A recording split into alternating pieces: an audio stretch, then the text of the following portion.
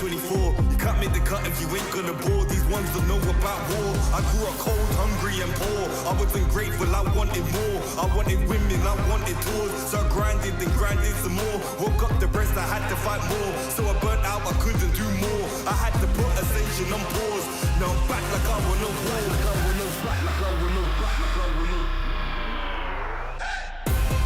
Winning again, I won't stop till I'm winning again.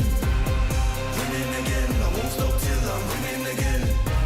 It's cold outside and I thought I couldn't do it again.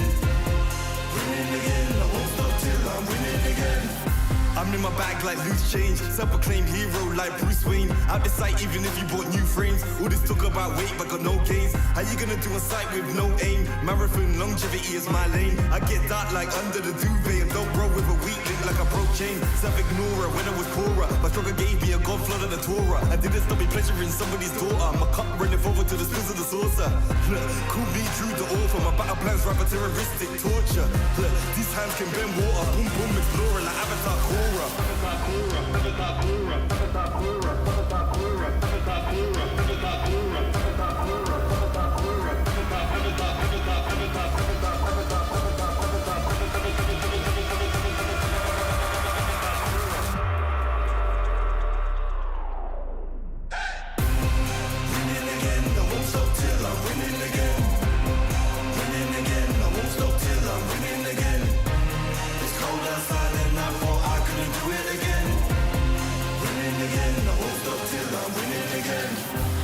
I rhyme like nursery, still my style, you will reimburse me. Plus 30, big hands and they're sturdy. I'm Drew the first, I'm back like anniversary.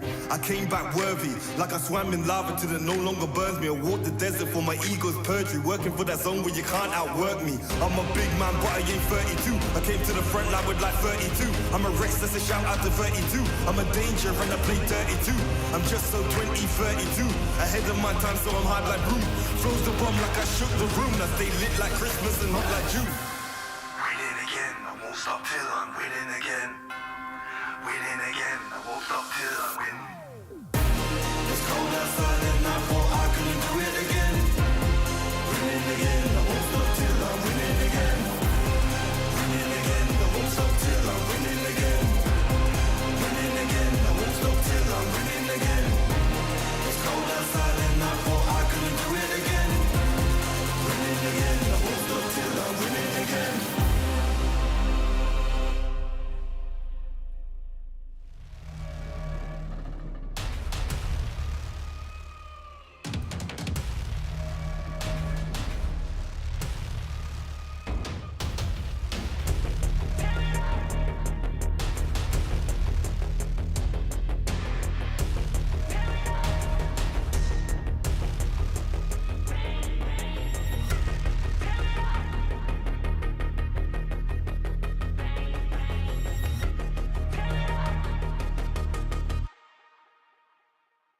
You get one night before the sun's up. Bang, bang, tear it up. One shot before your time's up. Bang, bang, tear it up. You get one chance before you're out of luck. Bang, bang, tear it up. Tear it up. Bang, bang, tear it up.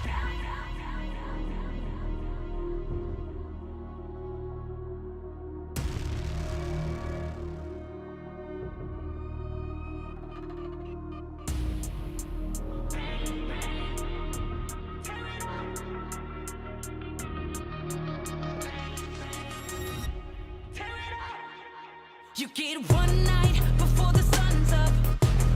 Bang, bang, tear it up. One shot before your time's up.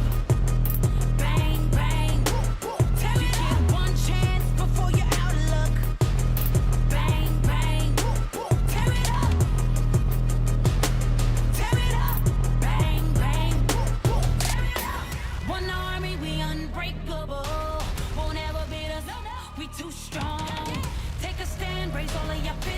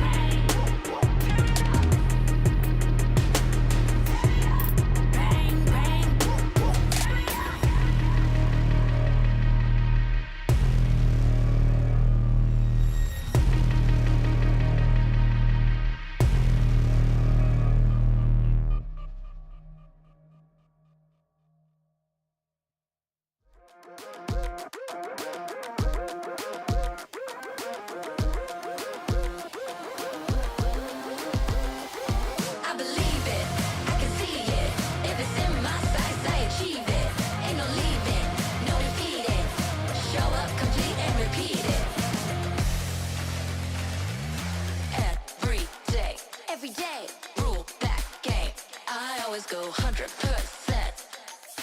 Start to end, to the end, out or in.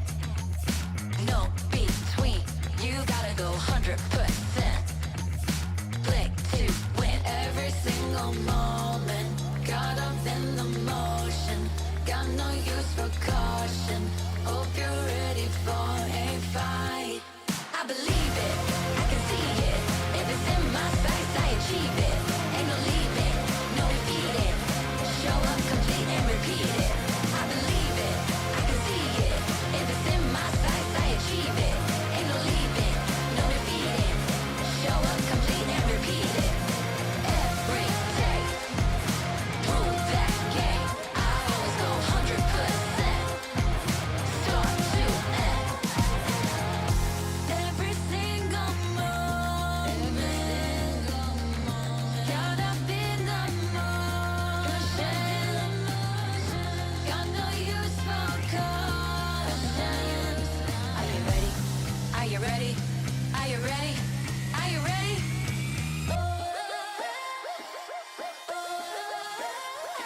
I believe it, I can see it. If it's in my sights, I achieve it. Ain't no leaving, no defeating. Show up, complete and repeat it. I believe it, I can see it. If it's in my sights, I achieve it. Ain't no leaving, no defeating. Show up, complete and repeat it. Every day, prove that game. I always go 100%. Start to end. Every day, prove that game. I always go 100%. Start to end. Show up, complete and repeat it.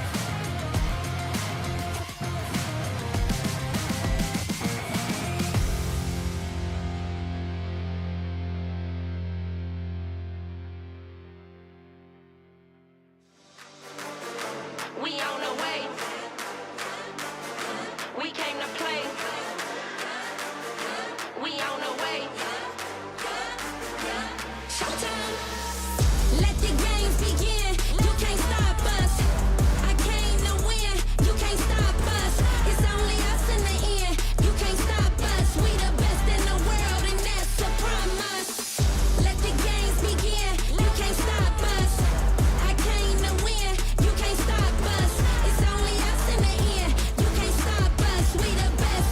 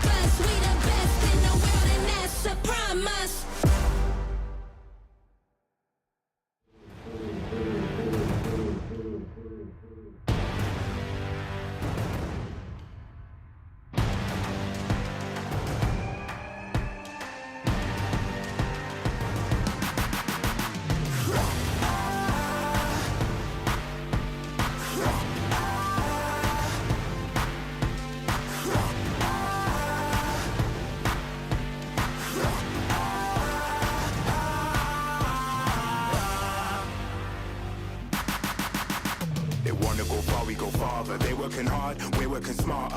Where they're gonna go, we go harder. Hit every swing, roam like a king. Every dream in your head getting bigger and bigger. Isn't it time we start pulling the trigger? Shoot for the clouds, let there be no doubt. We're flowing without any drought. Baddest the baddest, just call me rolling. Playing with folks for the serotonin. Placing your bets, yeah, we're going all in. It's somebody calling my destiny. Betting on me, you don't wanna be my enemy. Wait and see, lay on the waist. Taking a victory, not just a taste. Laying on flat and we're storming the gates. You don't wanna be my enemy. Wait and see, lay on the waist. Taking a victory, not just a taste. Laying on flat and we're storming the gates. Laying on flat and we're storming the gates.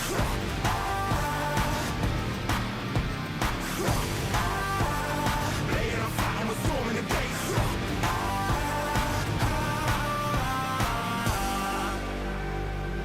Right from the heart of me, never apart from me. It's all I had and all I'll ever need. Way too close to call it. Taking a leap and we're going all in. Baddest the baddest, before we rolling. Blessing with folks for the serotonin. I'm betting on me. You don't wanna be my enemy. Wait and see, lay on the waist. Taking a victory, not just a taste. Laying on flat and we're storming the gates. You don't wanna be my enemy. Wait and see, lay on the waist. Taking a victory, not just a taste. Laying on flat and we're storming the gates. Laying on flat and we're storming the gates. Laying on flat and we're storming the gates. You don't wanna be my enemy. Wait and see, lay on the waist. Taking a victory, not just a taste. Laying on flat and we're storming the gates.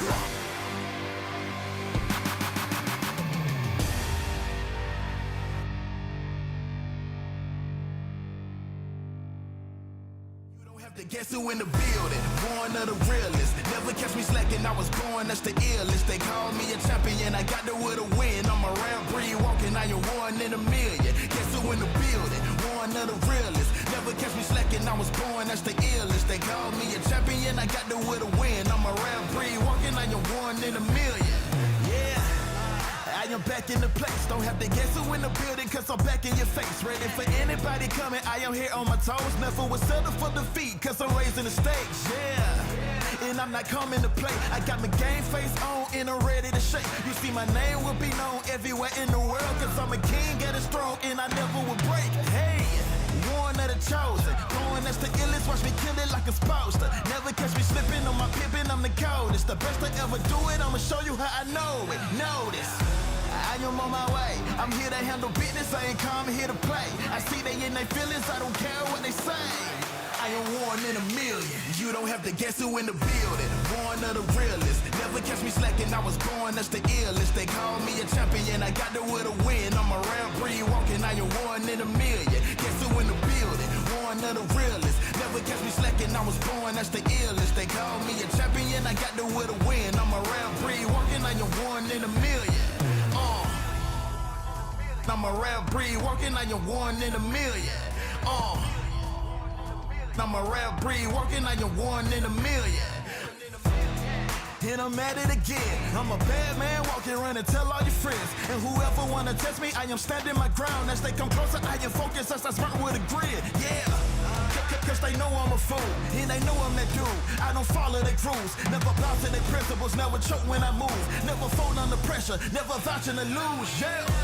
I am on my way, I'm here to handle business, I ain't come here to play. I see they in their feelings, I don't care what they say, cause I'm one in a million. You don't have to guess who in the building, born of the realest. Never catch me slacking, I was born, that's the illest. They call me a champion, I got the will to win. I'm a round breed walking, I am one in a million. Guess who in the building, born of the realest. Never catch me slacking, I was born, that's the illest. They call me a champion, I got the will to win. I'm a round breed walking, I am one in a million.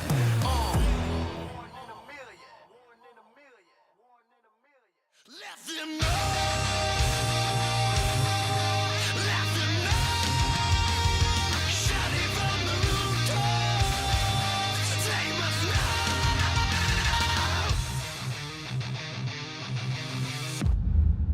Let them know of the weekend.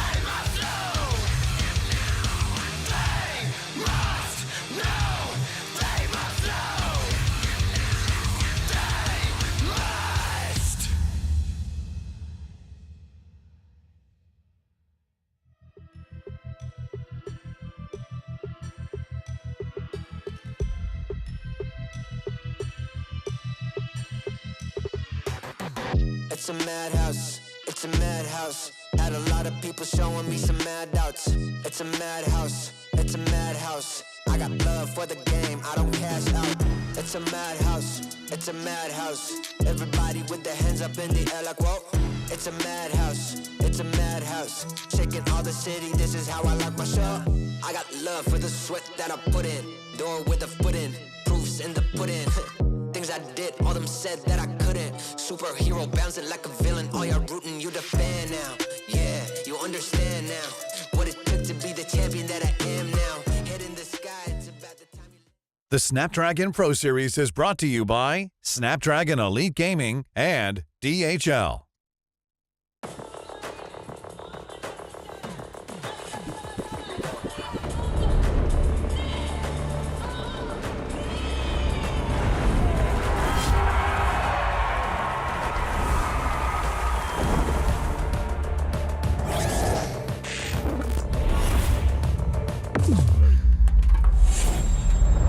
Let the weak melt away.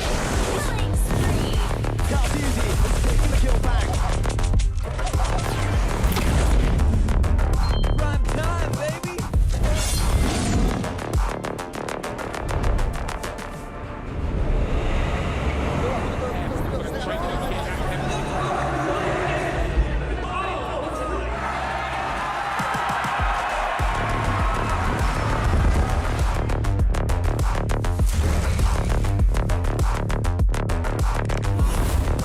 Looks like the players are ready. Here we go!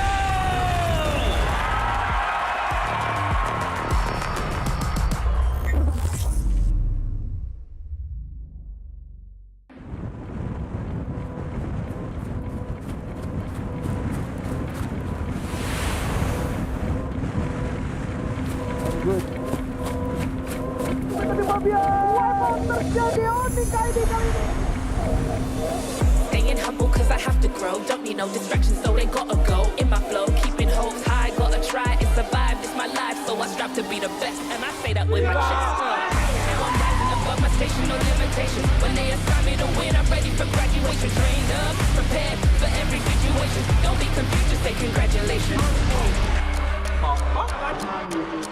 This is God-given, ain't no restrictions. They always talking but ain't got no diction. Every fairy with it, but I'm scary with it. You'll get buried in it, horror like I'm carrying it. On the mission, be the best, not like any of the rest. Got the goals, ain't got stress. Are you ready? Make the cut. Now you ready for the test. Now you ready for the test. Now I'm rising above my station, no limitations. I'm ready for graduation, trained up, prepared. Congratulations. It's time.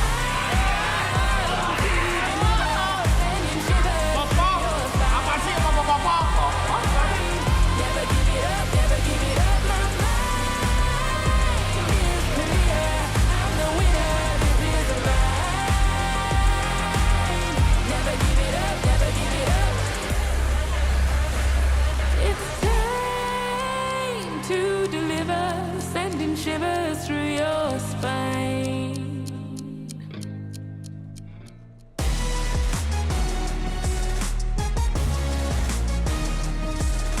The era of esports is here. Now day number 3 has begun here at the Snapdragon Pro Series Mobile Masters, the international before the international. A taste of the world before we start heading into the competitive scene. My name is Gideon Q. I'm going to be your host here for day number 3. We've got our 2 professionals here on the S stream, the S side, the best side with the Turner, and of course, Mirko. Boys and girls, after day number 2, how you guys feeling, man? It's 2 days of competition moving into the 3rd. Feeling essa? Is that Essa. essa? Gotta say it with more conviction. Essa.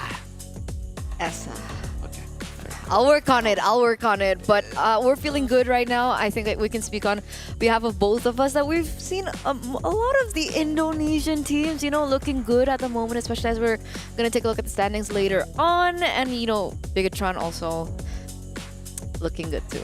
Hey, let's bring up the standings in just a little bit here, because this is the important point of the competition, because now, keep in mind, the SPS is only going on for these 6 days. We're going to take a short break after this, and then afterwards is going to be playoffs. So our current standings here in Group A with OP, the Onyx Philippines squad, again, a perfect route, 11 points in the bag, sitting on top, and who knows, it might change today with TLID in second place, 9 points in the bag. Bigatron pushing up to the top 3, could look to qualify here today with 7 points, but it feels like things are kind of set in stone for Group A at the very least. Yeah, I mean, again, for Bigatron, they had a very rocky road in day number 1, losing both their matches. Against TLID, it was a reverse sweep, and then the big shocker, Rage, took them on 2-0, knocked them down, and really made a lot of Bigatron fans that I don't know of scared of, what's to come in day number 2. Turns out day number 2 was a good day for them. They 2-0'd both Wybin Game and Papara Supermassive, and now they're looking to qualify already. I think even if Papara Supermassive get a 2-0, they'll be equal in points with BTR, and unfortunately, due to the head-to-head, BTR wins it out.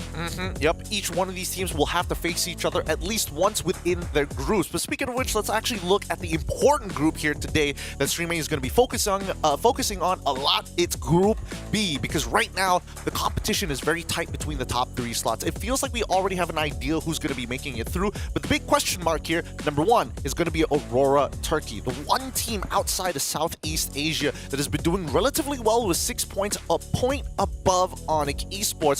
But today is going to be their true test. They will be facing off against both Team Falcons and RRQ. So keep your eyes out on the streams to catch those games. But more importantly so, who's really going to knock down RRQ? Again, it looks like they're about to achieve the perfect streak. 3 games, 0 losses, a total of 9 points. They're looking to get that free bye. And I mean, like, this streak coming in from RQ didn't just start here as well. They've been doing so well in MPL ID as well. So it's going to be interesting to see whether or not somebody can knock them down a peg, because it feels like with RQ, every time they lose a game, it seems like they adapt so quick and it actually fuels them forward. I mean, they're snowballing out of control from MPL ID, and it is felt here at the Mobile Masters. I'm pretty sure the teams that they fought against already are struggling, but at the same time, there's a good chance that they might get knocked down, or even the thought of Onyx Esports not making it into top 3 is pretty scary as well. Again, very small likelihood, but also very possible. But that's just the group standings for Group B here today. Now, a lot to talk about, especially after days 1 and as well as days number 2. Plenty of the meta stuff is kind of, I don't know, still up in the air. For Aurora, based on what I've seen in their drafts, it looks like they play pretty standard compositions all around with the, well, I mean, Leo's not going to agree with this, the Valentina in one of those games, but generally it feels like they have a good grasp. I can't see how this legacy squad is going to be shaken so easily. I don't honestly think that it's standard comp, no? I mean, Alice and Angela, that's something that we haven't seen in quite some time. They pulled up, Lilia in the mid lane. That's also not something that we see a lot. Understanding it is a power pick, it's a signature pick for Rosa, but in this current meta, we see more of the Farsas, we see more of the Yves, the Jushins. Sicilian even. They're working towards... I agree. They understand the meta, but it feels like they're still working with their comforts. It's their own style of MLBB, right? And I like it. The fact that I think we've had interviews with the Turkish players, these players who've just been under the banner of so many different teams, and now Aurora Turkey. They've said many times in the interviews that they have their own meta. That's why they go for Amon Jungle sometimes back in the day at MSC 2024, almost beating the champions of that event in SRG, taking them all the way to a full best of 5-3-2. The Amons, these crazy picks like the Alice, the Angelas, that's what really spices up tournaments here from different regions, and I'm hoping they keep that identity. Again, when you're playing normal, standard Southeast Asian MLBB against the Southeast Asian teams, you're bound to get beat. They have crafted this style. You gotta try your own style. You gotta try to beat them. Send a curveball their way. Now, speaking of curveballs here, A7 unfortunately not going to be in that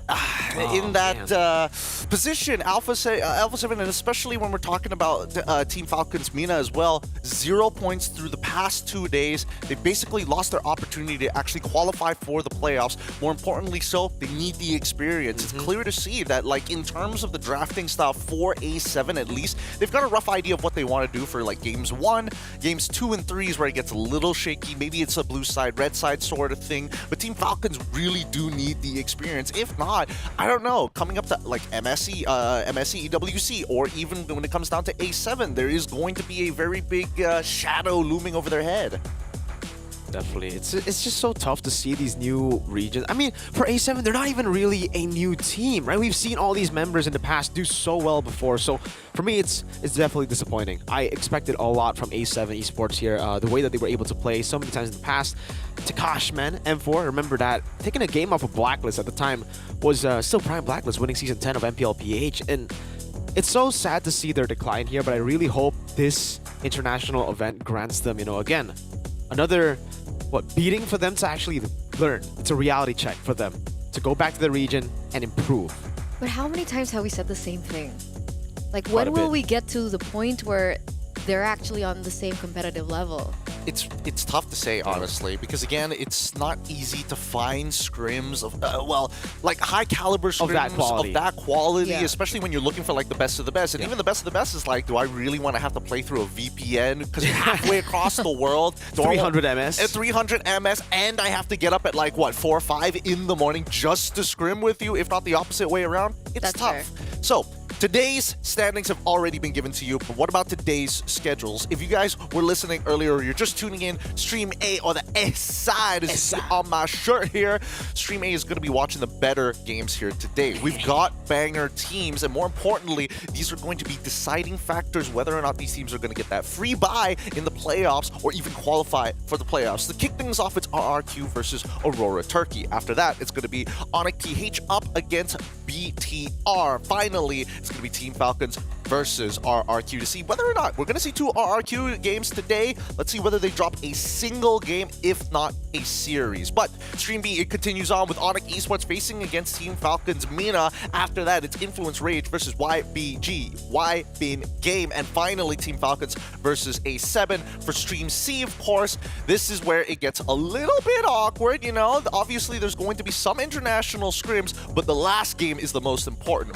First off, it's going to be Team Falcons versus A7 TLID versus Power Supermassive, but Onyx Esports will then have to face off against Aurora Turkey. So again, each stream has an important, I don't want to say benchmark game, but an important key game to allow them or possibly give them that passport to the playoffs. Wait, so the next games that Aurora has RRQ and Onyx ID, literally right? Who we expect to be in the top 3. Okay, well, is this the last match for Onyx then? I believe so. The only match today, right? Yeah. 2 more matches, I think. They will be playing against they will be playing against Falcons, and then they will also be playing against Aurora. Yep. Correct. So two games to finish off today. And seeing that these are the 2 teams that are the ones that want to be fighting for their playoff run, I think honestly, Aurora will be having a harder time.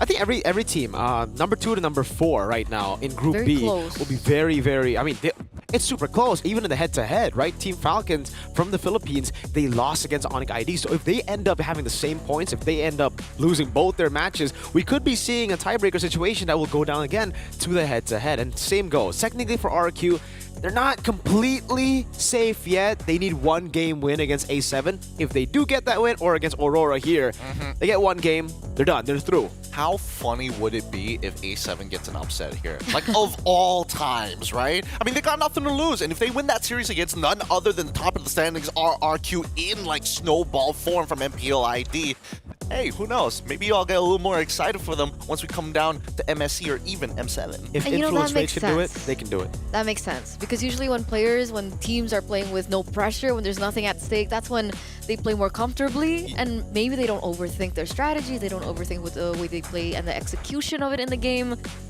Are we going to be seeing something like that today? Hey, look, I hope so. I still remember M5, man. NA really got us good there.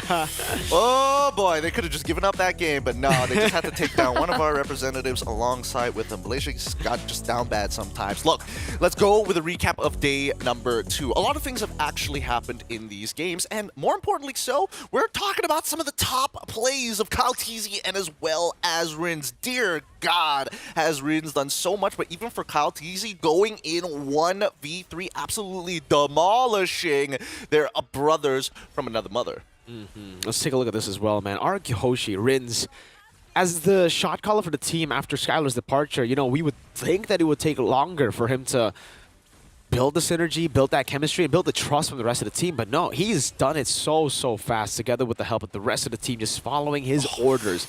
Me and Leo started calling him Commander Rins yesterday after this amazing performance on the Loyi. Right after getting almost wiped out, turning the game around again with that diversion, throwing curveballs and playing with the 50-50 so well that it's not a 50-50. It's mostly just a 100-0 every single time. That's why, you know, Riz's performance so far, I think the Luoyi just fits him so well. It because does. he can also shot call too, right? And I think that's one of the main important aspects of the Luoyi. I mean, he Trust. lines up and he says, hey, nuclear option here. We have to Go. commit. Just go. Well, I mean, there's also another thing that I want to bring up. Do you think that Skylar was too vocal to the point where it's like Rins cannot be that shot caller just yet? And that's why Toy comes in and now everyone looks at him for leadership and therefore they've got all the pieces now. Yeah, I think that's a fair point. He was the guy. He was the face of RRQ. He was probably the best individual player on RRQ at the time as well, mechanically. He was already the star player. And when you have a player like that, the entire team is just forced to play around him. And that's what I think kind of stopped the other members from showing up at different stages of tournaments, like we saw in the M6 World Championship. And we saw also for Kescue, they were really trying to build a draft around Skylar. Yeah. And now, because there's no more limitation, everybody can play for each other. It's just so much more fluid in the drafts, the gameplay as well. And like you said, that shot calling of Rins, the trust that they have, and that everybody's kind of like equal now on a team, definitely has given them an advantage. All right, that's outside of the game. But what about inside of the game? After day one and as well as day two, the top five picks are in. And, well, I don't think anybody's too surprised with the Harith, but Suyo once again still sitting on top, 29 picks, 76% win rate, the most ridiculous inflated stats eyed after the tariffs as well. Granger, Hilda, which I think is a little bit more interesting. You guys are less surprised because you see it very, very often in MPL ID, but even the Kalia as well, a lot of presence, but the win rate just, it's not at 76%. I don't know, what do you think about this? Because The Kalia? the Hilda, everything else is something that we have already talked about, I think, in the past 3 days, but the Hilda showing up in the top 5 picks. I think it's just due to the success that we've seen from a lot of the Indonesian XP laners. Again, Aran, mainly. This guy, definitely the best Hilda in the tournament, together with Dyron, has been able to utilize the Hildas for such a long time. And again, it gave birth to a meta that we saw at M6. So I don't think it's really new anymore. But yeah, we saw a little bit of a dip in MPLID. Exactly, we haven't seen it too often, and we've been talking about Suyo being a hot commodity. That's 29 picks versus Hilda at 23. So teams are picking this up, not just, you know, TLID and friends. Well, it's also just because Hilda isn't as banned as much as the Suyo, right? And I think it's also because in ID, we don't see the Hilda a lot because it's contested not only in the picks, but it's also just banned out. Against Aran, against Dyron, we see it banned out way more. Compared to here, where a lot of teams are just not used to going up against Hilda anymore, so they're like, all right, let it go. Aran gets it. It's like, oh, wait, it's actually still pretty good. We got to copy that now. Roll the dice, gotta roll the dice. There are things that are happening inside and outside of the game, and obviously with some of the win rates being kind of abysmal, like even for Granger, 38%. The reasons why? How about we pull up some more stats? Top 5 bans, and is there that correlation here? Because so far, every time we've seen Matilda come on through, it doesn't look very good. Then again, mostly played by Southeast Asian non-Southeast Asian teams here on Stream A. I'm not sure about the other streams so far, but these are the win rates when banned. So when you ban the Matilda, it's a 64% win rate overall for your team. And this applies to Fanny, Loyi, Phoveus, and Zushin, two of which Loyi and as well as the Fanny make a lot of sense. I feel like, again, for the Fanny ban, it's because mainly we see it on Red Side. Red Side hasn't been doing too well in some of our streams, especially in the higher tier games. When you're up against someone who has Fanny in their arsenal, and when you don't, it kind of shows that mechanically you might not be able to compete with the other team a lot of times. And for the Loyi, I think it's also quite similar.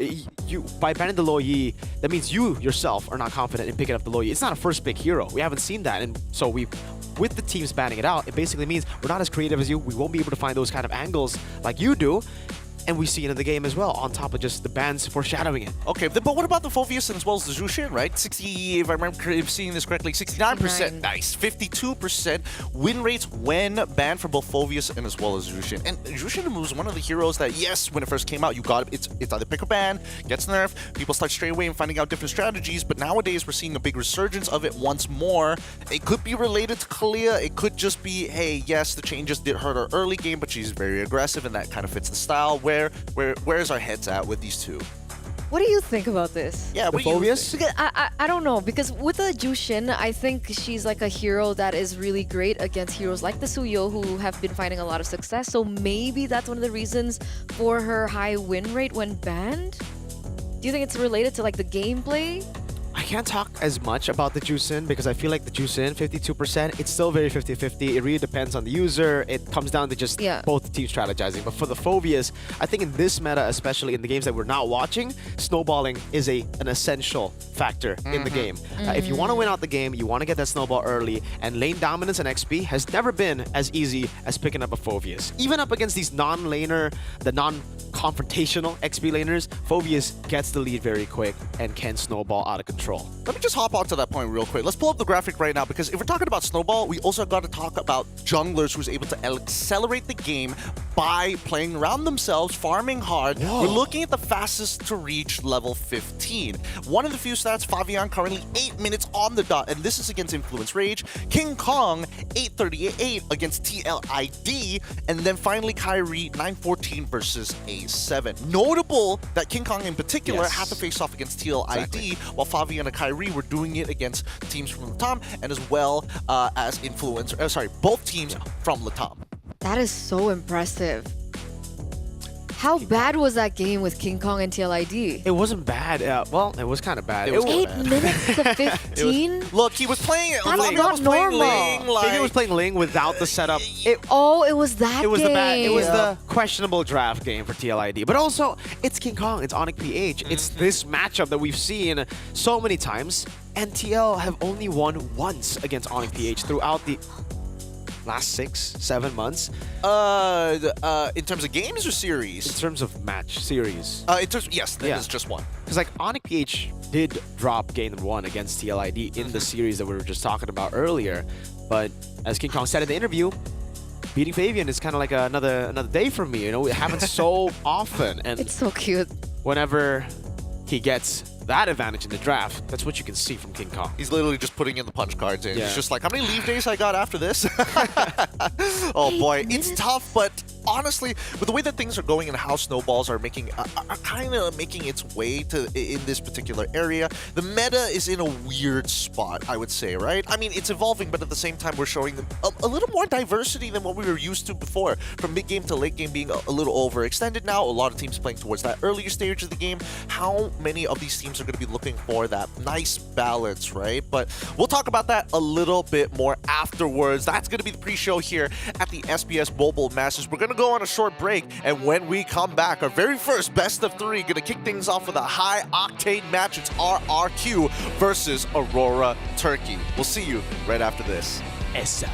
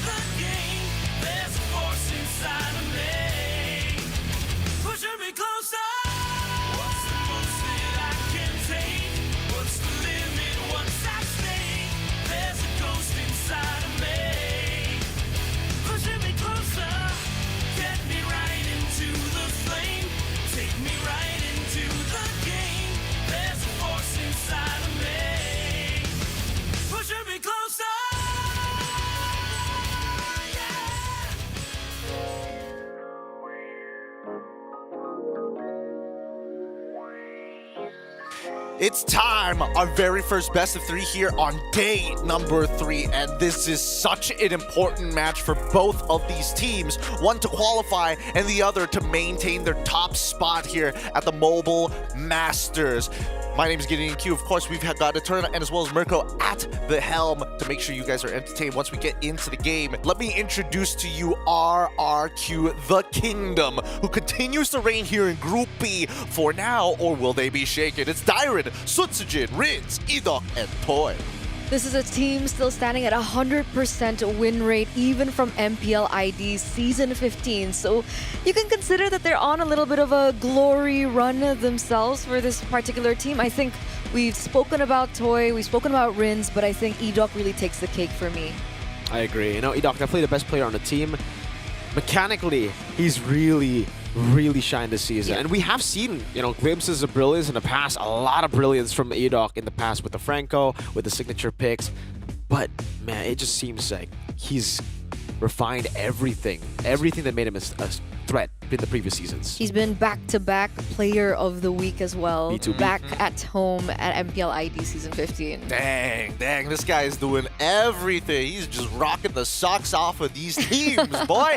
100% win rate on Franco so far, and I think that's the most devastating part. Yeah. I think he still has like a 100% win rate in MPL ID as well. On Franco. It's pretty ridiculous how much he's able to get with this team, but at the same time, it can be a little scary, especially with the wild cards here. Let me introduce to you Aurora Turkey. You may know some of these faces, and obviously Aurora fans know them. It's Lunar, Tienzi, Rosa, Apex 47, and Sigabum.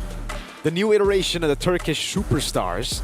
Again, still with the same core, Tienzi, Rosa, Apex 47. A bit of a change there in the XP lane with Lunar and the gold lane. So it's the same good all with the 2 side lane changes. Hey, speaking of Lunar, let's have a couple of words with him on the stage itself in just a little bit, because we don't get to see too many teams outside of Southeast Asia, but well, let's have a wait, hold on, what? No, Zipper, we can't be like that. Okay. It looks like Rosa is taking... I mean, the Thorn Queen herself is like, no. I must speak to the people. Has to be me. It's gotta be me. It's gotta be me this time around. Rosa pick Let's Lilia. throw it over to Rosa up on stage. Are going up against 2 Indonesian powerhouses in the beginning of the day and at the end of the day. How did you guys as a team prepare for today's matchup? Yesterday we look for good matches to scrim, and like we did good job a little bit, and like we'll do our best today as we should do, and like I'm wishing luck for both, like I mean for us, for the other teams too, and like let's have a good match. That's the important thing. Oke, jadi tadi Ros juga nanya, ini adalah do or die match buat tim Aurora dari Turki dan gimana persiapan mereka. Nah tadi dia juga menjawab bahwa kemarin juga mereka bermain dengan lumayan cukup bagus dan hari ini mereka udah benar-benar prepare dan pokoknya udah siap banget untuk menghadapinya. Jadi kayak kasih aja match yang terbaik untuk hari ini. Alright, thank you so much. I hope you guys have a good match. And with that, let us throw it back to the panel.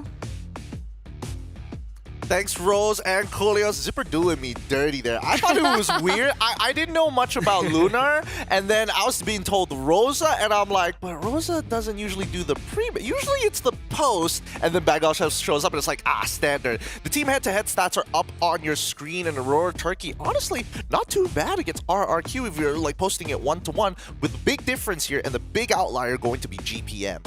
GPM. What does that signify, Mr. Analyst Man? They get more gold per They minute. get more gold per minute. It's in Nice. the name, man. No way! Nice. Oh my God, yeah. Nice. You look like a Nice. IGCSE I love kid. it. That was one of the best questions of all time. I just want to say.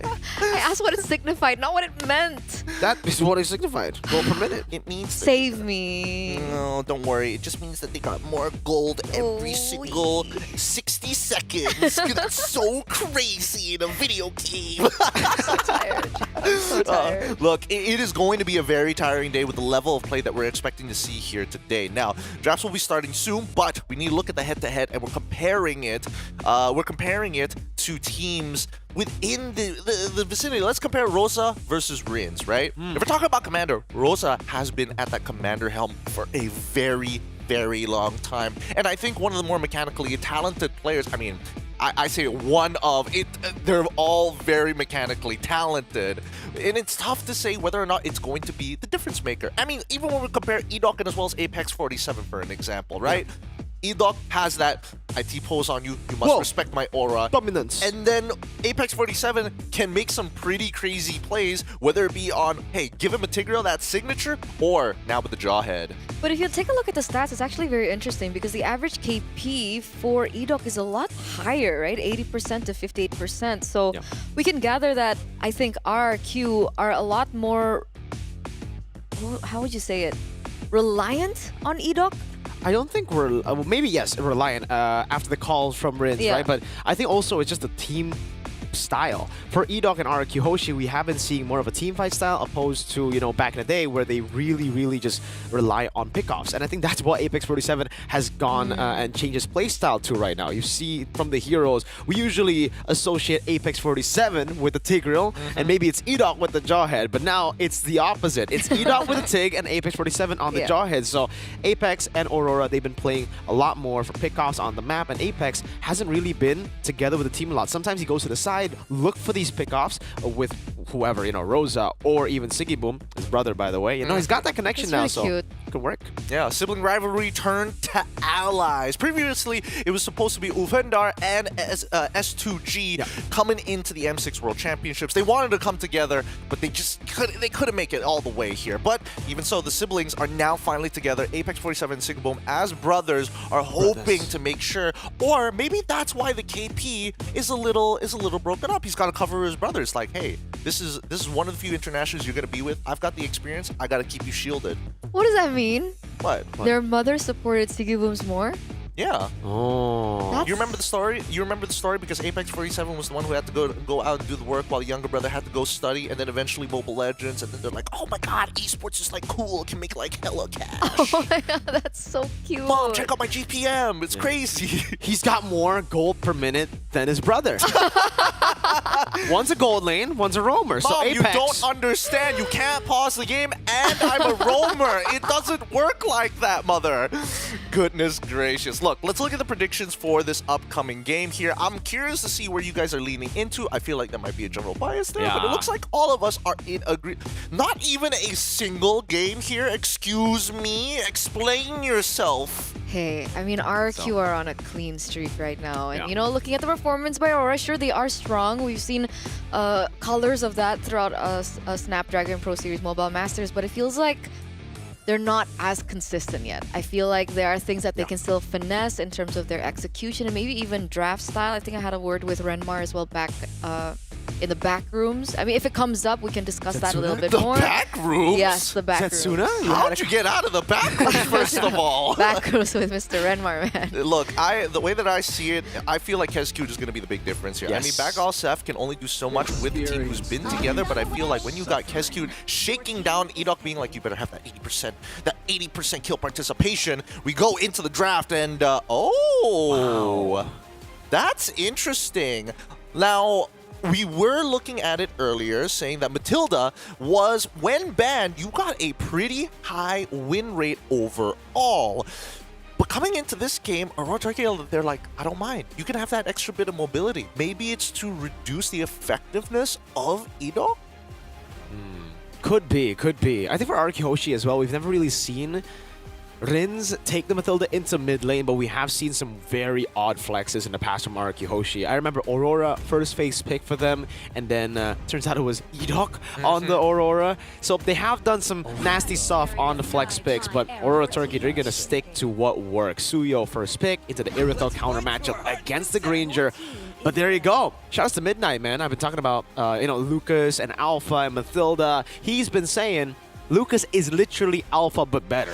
He's the guy you tell your girlfriend not to worry about if you're Alpha. Which is why I was wondering why the Lucas hasn't been as popular, especially in the first day. Maybe it was just on our stream, yeah? Maybe, yeah, actually. so the Lucas pops up here, and it does make sense now that RRQ want to take away the CC. Also a hero that we found very rarely in SPS, surprisingly so, considering back home in MPL ID, it's legit #1 contested in the EXP lane. Yeah, no, I definitely agree that feel like there should have been more CC, but then again, it's up to these teams, right? And I think that RQ Hoshi could still technically utilize this Lucas pick as a flex, right? Exactly. Worst comes to worst, let's just fake it and see like what we can get into the EXP. I mean, Dairon is really comfortable. Same goes for Sutsujin. They have shared pools here and there. I want to see how Aurora Turkey is going to handle the scenario, because now they're getting rid of the farmers, which is telling me, ooh, glue might be coming through.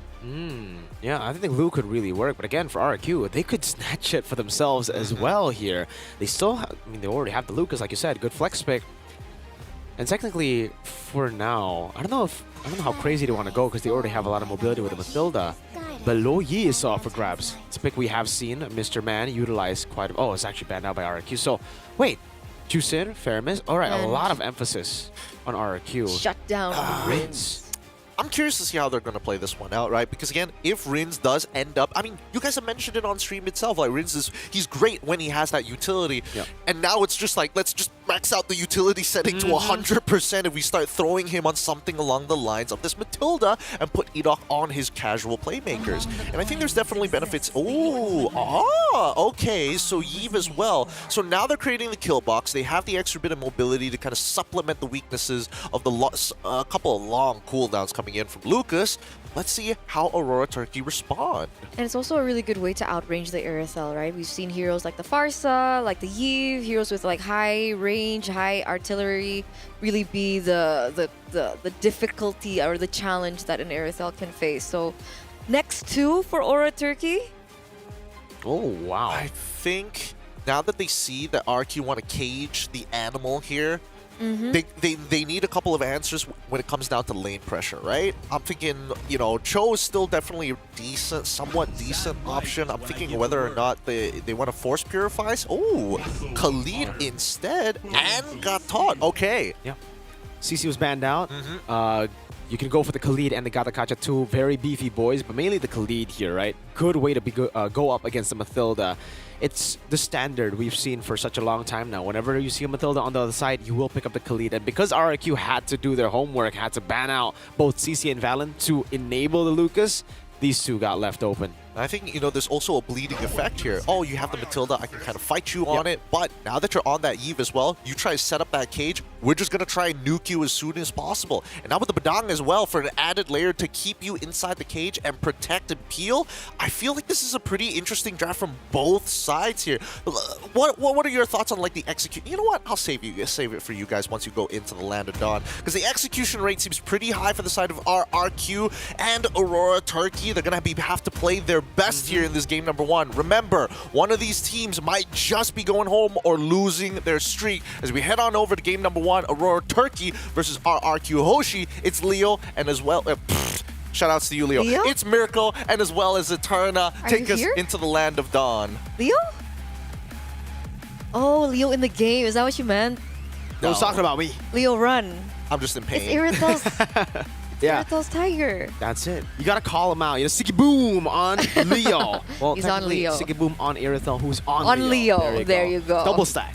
But here it is, ladies and gentlemen, our first game of this best of three here in the Snapdragon Pro Series Mobile Masters. And like Gideon mentioned earlier on, it's a do or die match. So Aurora would want to give it as much as they can here, trying to take down the current champions of their groups, RRQ Hoshi. Slow but steady is what I expect. Again, for RQ Hoshi, they will know that the Khalid will be able to get so much pressure in the early game, way more than Edok. So might as well just look for the clear with the Eve. Edok rotates down below. I'm going to take a look at the player emblems here. Focusing mark for the side of Edok.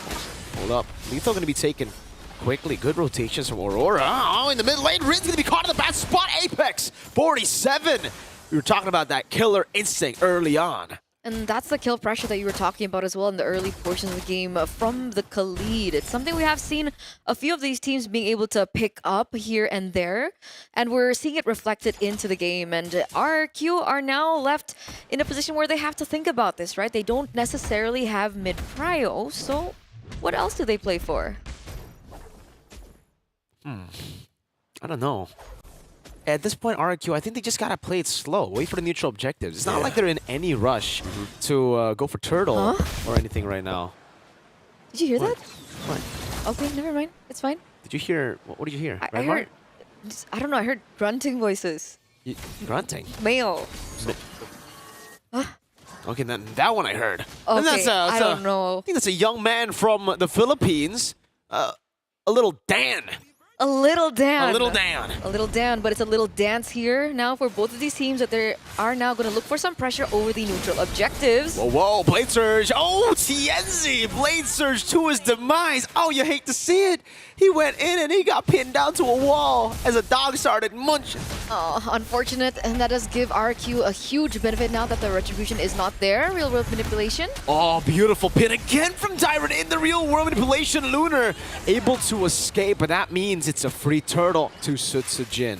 So despite them holding on control for Aurora in the first few, minutes, with the fact that, of course, Apex 47 was on the lead, it looks like RRQ, just because of that play alone, has gained control over that first turtle. And technically, Aurora Turkey, they also don't need to rush anything too much either, right? They have the Sicilian in the mid lane on Rosa, of all players as well, who will be able to scale into the late game. So they have insurance there. They also have insurance in Sigibum, who is still caught in that 1v1 up top. Yep. So it's back to basics again for Araki Hoshi. Waiting for neutral objectives, utilizing the Lucas plus the Mathilda to rotate around the map to match in the pathing or the farm from Tienzi.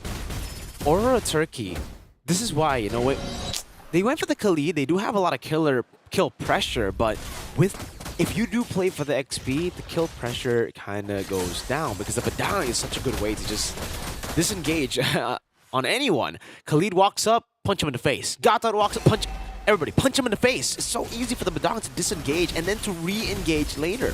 And we're seeing that reflected right now. Already some rotations coming from RQ, looking for the next big thing. Rosa shouldn't be caught here just yet. And we're going back to this. 3 minutes in, a 300 gold lead for RQ. Honestly, this can fly either way. It looks like RQ once again looking for an opportunity or just some information. Maybe a kill onto Tienzi here. Is Tienzi aware? He does look like he will be aware now. Plays it a bit safe. Wants to go for his orange buff, but Sutsujin and Edok are spending a lot of time down below here, just rotating over. Finally, gets pulled back in towards the Turtle as Turtle 2 spawns in the game. Things are dead even right now, right? Tienzi's level 8. We do see Sutsujin at level 7, but should be catching up to that level 8 point soon. But the fact that Aurora Turkey have brought in the Suyo, they should have a little bit more bearings when it comes down to the neutral objective, but it's the contest. There you go. Rin's able to flick around. Oh, now it's going to be the all-in over to Tienzi with the real world manipulation. Locking Tienzi down. Still able to escape. That's Dyron with a punch. Fist crack. Unable to get the kills. AOG will be used by Lunar to escape. Dyron gets the guiding win. A clean turtle take. Dyron wants to beat Khalid up. Will get beat up instead, but hold up. Apex forced to flicker. You saw Edok there, already looking for the opportunity to strike back at Apex 47. Meanwhile, Sigibum there knows that Araki Hoshi has started to rotate. Apex 47 goes back in. Toys low. Yeah, just a bit of poke. Good clear from Sigibum. Good rotations to the rest of Aurora Turkey to react to that macro play from RRQ. They had 4 members up top after the turtle, and they saw Aurora disperse way too early, so they punished it by just zoning Sigibum away from the wave, and you see just how much damage they got on that turret. What do you think about their team fights? Who? Do you think Araki Hoshi have a better team fight comp? Or do you think Aurora have the better team fight comp? I think they both have pretty good team fight comps. It really comes down to the execution. Sutsujin annihilated in the bottom side of the map, all alone against 3. A turret traded up top, but it will be taken by Sigibum. Down below, Dyron hitting them down. Edok with the guiding win. Now an AOG into the mid lane. Toy trying to do the damage he can with the RWM as well. Toy picks up a kill right as he gets the Sky Piercer just earlier. And it's RRQ who leveled things on the board again. 1-for-1 trade. It was already really great for Aurora Turkey being able to put Sutsujin down into his place. Tienzi is still leading, by the way, ladies and gentlemen, in terms of that EXP.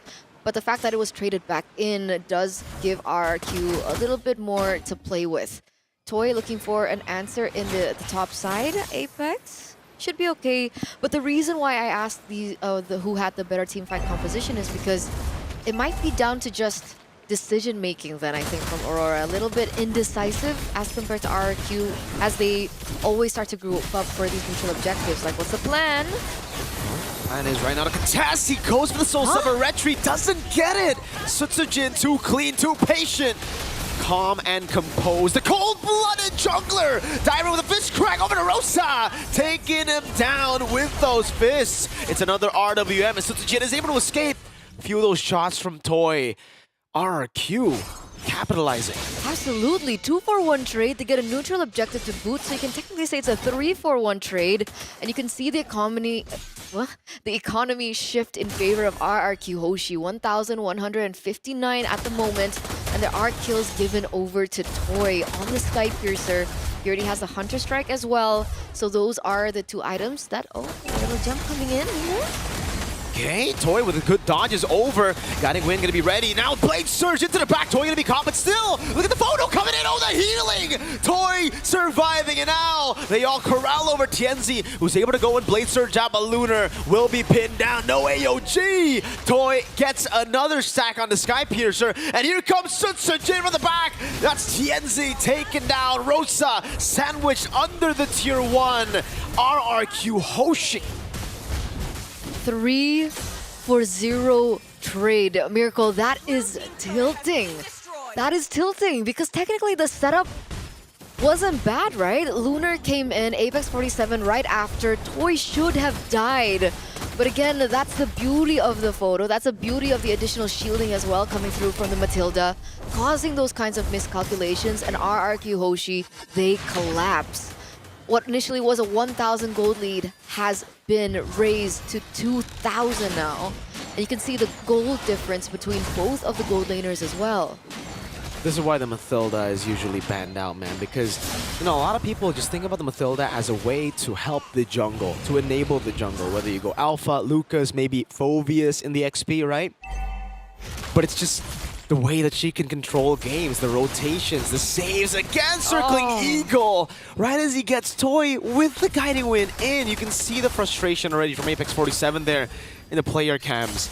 This is the frustration of going up against a Matilda, a good Matilda. Because that's what he's doing his job, right? He's opening up the map, he's giving vision, he's giving information. But every time he goes for that, despite him having a lot more regeneration in his kit, he still gets punished over and over again. 2-on-1, not too bad right now, but that's RRQ with a Lord? Okay. Whew. Edok, please.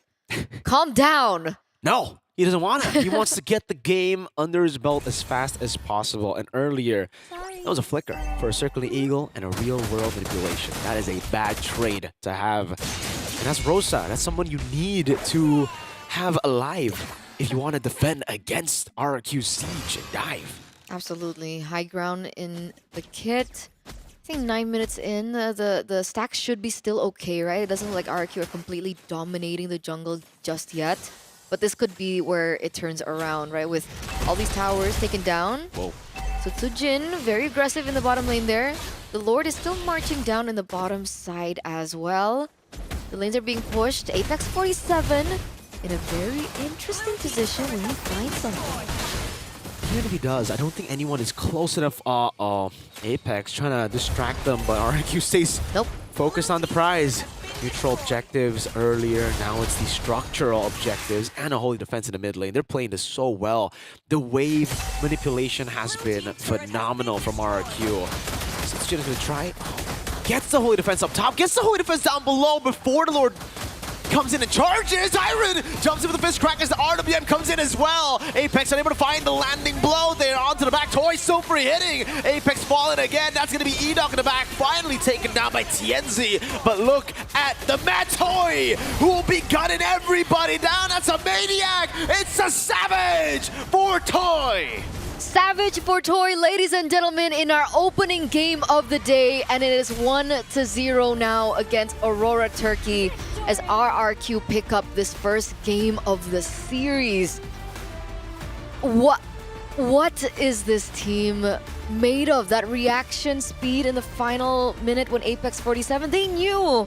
And it was not a problem. Toy was still able to dodge out and on top of everything, get that Savage. Is this our first Savage of Snapdragon Pro Series? We'll confirm it with Zipper in just a little bit. Great cast, boys and girls. Oh boy, RRQ, it feels like every neutral objective they just put on the Vision Pros and they just simulate the same scenarios over and over again. Like, I swear, it was deja vu when you see Dyron coming in, especially at that particular choke point to catch off multiple members to try and extend the lead. It's so... I mean, at this point, it's not... You know, in the past, when Kescute first joined RRQ, we were talking about, all right, they're doing amazing in the neutral objective games, but it's always template, right? Like, if you are able to crack that template, if you're able to crack that formula, you'll be able to get under RRQ. In the past, it was chaos beats Kescute. Now, even if you're chaotic, Kescute has already refined that formula, that template, to have, again, backup plans for everything. If the enemy goes chaotic, we can do that too. We have Dire, we have Edol, we have so many X factors. That's why they call him Bruce Kescute Wayne here. The man's just trying to be the Dark Knight of the kingdom. Mastermind contingency upon contingency plans. And he's vengeance. He is vengeance, man. Good Lord. Sometimes if you see him in the sun, he might just sparkle. But look, Aurora Turkey had some good ideas. Number one, the initial lane swap after they lost that top tier 1 to actually catch off Sutsujin was a very good idea. And I think Aurora are starting to catch on to a couple of RRQ plays, but I do think that certain scenarios could have been played a little bit better. I mean, I think this comes down to a micro thing more than it does decision making, because the decision making was correct. Should you have gone in and died to go for the steal? I mean, you got to roll the dice there. You lose very minimal off of it, because the bottom side of his jungle was gone, and you could see that it really started to boil down to that 10th minute mark, which I think that's where the Aurora Turkey plan was like, we don't have the resources to make it work.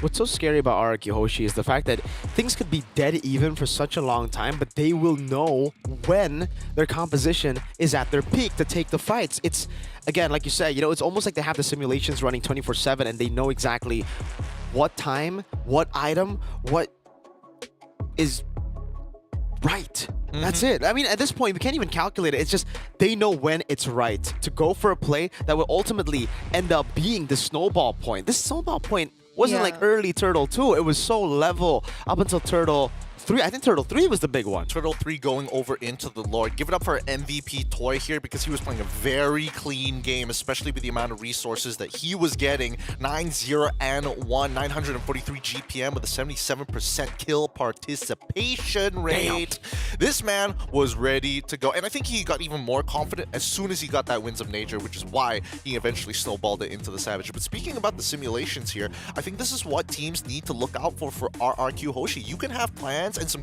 creative ideas in terms of your rotations to find punishes like this one you see on screen, but then when we come down to the neutral objectives, you know that RRQ have it set in stone. So I'm thinking whether or not Aurora should just say, take it.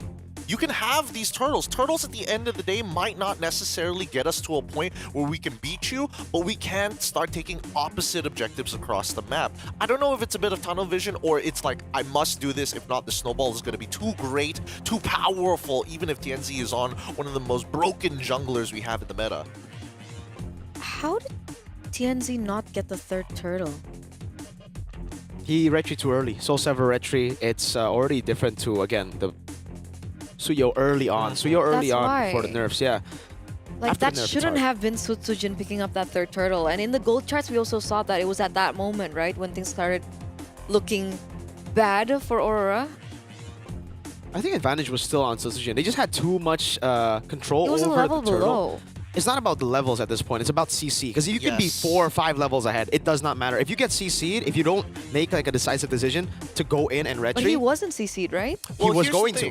Here's the thing, Lucas, of all people, if we're talking about like small advantages that you can create, just pressing your ult technically gives you CC immunity. You can still use your battle spells while you're in that transformation animation, even if someone tries to lock you down. And not to mention his first skill as well, once it's fully stacked up, CC immunity as well. So you can, so it's pretty difficult to disrupt the Lucas, which is why if he's in the jungle, he's super like early game oriented. Like, man, these turtles really suck. I cannot deal with this guy, especially with so the Matilda.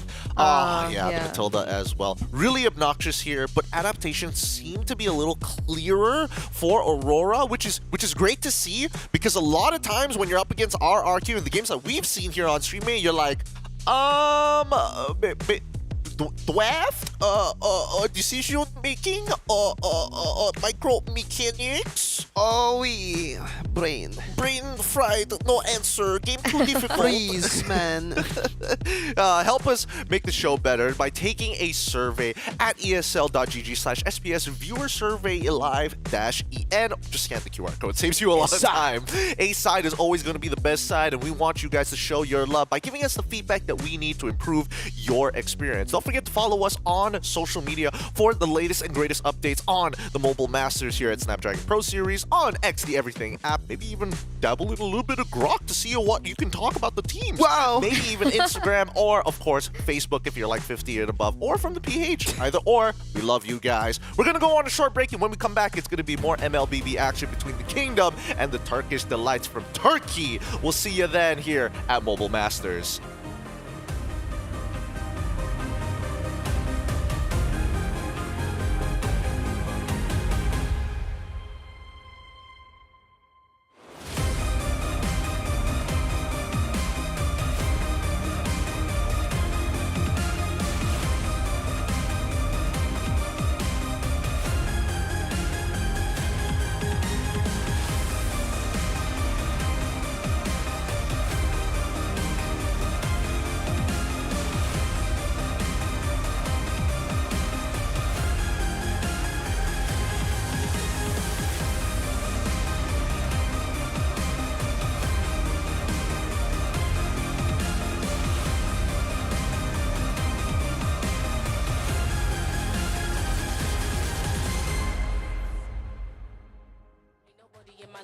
Me and you, we ain't even playing the same game. Take my own credit, no need to drop names. Drop the weight, clean slate, I'm insane. It's giving insanity on a melody. More flow than a manatee. Levels that I reach, man, I defy gravity. Heart so strong like it runs in the family. I've got the haters out of breath. Ain't talking about dinner when I got them distressed. Giving palpitation when I say it with my chest. Do the calculation, this time fit in bed. Acquiesce that I am the empress. Going so sick, someone call a vet. I just can't be tamed, that I'm the Loch Ness. So blessed, they can't comprehend.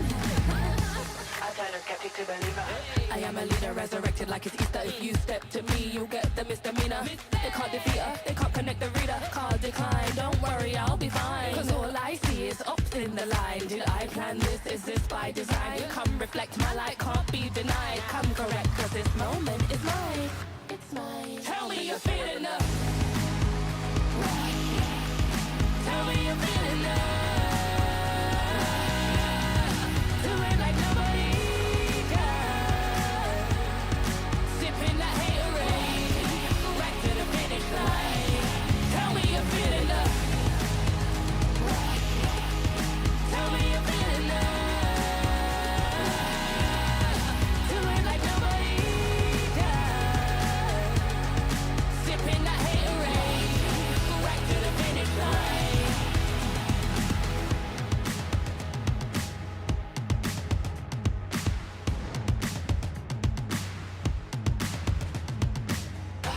I got the haters out of breath. Ain't talking about then and when I got them distressed. Giving palpitation when I say it with my chest. Do the calculation, this time fit in vet. Acquiesce that I am the empress. Going so sick, someone call a vet. I just can't be tamed, that I'm the Loch Ness. So blessed, they can't come. Tell me you're feeling up. Tell me you're feeling up. Do it like nobody does. Sipping that haterade, right to the finish line. Tell me you're feeling up.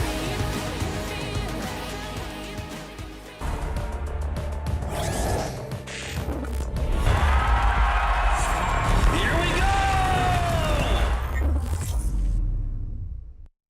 The Snapdragon Pro Series is brought to you by Snapdragon Elite Gaming and DHL.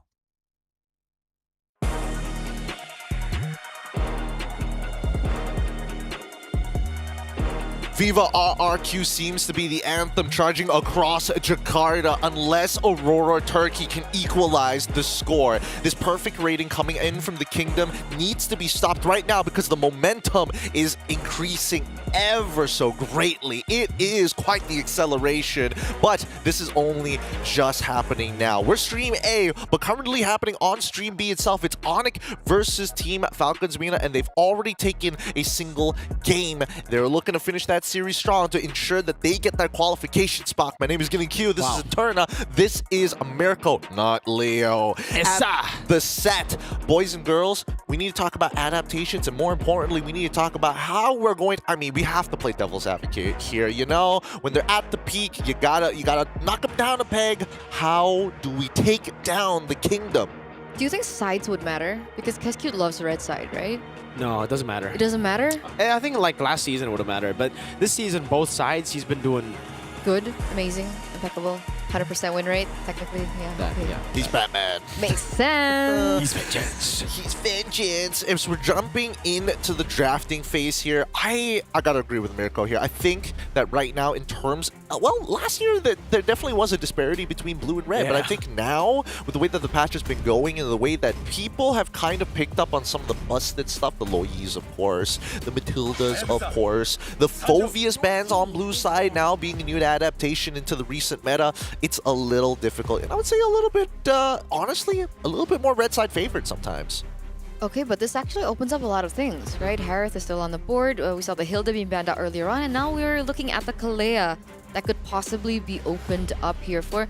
I don't know, does Aurora Turkey play Kalea? I think they have played a game with it, if I remember correctly. Apex? I'll double check. Yeah, we're coming in from Apex. I'll double check for you guys in just a little bit, but I was actually kind of hoping that RRQ might be like, hey, Thyra, you're looking kind of schmeckshy on that Kalea in the EXP flex. Could be another flex pick here. I mean, if Aurora don't pick it up, if it's not banned out here, obviously by RRQ, Aurora don't pick it up. There you go, Hilda ban. Kalea is up for grabs.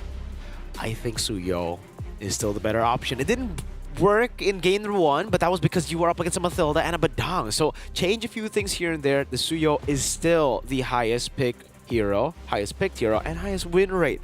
How do you have both? That's unfair, bro. It really is unfair. Blue Yo once again coming in with 78%. What happened? It increased by 3%. Oh, the other streams. Oh my goodness. We only got updated from one of them. Not sure how those games are going so far for the other streams, but hey, Blue Yo once again and RRQ Hoshi asking the same questions. You know what? Let's just do the thing here. Let's just do what we usually do. And to answer your question, Eterna, yes, Aurora have picked up Kalea in two of their matches in their previous 2 series, 1 each. Now RQ Hoshi going to be locking in the Harith. Ooh, they don't want the Granger. Instead, more comfortable with the Harith. We've seen how destructive they can be, but also the Kalea. Yeah, there you go. Kalea flex. See, I don't know if it's a Sigiboom thing, maybe. Is it a no, thing? as in so far Sigiboom has picked up the Harith, the Moskva, and the Irrital, like in the first game. Maybe he's not as powerful on the Irrital, so maybe they were looking the Granger, for you mean? the Granger. Huh? We're talking about Granger Harith, right? In the first game, it was Irrital, right? Yes. Yeah, so maybe they don't want to go for the Irrital again. They wanted to pick up something like the Harith, so RQ Hoshi took the Harith away, and so now Granger. That's actually a pretty good point here. Because again, it's not like we see a lot of Irithels being bold enough to kind of like weave into these fights to punish you with the sprint. And I think there could have been a couple of good moments for Sigiboom, I'm not going to lie, but just didn't have the goal to make it happen. Now Aurora forced onto the Granger and also picking up the Jawhead this time. One of the highlight heroes for Apex 47, but RQ Hoshi, again, I like this combination. Kaleo, especially with somebody who sticks on that back line with you in the Lucas. It could be jungle, it could be EXP, who knows? The double flex. So flex. Yeah, it's so flexible. It's so meta too, man. Like storytelling wise, in terms of the collab, you know? It's Kalea and Lucas against Suyo. Damn. Brother, that's like right as we got to Shippuden right there, brother. But yeah, Granger gets picked up with the Jawhead. Jawhead Suyo, really. I was kind of surprised that we didn't get the Jawhead Suyo in game 1. Yeah, you're up against Mathilda. I understand maybe she could open up, she could go Purify, and then, you know, could stop that. But now without the Mathilda, for sure, this Jawhead's going to have a better time. But then I think about the Lucas again. It's anti-CC. Like you mentioned, pop in that Sacred Beast, your CC immune. Kalea can punish the Jawhead too. And maybe that's why, also with the Harith here that they've gone, they have so many ways. This is like an anti-CC comp so far. So far, I think there's still the possibility that, like, even for Sutsujin, he's looking at that Jawhead and he's like, man, I don't want to be forced to use the Sacred Beast every single time. He's looking at Dyron, Dyron's looking at him. It's just like, one of us is going to have a good time. And I hope that it's me. So could be a Hanzo still. Yeah, that's true. There's still flex potential here from the side of RRQ Hoshi. With the CC being banned out, they go for the Gatot ban. So technically, Valentina is still open for Aurora if they want to look for a counter to the Lucas. Possibly. I think they want to give that question over. Oh, but then they would have to reveal one of their flex picks if they do so. Let's see what KSQ does here, because again, it's not too often that we're going to see the double flex pick coming in from red side on RRQ. But Aurora Turkey still, they got rid of the Badang, which I already think, okay, sure, they want to change things up from what happened in game number 1. They don't want Dyron to be able to kind of like keep them away. But coming into their final ban here, it looks like it. Ooh, the Hanzo! One step ahead. Yeah, Hanzo would have been an amazing pick. They were already setting up for it, the Gatot and the CC, right? And the reason they don't ban Valence is because they can pick it up themselves, deny it away, and then now, no counters. The Phobius banned out by Aurora already, no CC, Valentina gets picked up, and the flex, double flex, it's going to be used up all the way to the end. So add more questions over to Aurora, put them in a tough spot, let them reveal their picks. They go for the Farsa, and now RRQ could still go for an Assassin in the jungle to bully the Farsa and the Granger. Let's see what EXP laner Aurora Turkey confirms here, because whatever, depending on what the EXP is, if the matchup is okay and it's not so much of you're gonna outpush me, I'm gonna do nothing, at least Kalea might just be thrown into that position, and then RQ Hoshi could put in another threat, like maybe even a Cho. Yeah, could be. They could also just go Franco again, honestly. Would Franco be a... Yeah. Franco also works in these scenarios as well. First item with a crown, flicker forward. Glue. Oops, the last pick. So yeah, now for RRQ, it just comes down to what they want. There's so much flex, so technically we could go... We could just keep on going on like what pick you want to go for. You want to go for a jungle, a Ling. You want to go for an XP? Probably not XP. Should be support. Should be support. Sorry, we're looking at we're all telepathically today. We're telepathically connected to Eterna, so we're getting access to her superpowers. This will be interesting as Guinevere gets locked in the first time we are seeing it from RRQ Hoshi. We'll see whether or not they switch it around. We need to get some confirmation because it makes sense as a support. Oh yes, it makes sense. Now that feathered airstrike, what can you technically do here? It does open the possibility of Jawhead finding the punish onto Guinevere, but that feather airstrike must be precise and it must be in a safe distance. Dude, how do you do that? So nasty. And like, why do you even want to go Purify now? What are you gonna purify, man? You gonna purify the spatial migration? There's gonna be a slam. There's gonna be sacred bees. Oh man, it's a really great draft coming in from RRQ Hoshi. Kes cute. He does it again. He does it again. Bruce Kes cute Wayne strikes once more in our universe. RRQ Hoshi on the red side, Aurora Turkey on the blues. We're heading on over to game 2. Mirko, Eterna, please take it away. Let's take it away, ladies and gentlemen. Thank you so much, Gideon. It's me and Mirko right now, and we're still flabbergasted over the drafts that we are currently looking at. It's match point now for the Kings of Kings, for RRQ, still on their undefeated run all the way up until this point. And we're going to see whether or not Aurora will be able to get this to force a game number 3 and perhaps solidify their place if they still want to make it to the playoffs here in the Mobile Masters. I'm not gonna talk Eterna. Okay. Not after that. Kes cute, man. I mean, because the thing is, on paper... Oh, wait a second. There you go. Punish Rins. Still able to escape. Oh, good defense from E-Dog. Wow, all right. Rins.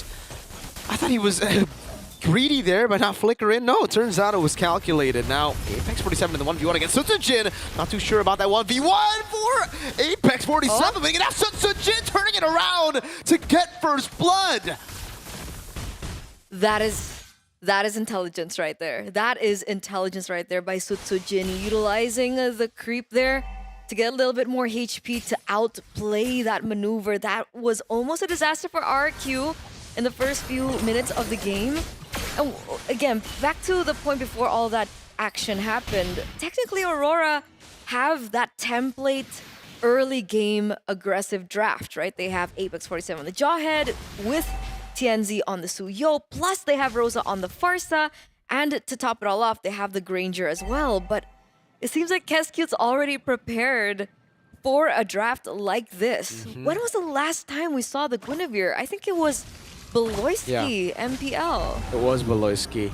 I believe we saw another Guinevere roam also picked up. I forgot if it was Keyboy or if it was actually Ejok who picked it up. But we have seen another one in MPL ID after Beloyski's pick. Now, setting up, Dyron walking up. Oh my lord, get the right one! Tsunami Slam, Sutsujin just gets that and the retry in.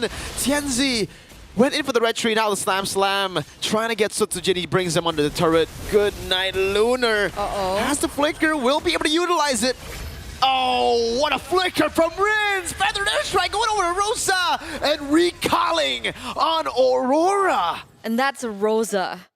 That's Rosa, one of the main anchors to Aurora. The name is no longer alien to us. Ever since M4, the prowess of this player in the mid lane has been immense. And Rins is technically new and recalling onto Rosa. Feels bad. RQ He's been playing now. for 2 seasons. Rins. Pretty new, right? Very Compared new. to M4? Very, very new. Gets locked in, unstoppable force, still able to escape for a bit, but gets soul severed by Tianzi. Ida, very low. Tianzi wanting to go for that punish. Finally, we get to see Rins punished after committing those kind of war crimes, man. Yeah, you can't do those recalls against Rosa. It's not appropriate, okay? So RQ, 1,400 gold lead earlier on has shrunken down to 800. We can see Aurora here looking for an extra punish. I don't think they do want to commit onto this right before this turtle spawns. Maybe they were trying to force in a retribution by Sutsujin, but they don't actually commit, and it looks like they're going back to their previous rotations. 600 gold lead now, still even relatively, but it is a bigger lead compared to Turtle 1 in game number 1, RQ. Definitely standing with the advantage a bit more this time. Special Migration and Vile Requiem now as Sutsujin jumps in with the Sacred Beast and the Feather Airstrike. Everything in the kitchen sink and the Tsunami Slam too, used on Lunar. They have so many tools in these team fights that it's actually disgusting. Sutsujin though, Very low, still Apex coming in. Tianzi with a shutdown. oh, that's a good one. Hey! Flicker ejector, unable to land. Tyron with the bonk. Disengaging toy, rotating as well. Synchrovision. That's it. Turtle number 2. Heavy advantage to Aurora with Sutsujin still down.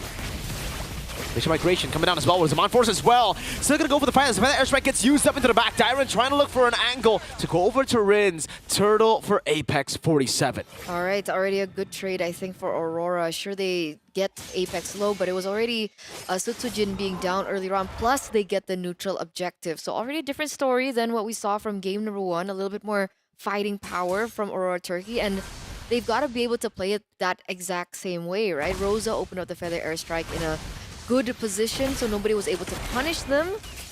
Okay, there's a little bit of trade of damage coming through, and it looks like Rins has still opted to go for Feather Airstrike. I think that's the best ultimate to take right now, right? Maybe...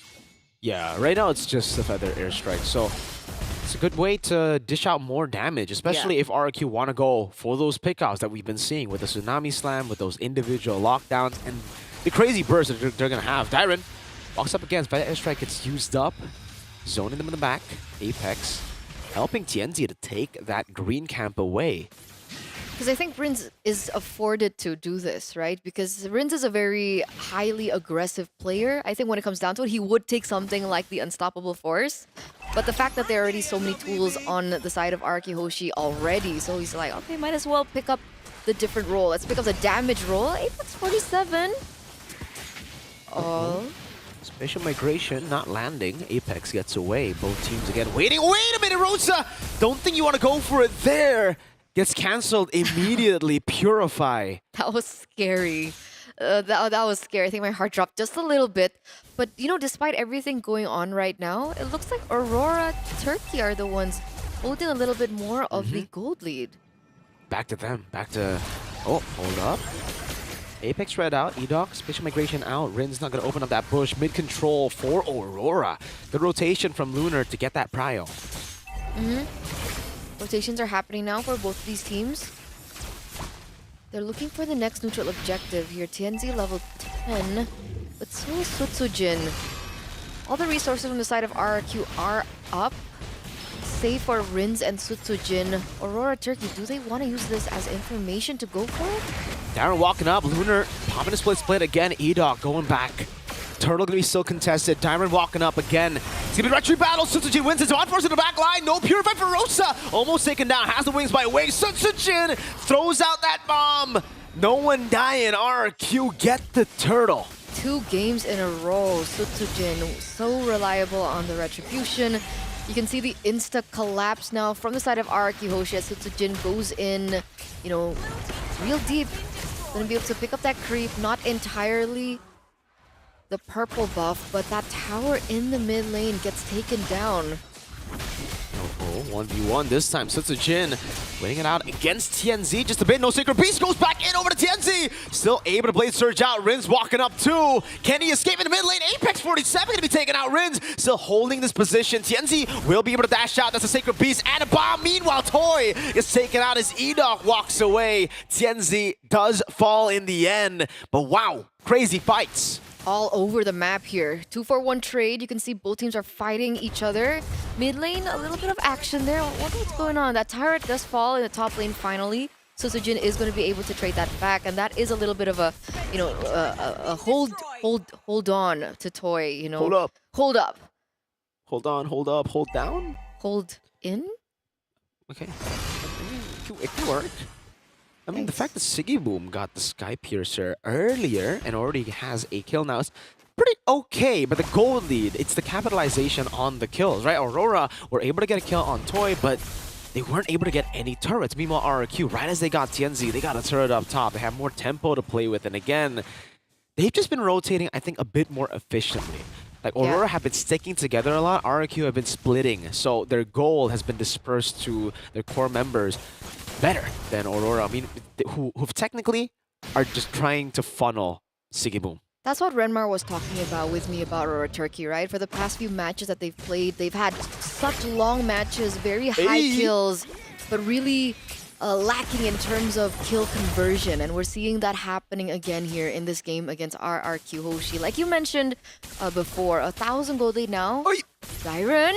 Tsunami Slam, bringing Apex back, forcing him to use the Flicker as Lunar jumps in with a Slam and a pass. Edoc able to escape. Good maneuver from Rins, getting out with that for the airstrike. Now used on Apex, sniping him down as Toy goes in and dismantles the back. Lunar gets a kill on the diver, and Sutsujin wants to go for the dive. Over to Siggy Boom he goes. Sutsujin almost with a double. TNZ staying alive with 1 HP. And just like that, 3 members for the side of RR Turkey have fallen. RRQ with all the time in the world and all the space in the world to be able to pick up this first Lord of the game. A beautiful opening by RRQ. And unfortunately though, TNZ still wanted to fight back. TNZ walks back up. Oh, Chain CC coming down as well. It's Toy! This time 2 red trees. Sutsujin didn't have it, but Toy got it. Edoc will fall. But Lunar is not caught in the bad spot as Sutsujin tries to get that kill on him. How did that happen? Luck just smiles over RQ over and over. Oi. Sutsujin. Another airstrike. Now another response from Rosa doing the same thing. Sacred Beast from Sutsujin. Oh no! That's going to be the dash forward for Siggy Boom into the Tsunami Slam. Gets the kill on Rins, but will fall to Dyron on the Kalea. 3-for-1 trade, and it's Edoc that gets taken down. Okay, Rins is the one that gets taken down, but still RQ hold on to the advantage. A Lord is still marching, mind you, ladies and gentlemen, the top side. And Aurora Turkey they have more than one problem to think about right now, Apex. Gets read out completely, goes in for the ejector, but Dyron can take that damage. He'll just take it and walk back to the orange buff as the Lord charges in up top without the holy defense. It will take half of the turret's HP as RRQ look to go for tier 2 in the mid lane. Yeah, they're not stopping right now. TNC doing all he can to, save in these turrets, clear in these waves, but that turret is still going to fall, and that shield does still get popped. So Aurora now on the back foot, looking for ways to kind of turn this game around. It is still only a 4,000 gold lead, but we've seen what RRQ have been able to do with the lead. We saw that happen in game number 1, and granted, all the damage that was being given over by RRQ, that was before Toy picked up the Holy Crystal, and now he has it. He does. 10 minutes in. Not bad at all. Really quick timers. And at this point, again, there's no real reason for them to force out anything. Sosajin has the immortality too now, so on top of the crazy burst he's been able to do, he's also going to be very tough to kill, even with Apex getting the ejector down. Look at that damage. That's onto glue, by the way, right? Like, oh my. Half HP already brought back again to the team. Apex looked for a play, but got slammed down. That's a solo on the tank. That's the frontliner. Apex falling as well. Toy jumps it forward as Sutsujin cleans them up. That's Rins and the back. Gila Rins stealing away Tienzi's ult just to displace himself. 4-1. 4-1, and I don't think that's worth it at all. I mean, ladies and gentlemen, TNC is the only one standing to save Aurora's life here, not just in this game, but in this tournament. Edok with the cherry on top, spatial migration flicker. The Kings of Kings raise their banners high. 100% win rate still. 100% game rate, I believe, in the Snapdragon Pro Series Mobile Masters. And at this point, Aurora have better pray that Onyx loses this next match. Yeah, they better be praying here. GG, well played to RRQ. They are looking nasty here. 10 minutes is a deadly mark timing to know when RRQ is coming online here. Well done, well done. I think Aurora had a couple of good ideas, a couple of some really important mistakes that RRQ capitalized on. Sigibom did not mean to dash in that direction there. He saw the engage come in, misplaced the dash. Oh, he could have been safe, and that could have been huge for Aurora. But even so, I think that's where communication started to break down here. The solo kill onto Lunar as well. He kind of forgot what War Axe was built for in these cases. Jeez, that was rough. I mean, even for Apex 47, right? Given a pick like the Jawhead, look at his KDA 063. Every time he looks for an opening onto RRQ, he always just gets punished by all the tools and all the CC that RRQ have. They have what? How many? Two, three, depending. 2, 3. Yes, 2 or 3 ideal targets, but even so, I think that Apex 47, the first 3 deaths were necessary to get Sigaboom in the place that he was, because he had a lead over Toy for a good amount of time. He hit 3 items first before Toy, and he was actually building up on those stacks, those important Skypiercer stacks that got unfortunately reset a little too early. This is the thing though, right? When you, in a match like this, you do have your gold lane who's a bit ahead over the enemy gold lane, but you take a look at the rest of the team and everybody's behind. It took everything for Aurora to get Sigiboom ahead, and that was definitely seen, right? Sigiboom was dealing damage, but not enough against a well-fed Sutsujin on Lucas against this dive. We were already questioning, what's the Purify going to be for if they do go for Purify? Because they Purify one thing, there's another, there's another, there's another. It keeps on stacking. Another one. Another one, all right. DJ Khaled. Look, if man, I'm even thinking about the way that they engage, right? Toy, every single time we saw him really commit into a fight, he's so generous. He's just like, Flicker, let's go. Let's start with Flicker.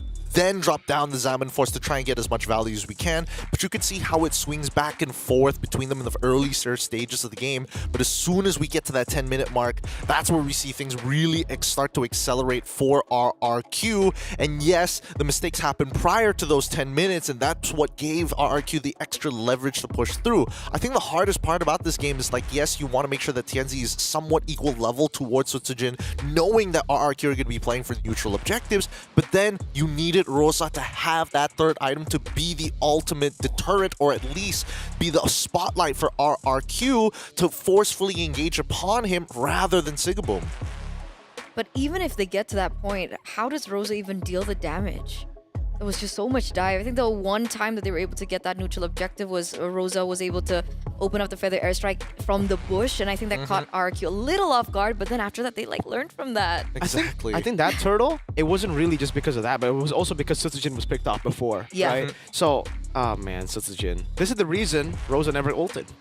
Yep. And he likes to go for killing spree over temporal rain as well, which is why you see him, 10 HP? It's alright. I've already got a reset. Let's just do this one more time. Let's just fight, Rose. Let's just go. And look at him. Again, I do think that Aurora have some good ideas, but once you kind of break out of the laning phase into the mid game where the structure of the game isn't as clear, that's when it gets really, really difficult. And I think that RRQ, with the templates that they have, they know what a baseline looks like, and from then on, it saves them the extra mental energy to start thinking about like their plans, and more so thinking around the plans and how the enemy is moving. It makes sense because even you mentioned, right, in the game about kill conversion as well. Like they're able to get these kills, but what are they able to translate it over? Do they want to get objectives? Do they want to get something else? Do they want to get another trade on the map? And that seems a little unclear. Meanwhile, for Araki Hoshi, they always already know what they want to do with the advantage that they have. Yeah, the kill conversion on the other side, though, is complete 180 RRQ. Every single time they got a kill, you know an objective is going to fall. Either it was a turtle, a structure, anything, really. They have such a good mind for objective control. They've got that flow chart of objectives ready in their minds, and it's just so beautiful when they decide to take these risks. RRQ, throughout the game, were minimalizing those risks. They did not want to go for fights when it was unnecessary, but again, they have these simulations. They have it all in their minds, and they know when it's right. Having that baseline is so important, so very, very important. And I think right now it's a very comfortable meta for RRQ.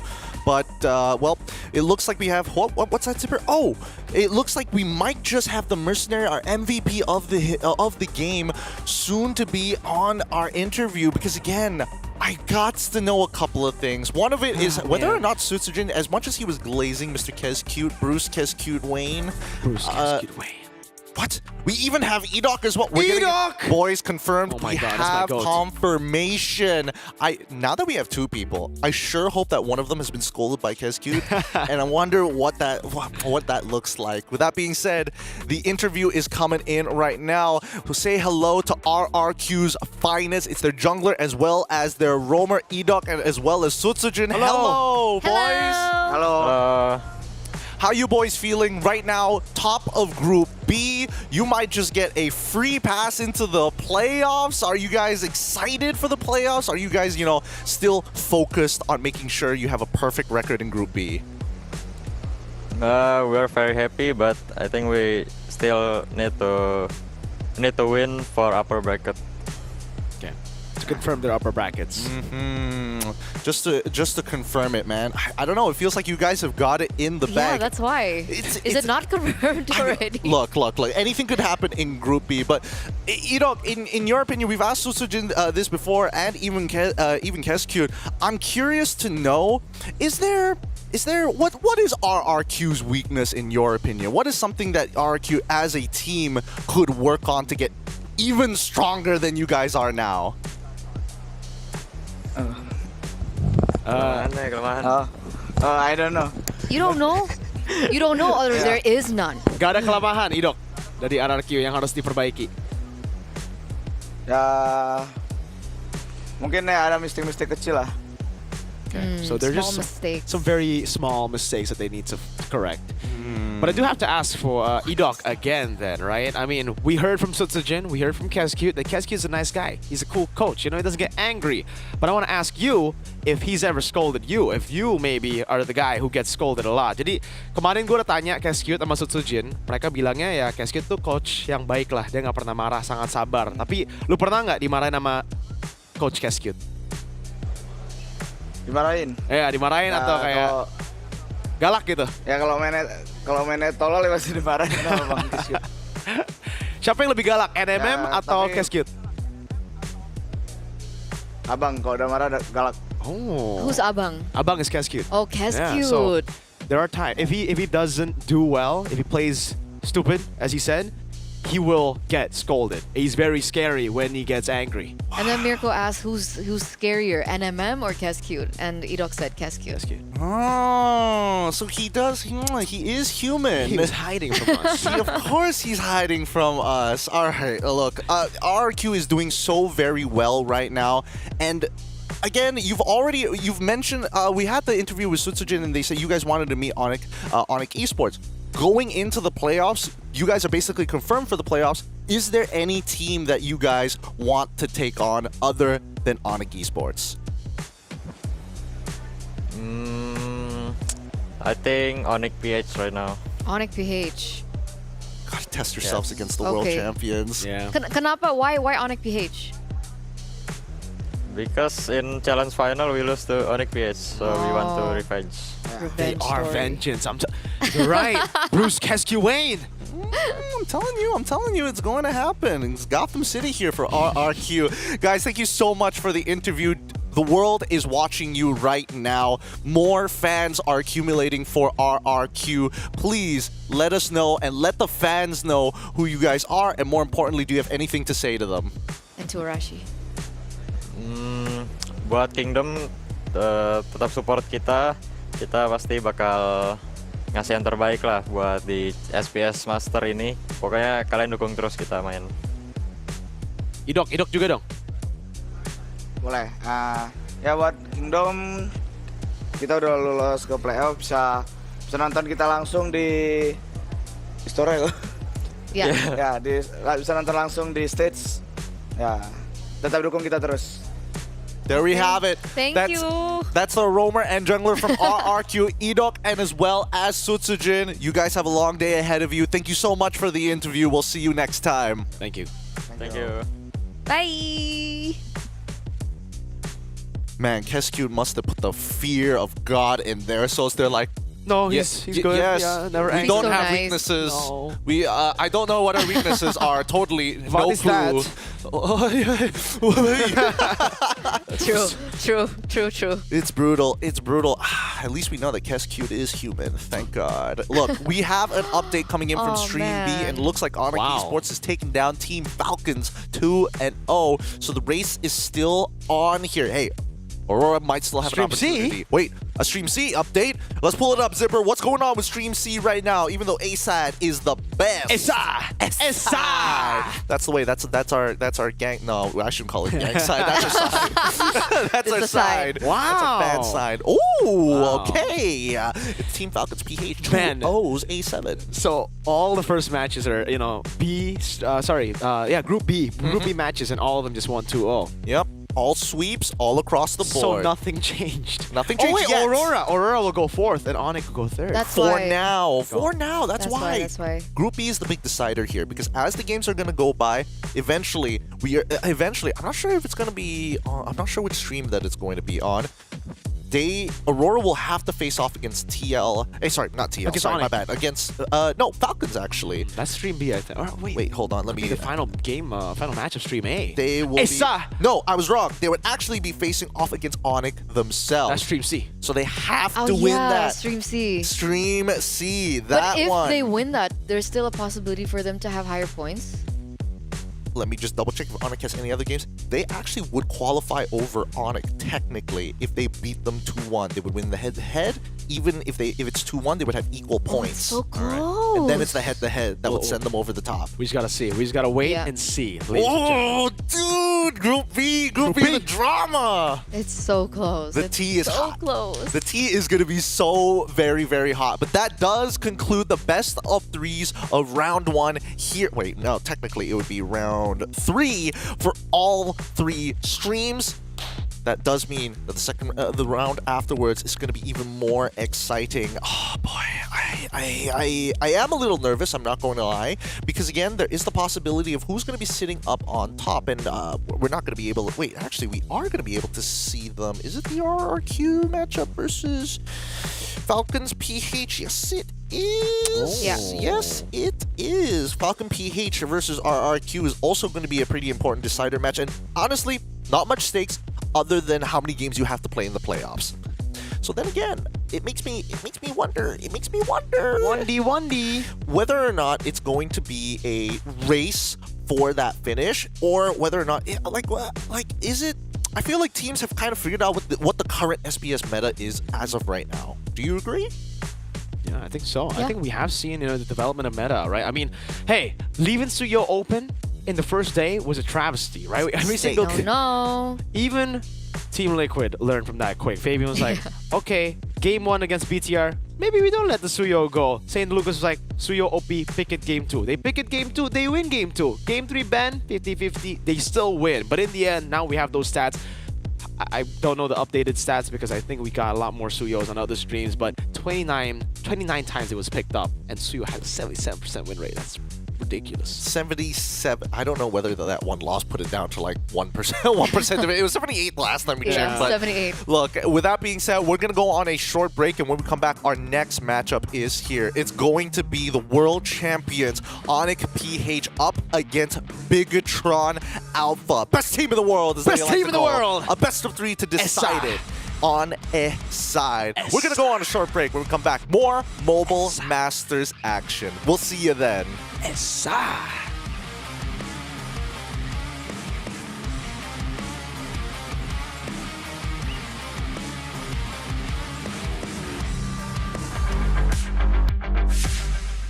Hello, ako si Light, and ngayon tuturuan ko kayo paano mag-rotate sa objective tsaka sa early. Sa first 10 seconds,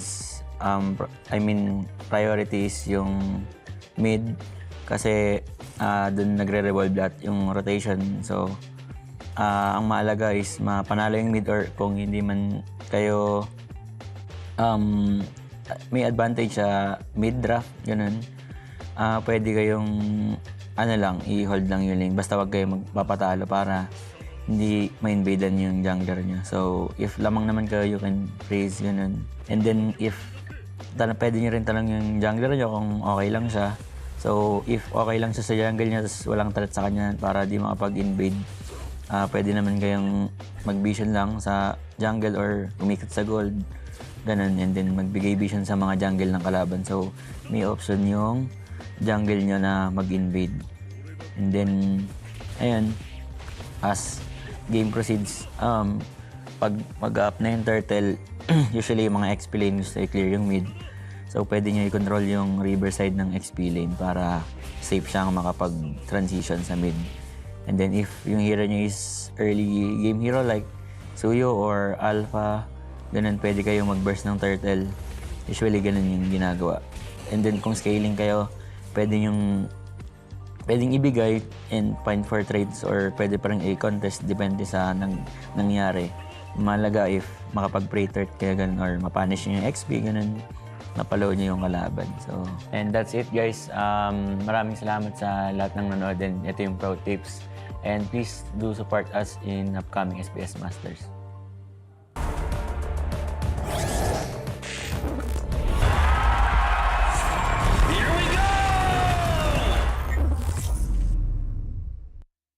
The Snapdragon Pro Series is brought to you by Snapdragon Elite Gaming and DHL.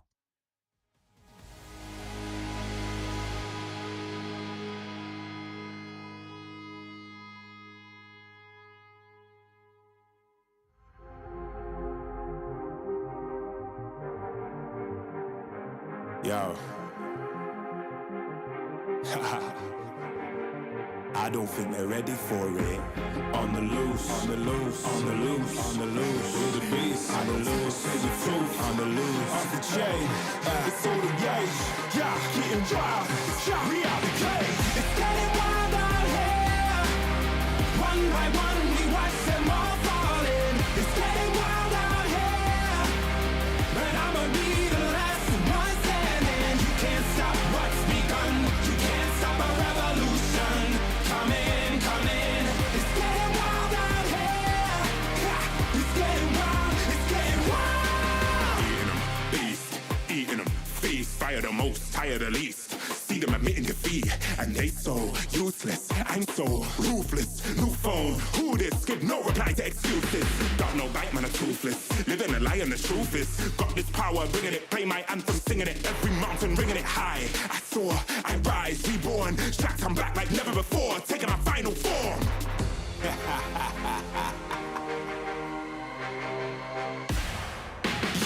It's getting wild out here. One by one, we watch them all falling. It's getting wild out here. But I'ma be the last one standing. You can't stop what's begun. You can't stop a revolution. It's coming, coming. It's getting wild out here. Yeah, it's getting wild. It's getting wild. For the revolution. Watch. Waiting on an evolution. Yo. It's coming, coming. Yeah. If you wanna come and get some, Yo. nothing we can't overcome. Running, running. Sure as we rise with the sun, Yo. we will arise and become stunning, stunning. Watch for the revolution. You can't stop what's begun. It's coming, coming. Wait. It's coming, coming. Wait. It's coming, coming. Just you wait, just you wait. Yo, yo, yo, yo, yo. It's getting wild out here. One by one, we watch them all falling. It's getting wild out here. But I'ma be the last one standing. You can't stop what's begun. You can't stop a revolution. Come in, come in. It's getting wild out here. It's getting wild, it's getting wild.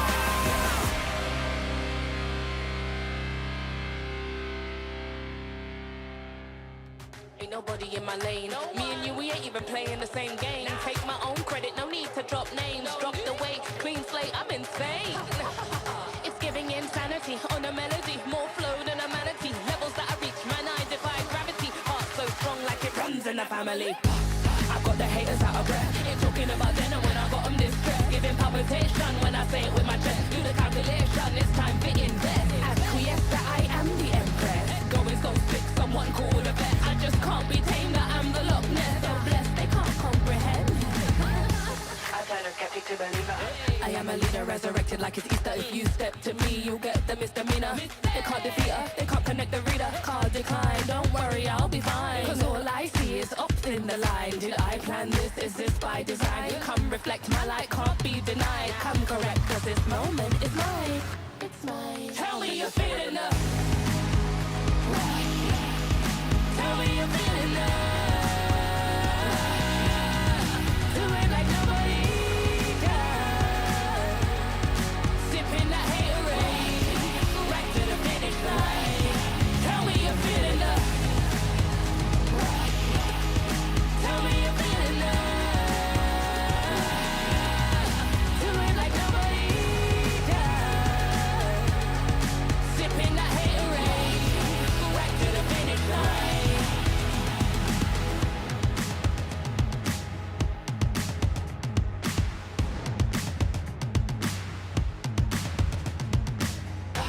I got the haters out of breath. Ain't talking about then and when I got them distressed. Giving palpitation when I say it with my chest. Do the calculation, it's time to invest. Acquiesce that I am the empress. Going so sick, someone call the vet. I just can't be tamed, that I'm the Loch Ness. So blessed, they can't come. Tell me you're feeling love. Tell me you're feeling love. Do it like nobody does. Sipping that haterade, right to the finish line. Tell me you're feeling love.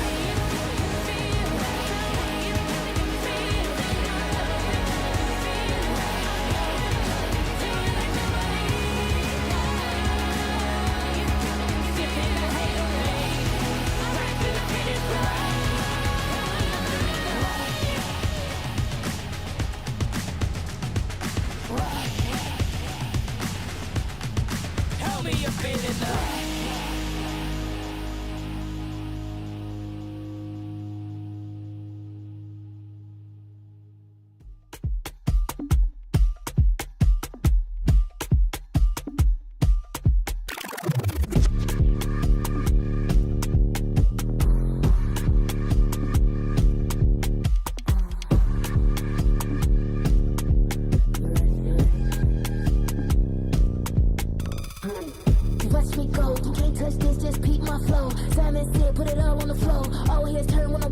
though. They know I'm hot, better yeah, ice cold. Heart full of chrome, you can tell when it's on. They can't stop me when I get in my zone. I don't even answer when they call on my phone.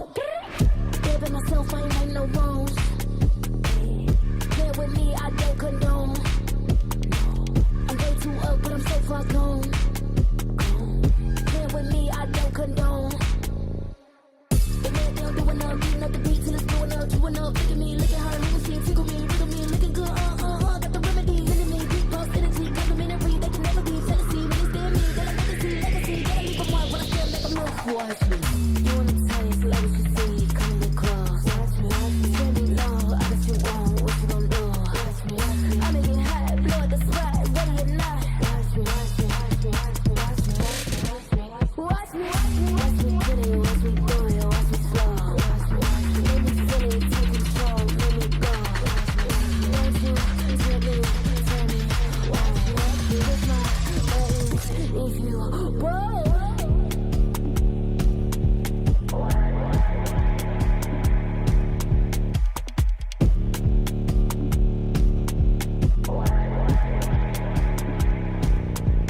Watch me, watch me, better than me.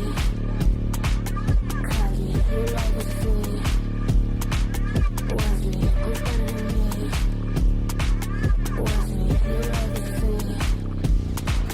Watch me, you wanna taste like what you see. Come get close. Watch me, tell me low, I got you on, what you gon' do? Watch me, I make it hot, blow at the spot, ready or not. Watch me, watch me, watch me, watch me.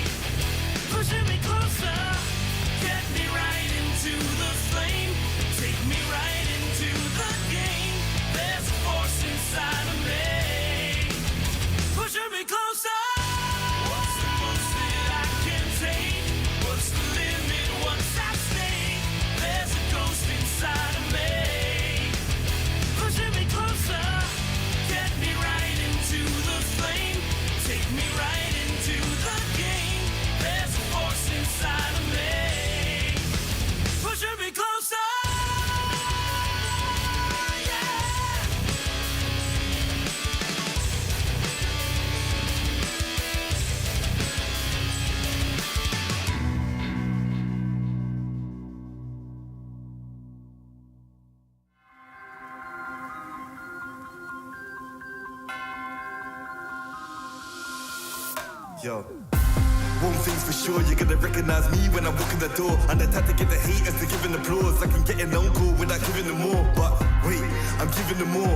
Every 7 days I'm giving them 24. You can't make the cut if you ain't gonna bore. These ones don't know about war. I grew up cold, hungry and poor. I wasn't grateful, I wanted more. I wanted women, I wanted tours. So I grinded and grinded some more. Woke up depressed, I had to fight more. So I burnt out, I couldn't do more. I had to put ascension on pause.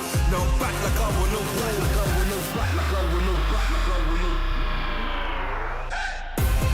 Winning again, I won't stop till I'm winning again. Winning again, I won't stop till I'm winning again. It's cold outside and I thought I couldn't do it again. Winning again, I won't stop till I'm winning again. I'm in my bag like loose change, self-proclaimed hero like Bruce Wayne. Out the sight even if you bought new frames. All this talk about weight but got no gains. How you gonna do a sight with no aim? Marathon longevity is my lane. I get dark like under the duvet and don't roll with a weak link like a broke chain. Self-ignorer when I was poorer. My struggle gave me a god flood of the Torah. I didn't stop me pleasuring somebody's daughter. My cup running over to the spills of the saucer. Call me true to author. My battle plans rapper terroristic torture. These hands can bend water. Boom boom explorer like Avatar Korra.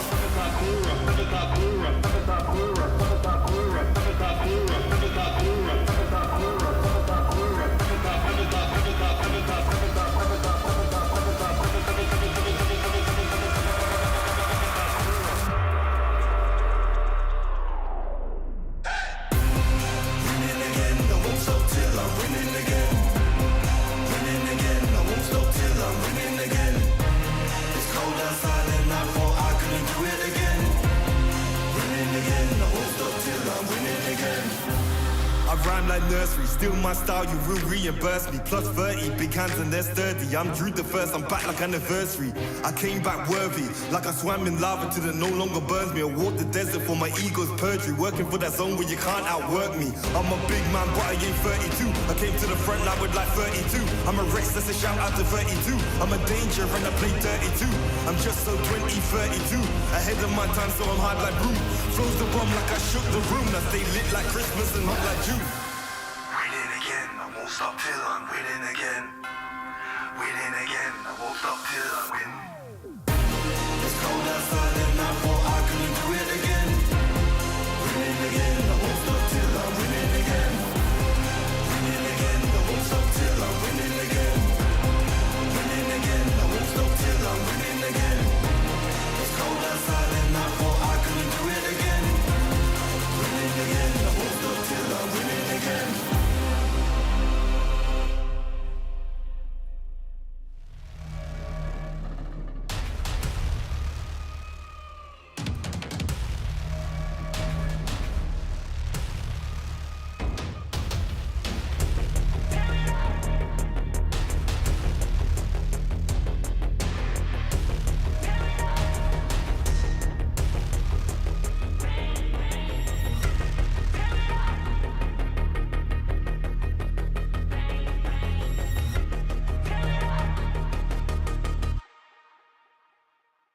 You get one night before the sun's up. Bang, bang. Tear it up. One shot before your time's up. Bang, bang. Tear it up. You get one chance before you're out of luck. Bang, bang. Tear it up. Tear it up. Bang, bang.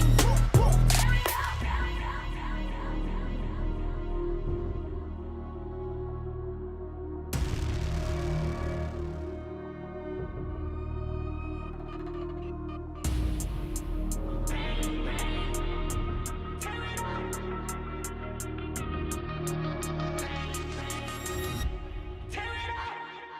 You get one night before the sun's up. Bang, bang. Tear it up. One shot before your time's up. Bang, bang. Tear it up. You get one chance before you're out of luck. Bang, bang. Tear it up. Tear it up. Bang, bang. Tear it up. One army, we unbreakable. Won't ever beat us. We too strong. Take a stand, raise all of your fists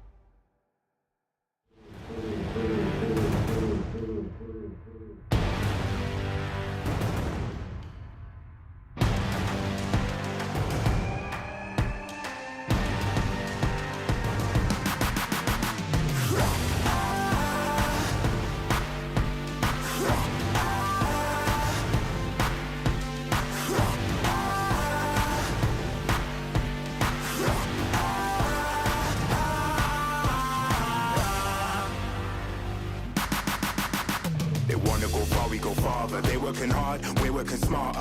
Where they're gonna go, we go harder. Hit every swing, roam like a king. Every dream in your head getting bigger and bigger. Isn't it time we start pulling the trigger? Shoot for the clouds, let there be no doubt. We're flowing without any drought. Baddest the baddest, just call me rolling. Playing with folks for the serotonin. Placing your best, yeah, we're going all in. It's somebody calling my destiny. Betting on me, you don't wanna be my enemy. Wait and see, lay on the waist. Taking a victory, not just a taste. Laying on fire and we're storming the gates.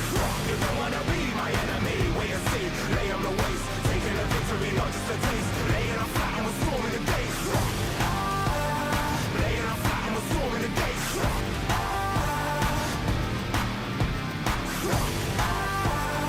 Laying on fire and we're storming the gates.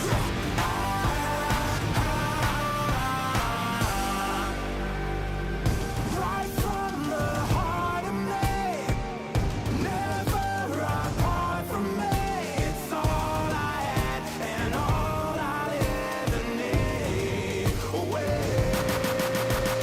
Way too close to call it. Taking a leap and we're going all in. Baddest the baddest, just call me rolling. Blessing with folks for the serotonin. I'm betting on me. You don't wanna be my enemy. Wait and see, lay on the waist. Taking a victory, not just a taste. Laying on fire and we're storming the gates. You don't wanna be my enemy. Wait and see, lay on the waist. Taking a victory, not just a taste. Laying on fire and we're storming the gates. Laying on fire and we're storming the gates. Laying on fire and we're storming the gates. You don't wanna be my enemy. Wait and see, lay on the waist. Taking a victory, not just a taste. Laying on fire and we're storming the gates.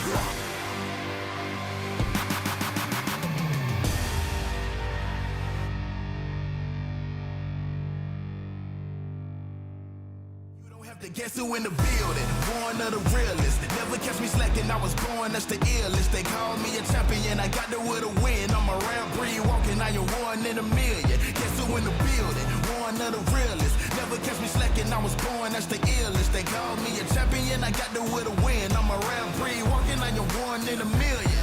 Yeah. I am back in the place, don't have to guess who in the building, cause I'm back in your face. Ready for anybody coming, I am here on my toes. Never will settle for defeat, cause I'm raising the stakes, yeah. And I'm not coming to play, I got my game face on and I'm ready to shake. You see my name will be known everywhere in the world, cause I'm a king at a throne and I never will break. Hey, one of the chosen, going that's the illest, watch me kill it like a supposed to. Never catch me slipping on my pippin', I'm the coldest. The best to ever do it, I'ma show you how I know it. Notice, I am on my way, I'm here to handle business, I ain't come here to play. I see they in their feelings, I don't care what they say. I am one in a million, you don't have to guess who in the building. Born of the realest, never catch me slacking, I was born, that's the illest. They call me a champion, I got there with a win. I'm a rare breed walking, I am one in a million. Guess who in the building? Born of the realest, never catch me slacking, I was born, that's the illest. They call me a champion, I got there with a win. I'm a rare breed walking, I am one in a million. I'm a rare breed walking, I am one in a million. I'm a rare breed walking, I am one in a million. And I'm at it again. I'm a bad man walking around and tell all your friends. And whoever wanna test me, I am standing my ground. As they come closer, I am focused as I sprint with a grid. Yeah. Cause they know I'm a fool, and they know I'm that dude. I don't follow their rules, never bow to their principles, never choke when I move, never fold under pressure, never vouching to lose, yeah. I am on my way, I'm here to handle business, I ain't come here to play. I see they in their feelings, I don't care what they say. Cause I'm one in a million. You don't have to guess who in the building. Born of the realest, never catch me slacking, I was born, that's the illest. They call me a champion, I got there with a win. I'm a rare breed walking, I am one in a million. Guess who in the building? Born of the realest, never catch me slacking, I was born, that's the illest. They call me a champion, I got there with a win. I'm a rare breed walking, I am one in a million.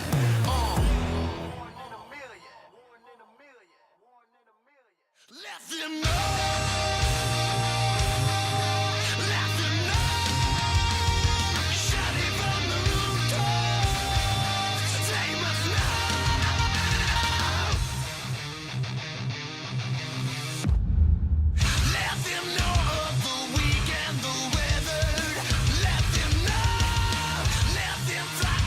Flight of the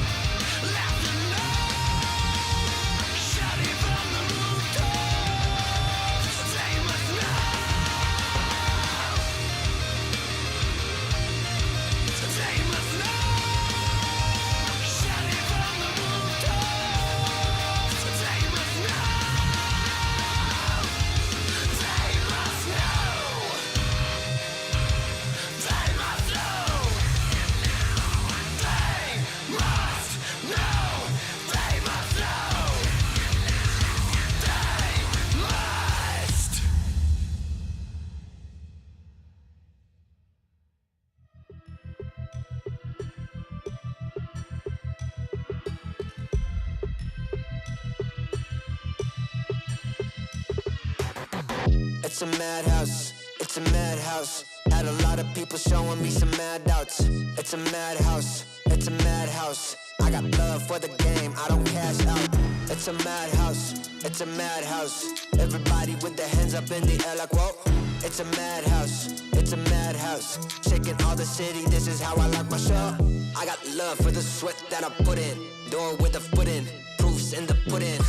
Things I did, all them said that I couldn't. Superhero bouncing like a villain. All y'all rooting, you the fan now.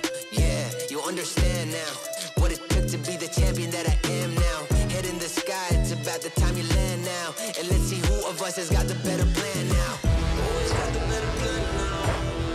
Who's got the better plan? Who's got the better plan now? I'm just trying to understand. Who's got the better plan now? Who's got the better plan? Who's got the better plan now? Who's got the better plan? It's a madhouse, it's a madhouse. Had a lot of people showing me some mad doubts. It's a madhouse, it's a madhouse. I got love for the game, I don't cash out. It's a madhouse, it's a madhouse. Everybody with their hands up in the air like whoa. It's a madhouse, it's a madhouse. Shaking all the city, this is how I like my show. How I like my show. Hey. This is how I like my show. Hey. It's a madhouse. Hey. It's a madhouse. It's a madhouse. Had a lot of people showing me some mad doubts. It's a madhouse. It's a madhouse. I got love for the game, I don't cash out. It's a madhouse, it's a madhouse. Everybody with their hands up in the air like whoa. It's a madhouse, it's a madhouse. Shaking all the city, this is how I like my show.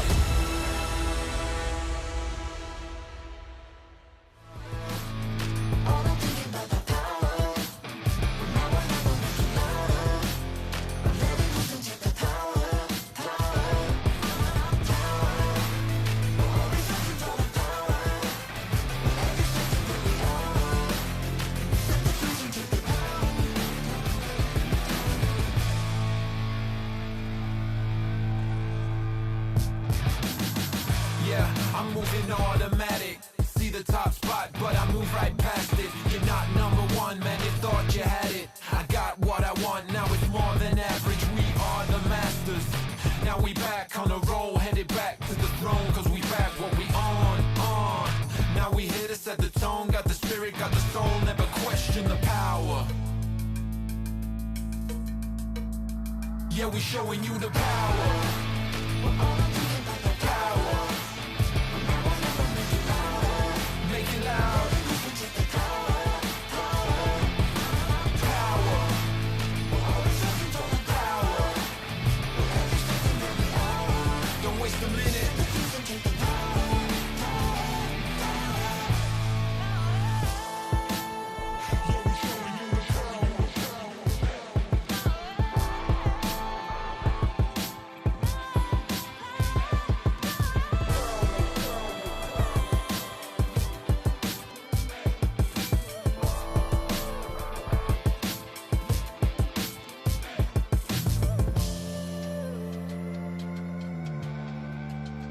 Yeah, we showing you the power.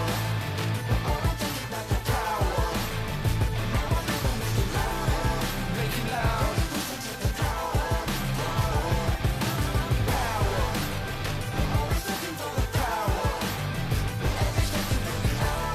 Don't waste a minute.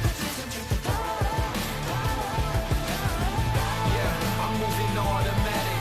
See the top spot, but I move right past it. You're not number one, man, you thought you had it. I got what I want, now it's more than average. We are the masters.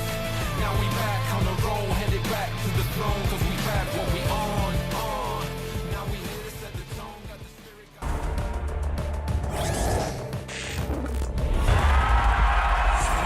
Here we go!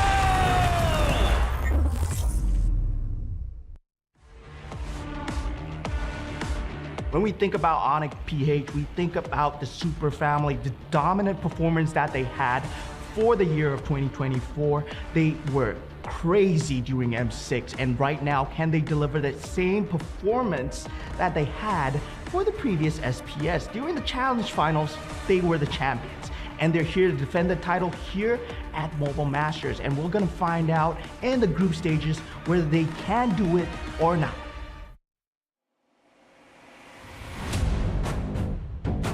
Welcome everybody, our second best of 3 is about to start. We've got another banger of a game here on Stream A, the best stream here at the Snapdragon Pro Series Mobile Masters. Once again, I'm your host Gideon Q here, and today we have 2 professionals. This time I'm getting it correct, with Leo and as well as Eterna at the helm to keep you guys entertained throughout the day. Welcome to the A side, the best side. Make sure you let the other streams know, boys and girls, and especially for you, Leo. I asked this question already to Eterna after 2 days of competition here at Mobile Masters. What are your thoughts on the meta and some of the teams and the way things are actually, well, coloring itself in? Yeah, no, breath of fresh air, exactly what's happening, especially in the mid part of the metagame. I'm talking about heroes like Kalia, talking about heroes like Jushin, where in the span of just 2 or 3 days, you're seeing an up and down on win rates, and you're seeing how teams are more willing to trade. We saw that just in the past stream here, where even the mighty, the immortal, the godly Suyo suffered a defeat. So again, not everything is hedged on the metagame, and I'm glad to see that there's still somewhat of a skill test that goes into qualifying for the playoffs. A very real outtake on this world. I mean, especially for Suyo, right? I mean, we were already talking about a 75% win rate, goes into game 78. It just happens. Oh, it looks like Zipper has already informed me that we have an update on the current standings as of right now. Let's pull it up on the screen, because I think for Group A, it's a little bit more straightforward here. It already looks like, you know, it's almost impossible for anybody else to really catch up with Onyx. PH, our world champions, currently on top with 11 points, and even if TLID are able to get 3 points in their next match, the head-to-head will keep them in second. Bigatron, on the other hand, at 7 points, have basically secured themselves playoffs at this point, but no opportunity to actually reach those top spots. With 3 Southeast Asian teams already at the helm, Eterna, do you think that, you know, I mean, what's missing from teams outside of Southeast Asia? I think just execution at this point, right? I don't know if it's because of the lack of preparation. I can't say that for sure as well, but maybe because these are regions that have MPLs, and they have been standing for quite some time, that of course there is a certain level difference that we are seeing from these 2 respective regions. I was hoping that these teams had like internal beef or something, some kind of team to make that a little spicier, but let's have a look at Group B before we get into it, Leo.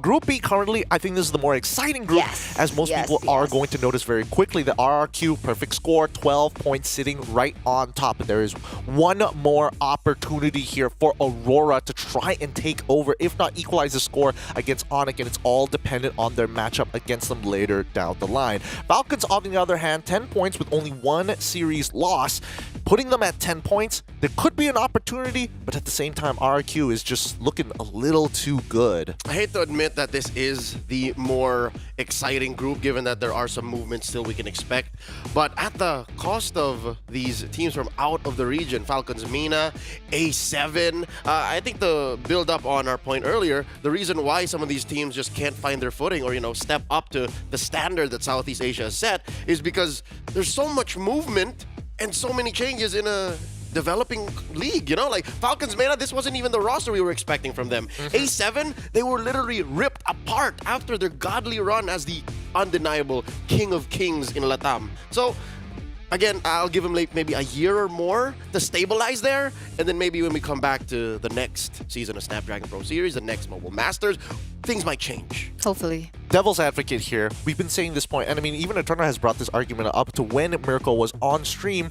How much time can we keep on giving to them? I would make an argument that even China is coming to a point where they are catching up relatively fast. We saw their plays in Group A. They were able to actually find a couple of games from teams outside of Southeast Asia. Does this mean that it is de facto, or give them 2 more years and then let's revisit the conversation again? But I think honestly for the China region in particular, it's a lot more trickier, right? Because it feels like we're playing in a different meta altogether. So to say that they have improved, yes, they have from the first time we've seen them. I think back in the wild cards, what was that? 6 months ago, 9 months ago? 9 months ago. But will they be able to catch up if they're still playing differently? It's tough. It's really, really tough. Let's bring it back to Southeast Asia now. We've got an important Onyx matchup here, and this one is against BTR. So far, the streak has not been broken for the world champions, right? They've dropped games, but they've never lost a series. And it's really, really important that we keep that in mind because BTR, on the other hand, took a devastating loss against Influence Rage. With that being said, let us introduce to you the world champions in the Mobile Legends space. It's going to be Onyx PH. Let's pull up the roster in case for those of you outside of Southeast Asia who haven't heard, if you've been living under a rock. It's Kirk, it's King Kong, Super Prince, Brusco, and Kelra, the Super Fam. Yeah, we know these boys very, very well. And having watched them in Season 15 so far, the 5 or 6 weeks that have elapsed for MPL Philippines, this is a form we've never seen them come from. They owned a majority of 2024, but in 2025, they stumbled. There was a legit point where people were saying, oh, they're washed after winning M6. That's it, it's over. But now they've proven that they still belong on top of the food chain. Look, I mean, Onyx PH is one of the few teams that in 2024 would literally run a train on you. All 5 of them. You can't say that one individual performance was all it takes. They were all good, but I do agree to a certain degree what the netizens have been saying. And I don't know if you agree with this as well, whether or not you feel like they are like a little washed, because out of all the members, one stands out in particular. And it starts with a K, and it's not the K that you're thinking of. It's the Gold Lane God himself, as he dominates with Irithel, one that most gold laners would agree is lower on the tier list. Yeah, this is a hero that he won the M6 World Champion with. I remember very clearly him running underneath a base that TLID was holding to defend, wherein they ended the series with 4 on the board. Kelra, I think, has been good ever since he debuted in the pro scene. But the way that he just figures out exactly how to use his teammates and how to make the most of a metagame, it's combined with the fact that he's so good on the bounce back. There was a time in MPL Philippines I used to call him the dude in the gold lane instead of the god, because he was so normal. Like, people would just make him feel like a mortal. But now, again, he's playing with Irithel, like what is that, a tier B gold laner? Yep. Not even the top of the list. It's pretty rough overall. It looks like we have somebody on the line for the interview with Rosen as well as Colios, and they're going to be asking questions to Mr. Brusco himself from the Super Fam. Let's cut on over and see what they're doing. Bigatron, okay?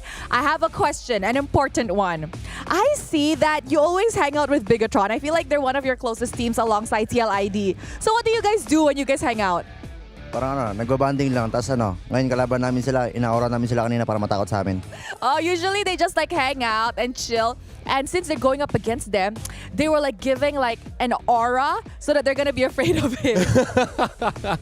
Oke, tadi Ros sempat nanya ke Brusco, kayak di luar itu mereka benar-benar juga nongkrong sama teman-teman dari Bigetron nih. Kayak mereka benar-benar dekat selain dari tim Liquid. Kayak biasanya kalian nongkrong tuh ngapain aja sih? Dan si Brusco juga bilang, oke, kita memang nongkrong ya biasa aja. Cuman kita juga mau ngasih mereka aura gitu loh. Kayak sekarang itu kan mereka bakal ketemu. Dan jadi kita bakal kasih sesuatu yang menyeramkan biar mereka juga takut. Yeah, so that they look scary, intimidating. Yeah. Okay, Brusco, final question. They're fighting at the back. Oh my goodness, these monkeys. So, we all know that you guys have already secured playoffs. I have a question. Are you gonna take it easy on Bigatron, or you guys are gonna go like, you know what? No, 2-0-2. 2-0. Parang sa amin, tinitit namin yung lahat ng team dito parang pare-parehas lang, parang hindi kami nang mamaliit ganun. Parang ginagawa pa rin namin yung best namin kahit na sino kalaban.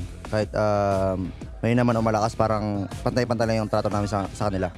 He said it doesn't matter if they're going up against a strong team or a team that is not really up in the rank, because he said they treat all the teams the same. They give enough respects to all the team. And you know, when we talk about respect, I'm pretty sure that means that they're going to do the usual Onyx Philippines playstyle as a way of showing respect to the opponents as well. So I'm guessing we're going to be seeing a very, very strong fight from the side of Team Onyx this time. Oke, jadi tadi Ros juga udah bilang kayak tim Onyx PH ini kan udah pasti lolos ke babak playoff. Apakah mereka bakal ngasih bisa dibilang enak nih ke teman-teman dari Bigetron Alpha, dan tapi Rusco juga bilang bahwa ya kita bakal tetap jadi Onyx aja karena mereka juga respect ya kan, mereka juga bakal mempersembahkan pertandingan yang terbaik nantinya. Alright, thank you very much Brusco, thank you to Onyx Philippines who are my backup singers at the back, and with that let us ride back to the panel. Thanks, Kulios and his Rose. You heard it first coming in from Mr. Brusco himself. They're not going to be taking it easy onto Mr. BTR. The Red Robots are looking for a win here, and more importantly so, to stop the perfect streak coming in from OP. It's Luke, Annabelle, Moreno, Light, and Iman. We don't ever go here to kind of extrapolate more about this team, but from your opinion, a TLID fan looking at these guys as opponents, if not rivals, what do you think about BTR, Eterna? Rivals? Look, I had to set it up somehow. Rivals?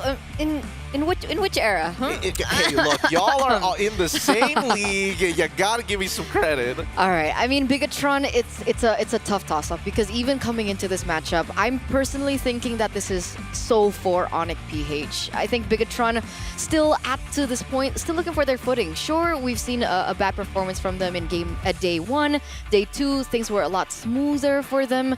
But coming into this match, going up against the very best of the best, it's going to put everything to the test.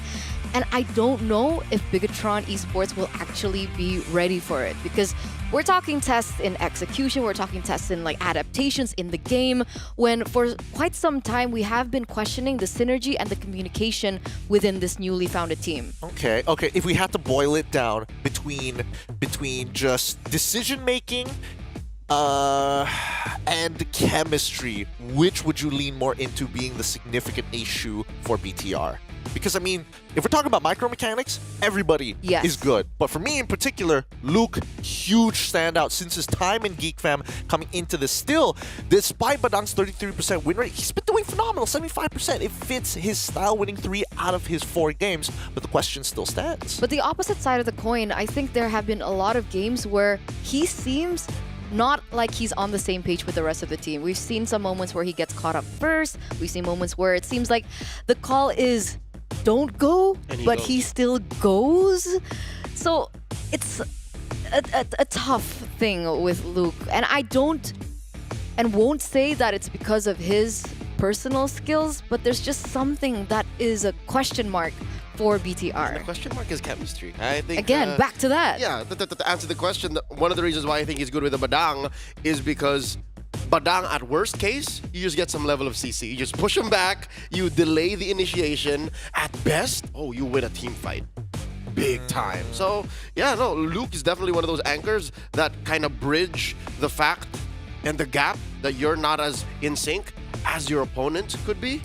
So he's going to have to come in clutch here when you face off against a super fam. Hey, talking about clutching as well as the super fam, let's pull up the stats here between both of the gold laners. And this one's a little interesting because there is history between both of these players previously in the MPLPH. With Kelra, I mean, obviously he felt mortal, and the one who made him feel the most is Iman.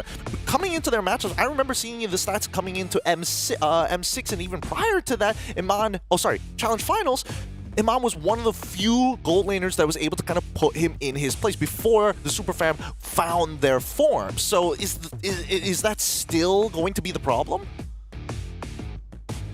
Is it? Is No. it going to be the problem? I don't think so. It's been a long time removed since MSC 2022. That was the last big rivalry that these two shared on an international stage that could rival the level of Mobile Masters.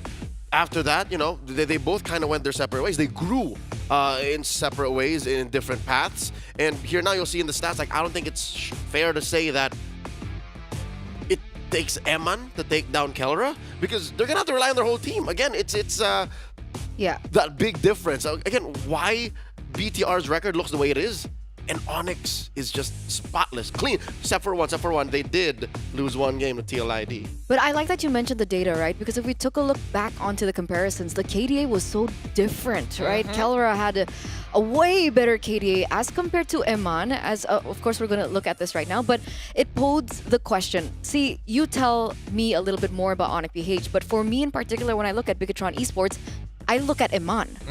Eman, I think, is the main anchor, and I think it's a similar situation to RRQ when they still had Skylar. So these teams know that if you shut down Eman, you shut down BTR. That's actually a really good argument here. I mean, we brought up the stats one more time, and big difference, yes, is KDA. Very minute differences. I mean, average KP is leaning into Bayaman, but average GPM ever so slightly leaning into Kelra. Take the information as you will, but coming back to the point of splitting and diverging paths, anybody can answer this, but do you think that Amon going over to Indonesia has kind of dullen the senses, or No. because you have to rely on him so much, or is it bringing him up? I wouldn't say it dulls him. He's still one of the best of the best of the best. The decision making that we're seeing from him, even up until this point, is still so on point. And I think a lot of the goal laners are actually looking up to him with these micro decisions that he can actually make into the game with the item swaps and so on and so forth. Yeah, no, dare I say he's a big fish that moved into a bigger pond. Yeah. Legit, there's just more teams in MPLID, a more breadth of aggressive play styles. I think, in my opinion, he grew a lot in MPLID. Let's pull up our predictions here as we, again, I want to ask this to Leo. I mean, if Iman is going into a bigger pond, and I mean, you're in the presence of Golden God here, do you think that he's going to be the key, or are we going to have to look at a different side for a solution? I think he is going to be a big impact player, but he can't do it alone. I'm going to die on that hill. He needs the help of the rest of BTR, more specifically, again, aforementioned Luke, and it's going to be weird, but he's going to need the help of the mukbang monster in Moreno. Interesting. I thought you were going to lead into Pamela instead. A light for those who haven't figured it out yet. 2 O's across the board. We're going to be jumping into the drafting phase really, really soon here to see how these teams are going to play. Is blue side, red side going to make the difference here?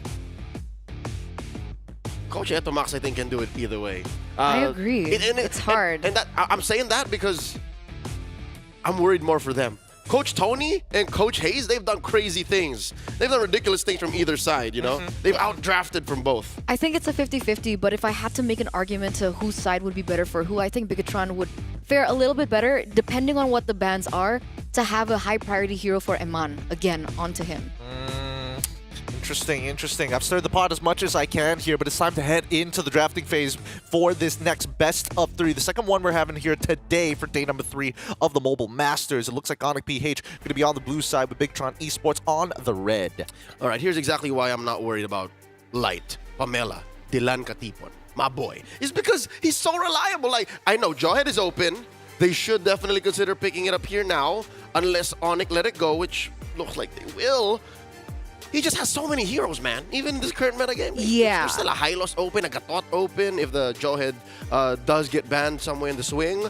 That's why I did mention. That's why I want to rely on Moreno. I want to see him pop up like he did 2 years ago. I'm a little bit of a different opinion here, because looking at his performance in MPL ID this season, it feels like BTR don't find their footing if they can't find a comfortable hero for Light in the first phase.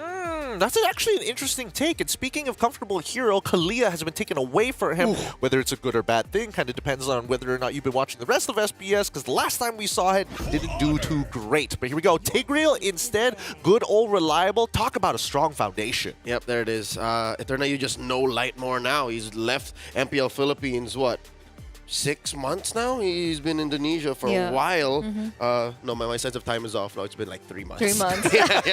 It's okay. It feels like 6 months. It's forever, basically, esports time. So, yeah, no, this is definitely the way Coach Etomax wants to take Bigatron Esports, and this is how they win. If they get their key players on important heroes, that will change the face of the game. Talking about the face of the game, the second phase has already begun, and the ban should be coming through in the next 14 seconds or so. Where are we going to be looking at here? I don't see EXP laners on either side. They basically matched lane per lane, assuming Onyx PH is going to be throwing Brusco, the good old Kalia, which I hope they do. I mean, EXP Kalia, still a thing, but like, I don't think both Onyx PH or even Bigatron Esports would actually utilize it in that way.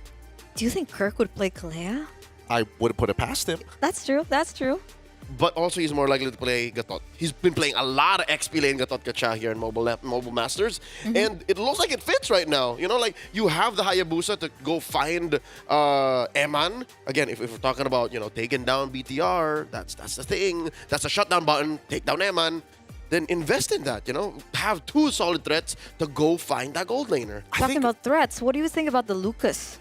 Because technically the Lucas is still opened up for grabs. It can be still placed into the EXP lane, and we do know Kirk plays it. But we also know that Luke also has a good time on the Lucas. Yeah, I mean, it fits. I feel like Luke has a profile of heroes that just suits him so much. If Lapu Lapu was in the meta, he'd be picking it up. I miss the Luke Lapu Lapu, but I think Lucas and Barang definitely suits him more to be not only a frontline hard engage, but the fact that prolonged fights is where it's at for him. Not to And the mention glue. Kai. There's so many heroes. I don't know. plays. No, But Akai here would not necessarily yeah, fit. no. If this was like a Fanny, like if Onyx finessed a Fanny out, then yeah, they'd do that. Like Badang, Akai, like that happened in last season of Snapdragon Pro Series. Yeah. But did he win games though? I'm still remembering the numbers. I still They won remember that the one. game. They won that one. It They- was not the cleanest, dude. I won't be like, I won't put my stamp of approval. They don't have to choke Kufra or Moskov into the fan like just Akai Badang did. Now going into the Red 4 for Bigatron Esports. There's the glue. We need one more. I smell a steal here. I think Bigatron can still steal. They have plenty of I options. know it's Gatot. You know it's got. I know. The superpower is clicked in. That's Let's what I'm lock saying. that in They're gonna right steal now. it from Kirk. Again, Bigatron have been watching Onyx run in Group A, man. I mean, I still think Lucas is pretty good. And Lucas also has a lot of disruptions, particularly when it comes down to like raw CC. And there you have it. Gatot has been stolen away by Bigatron Esports. I do wish it was going to be the case. But speaking of which, actually mid laners have not been locked in. And they want, again, maybe they're listening in on the broadcast here, whether they want Moreno to be that guy. Yep. The couple of choices left out there. Loyi, here we go. The Monster Mage gets a signature pick, and the Farsa. Farsa's still out there. I don't know if you want to... Valentina? Valentina, that's also a Moreno special. Ooh, there's a lot to steal, though, to be honest. You get your hands on the diversion, get your hands on the Way of the Dragon. But here's the problem. I don't like Valentina's here in this situation either, because that's a two-step process. Yep, a two-step process, very punishable, especially in the mid lane. But can we talk about the fact that there's Cho and Kalia in the lineup for Onyx PH as of right now? Is Kirk doing the thing that we were talking about? Yes, he is. I'd reckon you got to put the...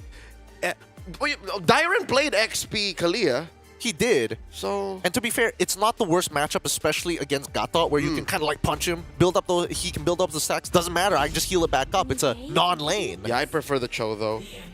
And there you go, Bigatron Esports. Ooh, from one Selena main to another. Coach Etomax gives him the blessing. Moreno plays a Selena.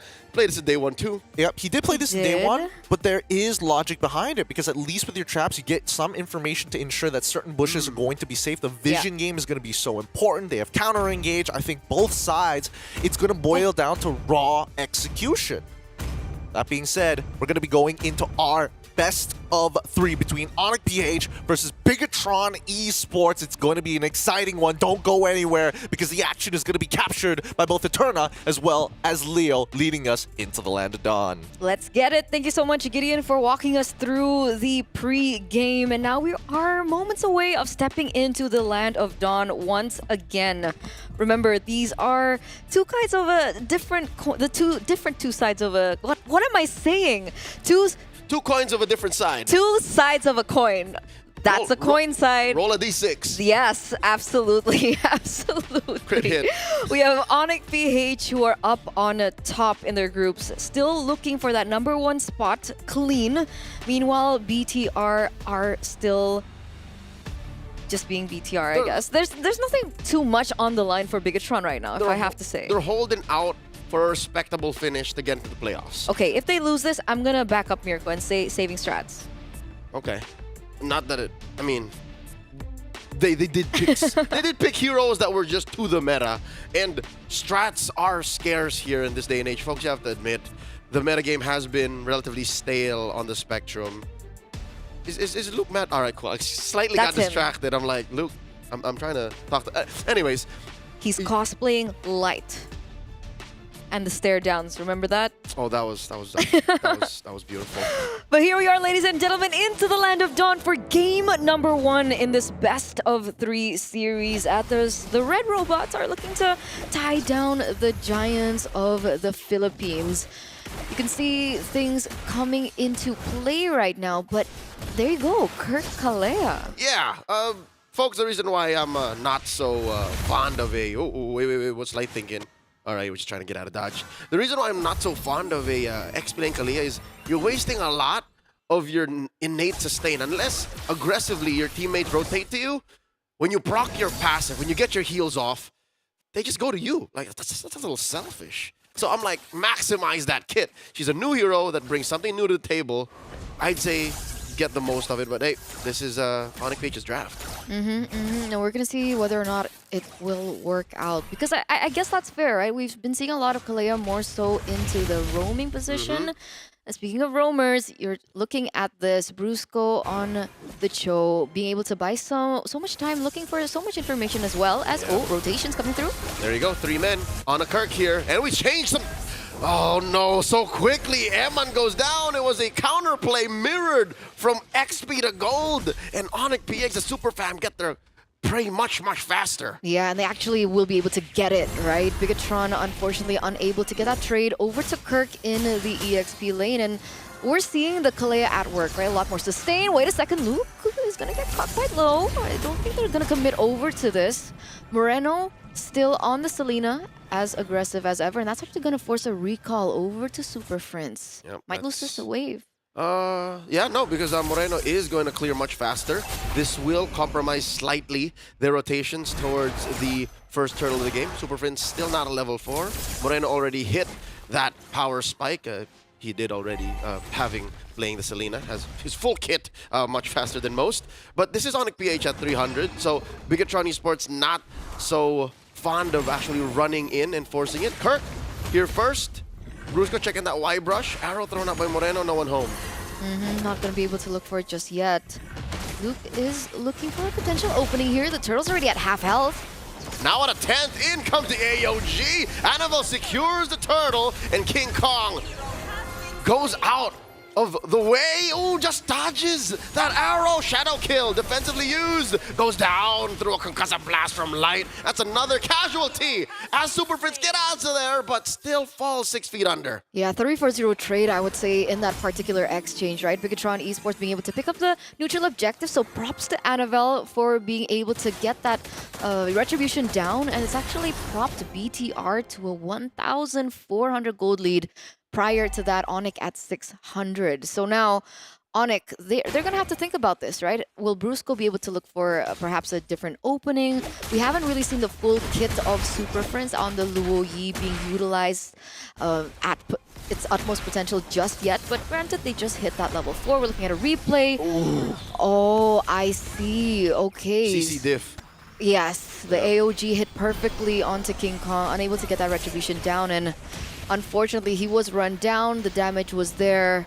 He tried to go in for the shadow kill, didn't quite get it, and that final knockdown onto Onyx PH. I don't know, who am I to say what King Kong should be doing, but he held onto that shadow kill to the very last minute, and I think he only pressed it because he knew he was gonna die anyways. But that does put Onyx PH here in a precarious position. Down a turtle, down 2 kills.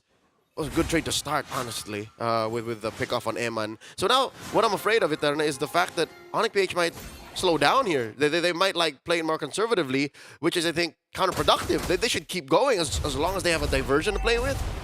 They should try and force the issue elsewhere so that BTR don't notice, hey, Keller's hitting his power spikes. Yeah, that's probably it. But, you know, to counter that, maybe they're just waiting for that power spike to hit anyway, right? But if they force into too many skirmishes, if they force themselves into too many team fights, the gap control will be even bigger. Yep. And then when Kelra gets to that power spike, it might be a little bit too late, because obviously Harith needs a little bit more time. Starlium Scythe now finally secured in by Kelra, so it is a step in the right direction. But meanwhile, coming back into the present, Onyx PH already looking for the next neutral objective take. You can see Brusco already looking for maybe an opportunity. The only person who has Purify right now is Eman. Oh, Luke jumping on a Kirk.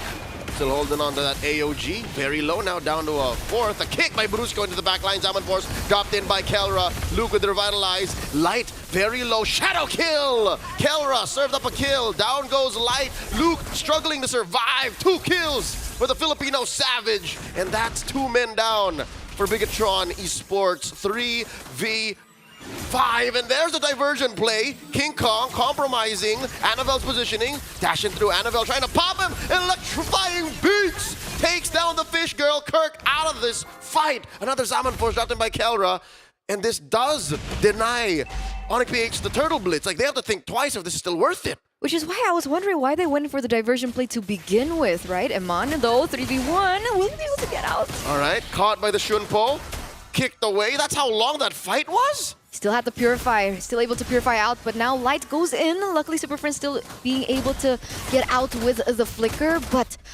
what was that skirmish on the turtle, right? Right. Onyx PH completely backed out. Bigatron should be able to pick up the next neutral objective of the game. That's already 2 out of 3.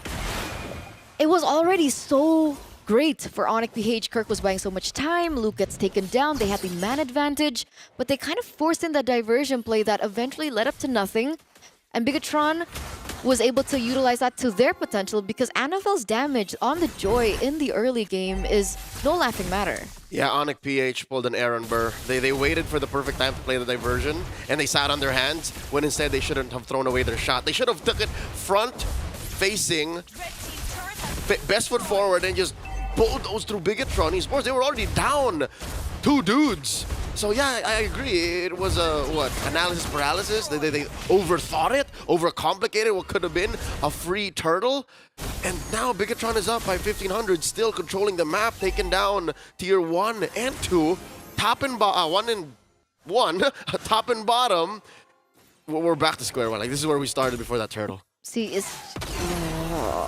okay, we're already seeing the damage, but exactly, right? Because off of that whole escapade alone, Bigatron have found so much more value. And then it goes back to the question, what do Onyx PH now do? Annabelle with a high speed, high mobility movement speed will be able to get a little bit more of an advantage in that top side, still pushing in, while the rest of Bigatron they're still grouping up as one, but so is Onyx PH. Diversion. Again. I think Onyx is just using their kit right now to do just as you said earlier when I asked, should they keep fighting? They're just protecting their cores. And again, when we were going down the road, I was so afraid that they would. They're once bitten, twice shy. I don't think they want to pick fights actively anymore. And look at this, they jump on to Kirk, and they will blast him.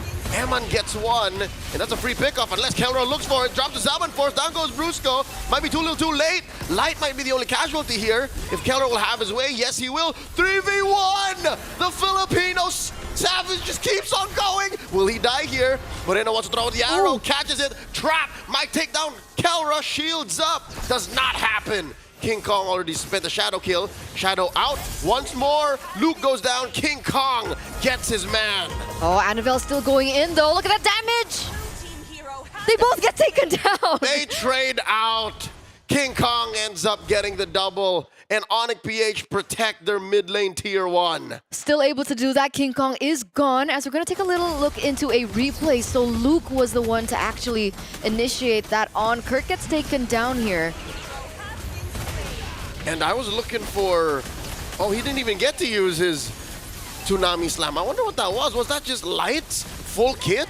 Yeah, Light got to use the Implosion. So I guess they pulled out all their tricks to use on that engage, and they thought that was it, but oh no, there's a real fight happening once more. Kirk falls alone. Again, 0-4-2 right now on the Kalea is not doing too hot in terms of that KDA, and Bigatron Esports have been able to actually find the advantages on it. Diversion play by Super Friends. Where is he going? What's the plan? And with who? It's just him. It's just him. I don't know how they're planning to test. King Kong taking that small brush down, and Brusco getting blasted here. Down he goes. Look at this, diving into the pit. The beast finds his prey. Down goes the Lord, and Onyx PH are sending back BTR. Eman and Moreno with the skin of their teeth tuck tails through that Y brush, recalling how did Onyx do that? Oh, Annabelle running away from his life right now. Oh, he goes in for the kill. Tsunami Slam! Tombstone pile driver into the ground. Annabelle had nothing to do there.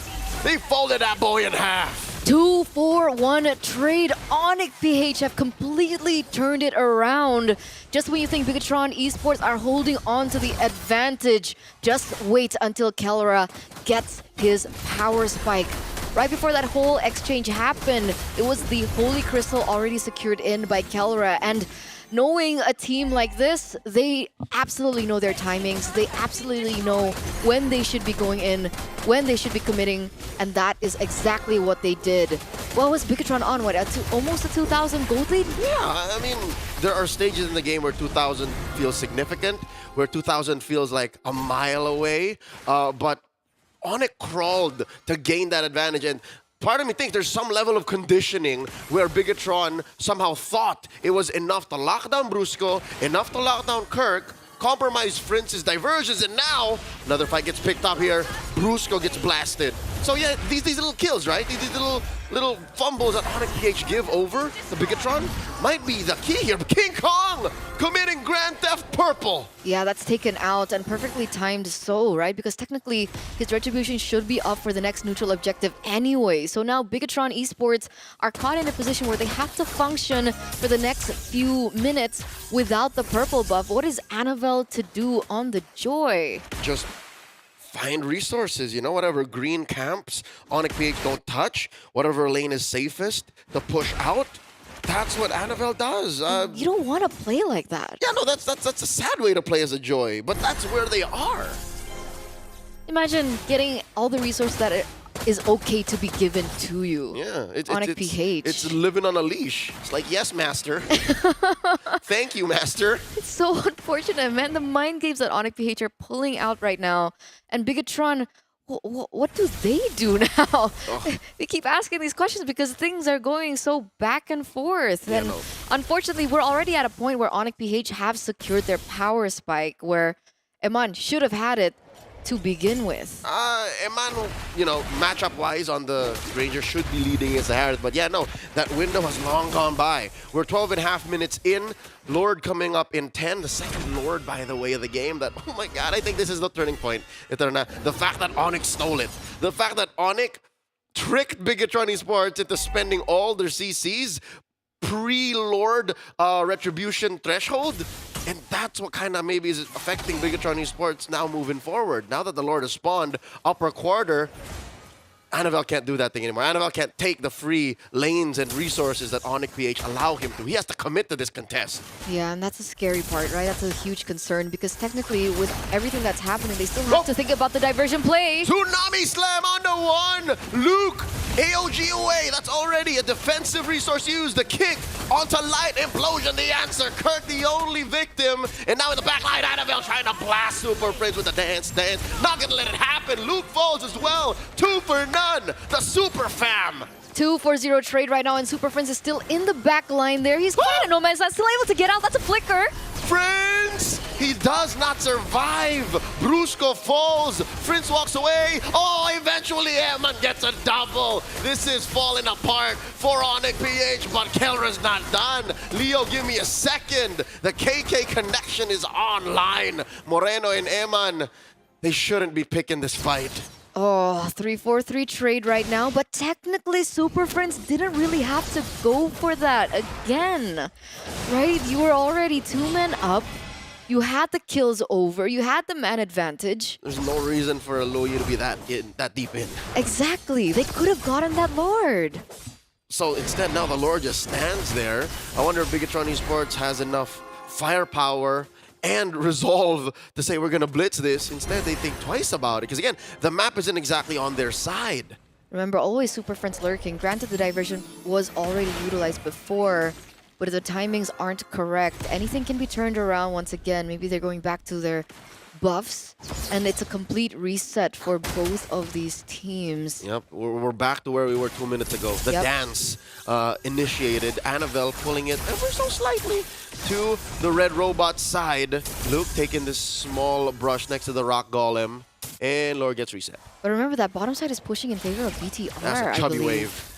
Exactly, so the pressure's on Onyx, honestly. They have to go back to housekeeping. Luckily, they do have diversion, but that's a diversion spin. Oh, well, there you go. Yep. They use diversion to control that wave. Yeah, world's longest diversion. And King Kong will be not back. He said he'll take the scenic route. He's gonna walk there. And now, I think that's a go signal for Bigatron Esports to blitz the Lord. And that is Annabelle securing it. And underneath that pit, Luke gets away, but no, he's sent down under, so is Light. Was that worth it? 2 for the Lord, the 2 frontliners of Bigatron for the neutral objective. I mean, otherwise that would have been Onyx PH with 2 kills plus a Lord, right? So I think Bigatron at this point are looking for anything that they can take. Bargain. It is a bargain, but of course this will reset things back to 50-50. I don't think BTR are going to be able to push it, especially with the way Kelra... Oh, King Kong! Oh, in comes the beast! Taking 2 down, it's just Moreno left. How you go mukbang now? There's 5 members of the Super Fam facing you. And if only BTR picked the fight there, Onyx would have come in and oh, King Kong with the wipeout. He's gone. He's gone. King Kong is taking left, right, and center. Every single robot that he can take, he wants to dismantle. 5-2-6 on the KDA. Wait, Leo? Yeah? Is that Kelra at 10-0-3? Yes, he is. I bet he's hoping he bought a Sky Piercer for his Harith, but kids don't do that at home. Here we go. Breaking through mid lane. Inhibitors falling for BTR. Top lane. Next up on the docket. Now Bigatron Esports have to clean up. House AOG coming in from Luke, and the rest of the Super Fam leave, and they catch Annabelle in the back line. Turn it out for Super Friends. Interesting retreat by Onyx PH. Wait. Did Annabelle get caught in the diversion? Is that what happened? He did. So I don't know who planned it out or who saw who, but he was cutting the lane. That is unfortunate. I can tell you what happened. I can't tell you how. Okay. Hopefully we'll get a highlight reel. Oh, okay. It's a replay. So diversion. They come in, they jump in. Oh. So he did come with them. He gets caught by Kirk, though. That's why he got pulled back in. So he was mid Tsunami Slam, and now a real-time fight coming in. AOG Luke finds a King Kong, does not get him into the taunt long enough to stop the shadow kill. He falls himself. Moreno also out of commission. The Super Fam winning fight after fight. 2 members down, 28 seconds, 30 for Luke. Inhibitor down in the mid lane for BTR. And this is technically a little bit more time for Onyx PH to set up for this next big Lord. Yeah, it's not like they're in a rush. Again, this is where they're comfortable. You know, cooldowns are at an all-time low. Items are stacking up. Kelra is a monster. Oh, Kirk jumping through Tsunami Slam. No one home. They can take their time. Again, mission accomplished. An inhibitor, and then they can just re-engage on the contest. Purify utilized, though, for a month, so that's information. Annabelle going quite far from his team. Yeah. Annabelle ain't taking that trip. Don't do it again. No. But luckily for BTR, the inhibitor turret that does get taken down is on the side of the Lord spawning. Not the long lane. So they can't utilize that to Onyx PH's advantage. So it's as fair a fight as it could get for BTR and Onyx PH. King Kong, look at this, doing his due diligence. But he understands that it is nighttime. He joins the fight. Doesn't want that last engagement to happen again. It was delayed Lord take that eventually needed Kelra's interference. His intervention, but yeah, no, this is worrying. Look at this, a chubby wave of back-to-back that over and over again, King Kong has to clean up. It's catch-22 right now. If he clears in the wave, he might lose a Lord. If he doesn't clear the lane, he might lose an inhibitor turret and might even be more, depending on how things actually progress. And I think Onyx PH are feeling that pressure that BTR are building onto them right now. Rusco gets caught there. Orange first, here for Annabelle. That's a buff. Extra oomph for a little bit of firepower to face off against Onyx PH, who is up by 3,000. Again, this is an insignificant amount of gold that you have on your cores if you're playing at, about 20 minutes. So Eman is at what Eman should be. He even sold his boots. So he's dealing the most damage he ever will. Yeah, he's maxed out at this point, right? What is he on? Okay, Rose Gold Meteor makes sense. Sky Piercer stacks is short. Yes. And a complete reset again for both of these teams. They've been able to clear out that bottom side, so Onyx PH now have a little bit more freedom to play with. Meanwhile, that lane in the top side will still be crashing in favor of Onyx PH. Yeah. 50-50 lanes is beneficial for Onyx. Like, they can make this happen over and over again to force BTR into a less than advantageous position. Diversion here. I wonder if BTR knows who they're sending over. It's King Kong and Brusco in that long lane up top. And, yep, Moreno just firing off arrows. Look, he's just clearing them out. When is going to be the time where they look for a proper fight here? Kelra already looking for a little bit more damage onto the Lord. Usually starts off of Kirk or Luke. It's one or the other. And now he drops Zaman Force, forcing Moreno out of that position. Moreno dashing back, spends the flicker. That's one big resource BTR's missing now. He's going to be able to heal back. Oh! They do catch Kirk. Luke committing. Kirk with the flicker out. 1-for-1 now. Brusco with the kick. Wrong angle. Annabelle sent over there. Forced to use the winner crown. What's he to do? Gets blasted on 10th of his health. Dashing away. King Kong with a shadow out. Lord this time. 3/4 of its health. Zaman Force. Already dropped by Kelra. BTR with a tactical retreat. The re-engage by Luke. Revitalized. Not enough. Kelra gets one. Absolutely here. And that's going to be a free Lord given over to Onyx PH. We see a diversion play onto Moreno. He's caught in a sandwich. Oh my god, there's 4 members, 5 from all angles. He got mukbanged this time, and there's 3 members left to defend. Annabelle going in. Tsunami Slam gets him. Kirk does not survive. Eman gets a kill, but Annabelle falls eventually. Here comes the Lord wearing black and yellow. So at what cost was that? Brusco still looking for the right opportunity. There's still the Immortal coming through, but that's another member taken down. Oh, desperation implosion from Light. Ladies and gentlemen, Onyx PH takes game 1. What a game. What a game between these two teams. When BTR face against difficult odds is when we see them get even stronger. And they put up a fight against Onyx PH, really forcing them to think about every tactical move they make towards that Lord fight. GG, well played, but it's not over just yet. You can see that the faces, dissatisfied members of Onyx PH, they are going to hit the drawing board as well. They do want an easier, a cleaner game against the Red Robot. I like that you mentioned cleaner game. What did you notice?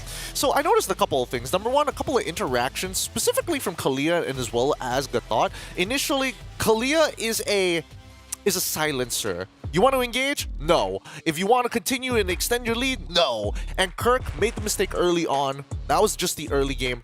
But after that, how many implosions did we see like it that were effective? And I would say probably like 2 throughout the entire game. Generously. Very generous. That's a generous number. But I think at the end of the day, if you calculate those numbers and you put them through the hypergeometric calculator, like, you get a wash and then maybe a small positive for Onyx PH. Because if you take out that major CC and you just, pay the price of Kirk, you'll take that deal any day. Exactly. So I think the big balance here was how exactly do we get the resources, the important resources of the AOG and the implosion out. And I think it was a very tough balancing act even for OP. Imagine 2 inhibitors down. This should technically be a super free Lord to take. I mean, it's unlucky that it spawned to the top side of the map where both their inhibitors were, but even so, utilizing the shadows as well as the diversion to make sure that King Kong can deal with the wave down bot side. Just notice the way that BTR were playing. Stick together, use Selena to open up the map. If we see Kirk, we can start pushing him out. But more importantly, the difference maker was supposed to be Annabelle, and he could not cleanly engage that backline. So was it Annabelle on the joy, or was it just Annabelle's performance is what we're looking at? I think either way, you give him whatever hero, the way he gelled with the team just wasn't enough. Because again, he had the tools, right? The reason why that wave down bottom was so chubby was because they can afford to send someone back because there was enough of a threat in their kit. So that's mechanically speaking. But chemistry-wise, he just couldn't find the angle. Like, he couldn't use the most of his teammates to try and get that beneficial pick off in the back. That's all he needed to do. He just needed to find Kelra, man. It's too tough once he gets to that critical mass. 13-0 and 7 untouched. The god shows why he is the almighty in the gold lane. It is difficult because these Leonins are hyper meta and super dangerous. 2-tapped. We saw Annabelle get hit by 2 Chrono Dash empowered autos, and that was more than enough to send him to the next life. But dear lord, Kelra was having one hell of a game. Especially with the goal graph that we saw earlier, BTR were actually in the lead for a good amount of time, and Kelra pulls it back. Sad Nana noises. She's the one Leonin who's not meta. Her and Aldous, but Aulos. But I think, you know what? Maybe wave clear was also kind of a problem for BTR, talking about Nana. They had a Selena. They are team fight specialists. They are map control, funneling specialists. I think Onyx, the way they played and how messy it was enough to kind of equalize that. Because if you have Kirk who's just willing to randomly walk in the bushes, you know, Bruce got willing to kick, Annabelle, even if he knows that it's not going to go in the right direction, I think that was enough to, you know, make it awkward for Bigatron to set up these big ticket ults. Oh, I mean, I think a lot of it just comes down to information, right? Because notice that Onyx, BH, Brusco, and as well as Kirk were clearing out bush by bush, you know, strategically mind-sweeping away the information patiently with the rest of the team. You notice that even for Super Friends, he's not too keen on walking up at all. Maybe in the early game when Kirk was in trouble, but other than that, it's like, I do not want to lose my battle spell. It is too important for me to have it available, especially with the lineup that BTR was putting against him. I think at this point, if we're going to talk about adaptations, I think it really just comes down to the execution, or maybe even looking for a secondary win condition. Because as you mentioned, Leo, that when Moreno is on the Selena, wave clear is an issue, but you are funneling all that extra gold and lack of wave clear to Iman, who is capable of cleaning out the waves and, you know, laundering all that gold. And I think that's still the main problem that Bigatron is currently facing, right? You need someone else. You need someone else to kind of pop off. And I think Annabelle. Is that why we're so hard on Annabelle? I because know. He was supposed to be the chosen one. And he was so good. I don't see the same level of performance from Annabelle as soon as he hit Bigatron. Now, before we keep on ripping on him anymore... Not ripping. I love you, Annabelle. I mean, the next amount of news you're going to get is not going to be too great, because TLID has dropped the game against Papara. Super massive. Sit down, woman. This is not a misogynistic thing, but... I was going to say, you love Annabelle more than Fabian.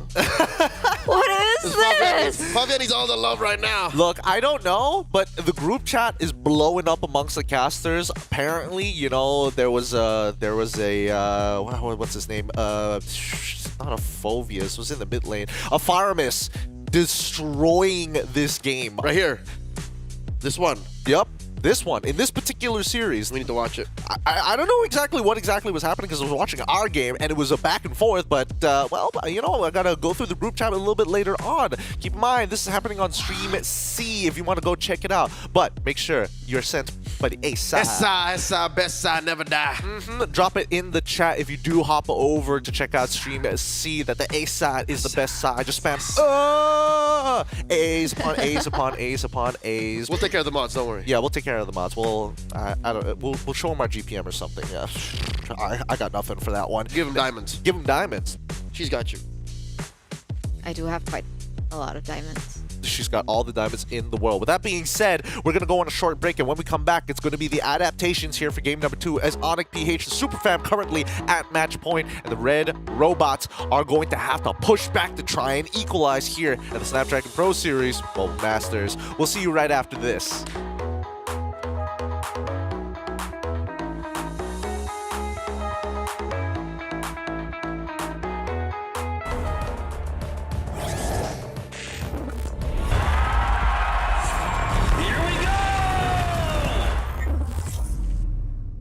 The Snapdragon Pro Series is brought to you by Snapdragon Elite Gaming and DHL. Giving palpitation when I say it with my chest. Do the calculation, it's time to invest. Acquiesce that I am the empress. Go is go fix someone cool with a vet. I just can't be tamed, that I'm the Loch Ness. So blessed, they can't come. Tell me you're feeling enough. Tell me you're feeling enough. Do it like nobody does. Sipping that haterade. Right to the finish line.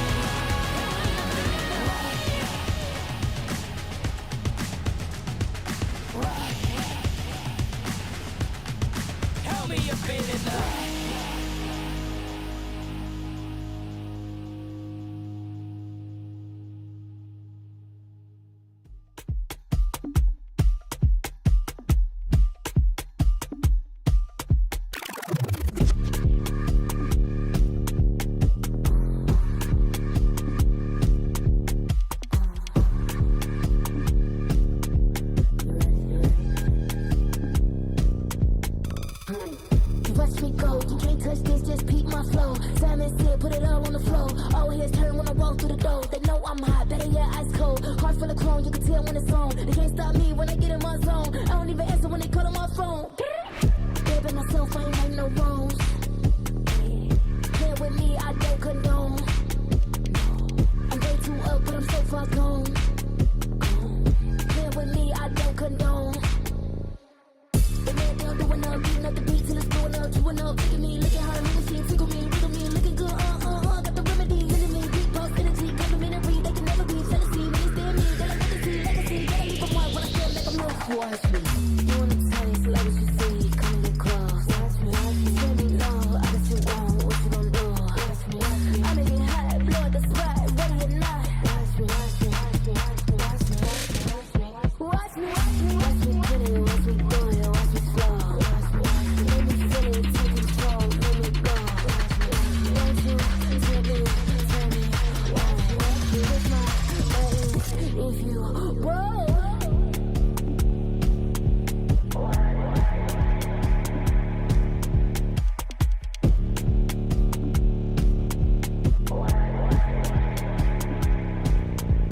Watch me, better than me. Cocky, you like what's free. Watch me, better than me.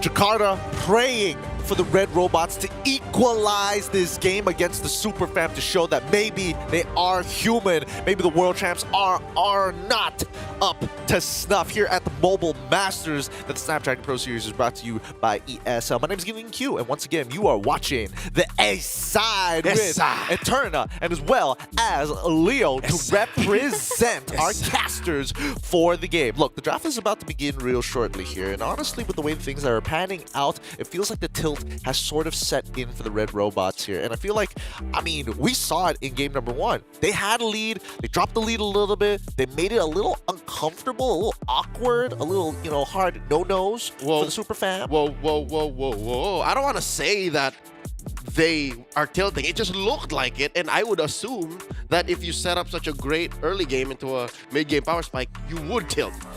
But hoping that's not true. Hoping that, you know, come the draft, they were able to powwow and say, fresh start, boys, fresh start. We can take this to 3.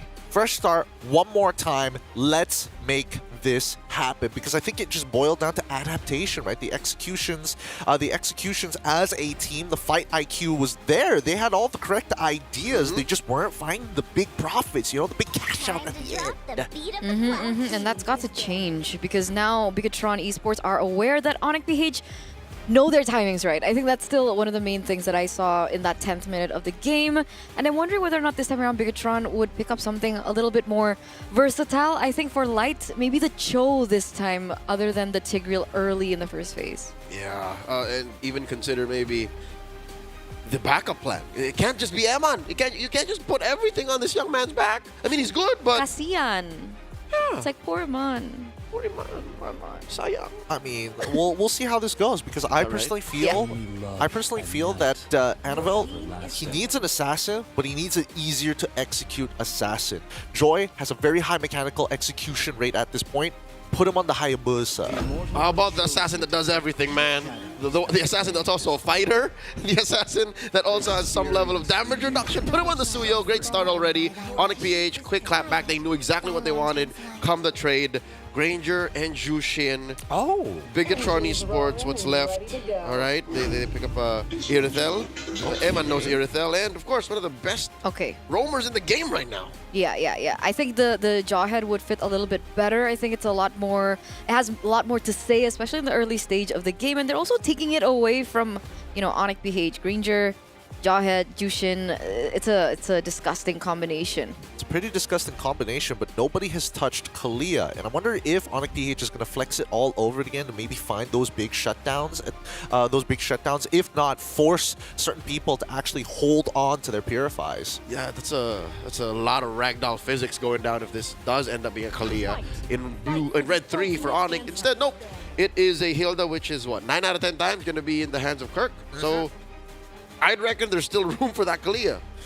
We'll see, because the second half of the draft is about to begin here, and I mean, obviously there are certain changes that are interesting, right? The fact that Jushin was picked up very early on for Onyx PH, and now they're going to be looking towards Moreno's side. Hey, if you do decide to play that Selena all over again, I'm not letting you run away as easily. You better have a flicker, and I can guarantee a battle spell every interaction. Yeah, and that's why we do see some limitations towards it. I don't think Bigatron will want to commit again over with the Selena, so we do see Onyx PH starting to really respect this kid, right? Yves being banned out. I have an inkling feeling that there's going to be another mage ban, but considering Moreno has a lot of heroes under his belt. We've seen him on the Veil, we've seen him on the Valentina. What else?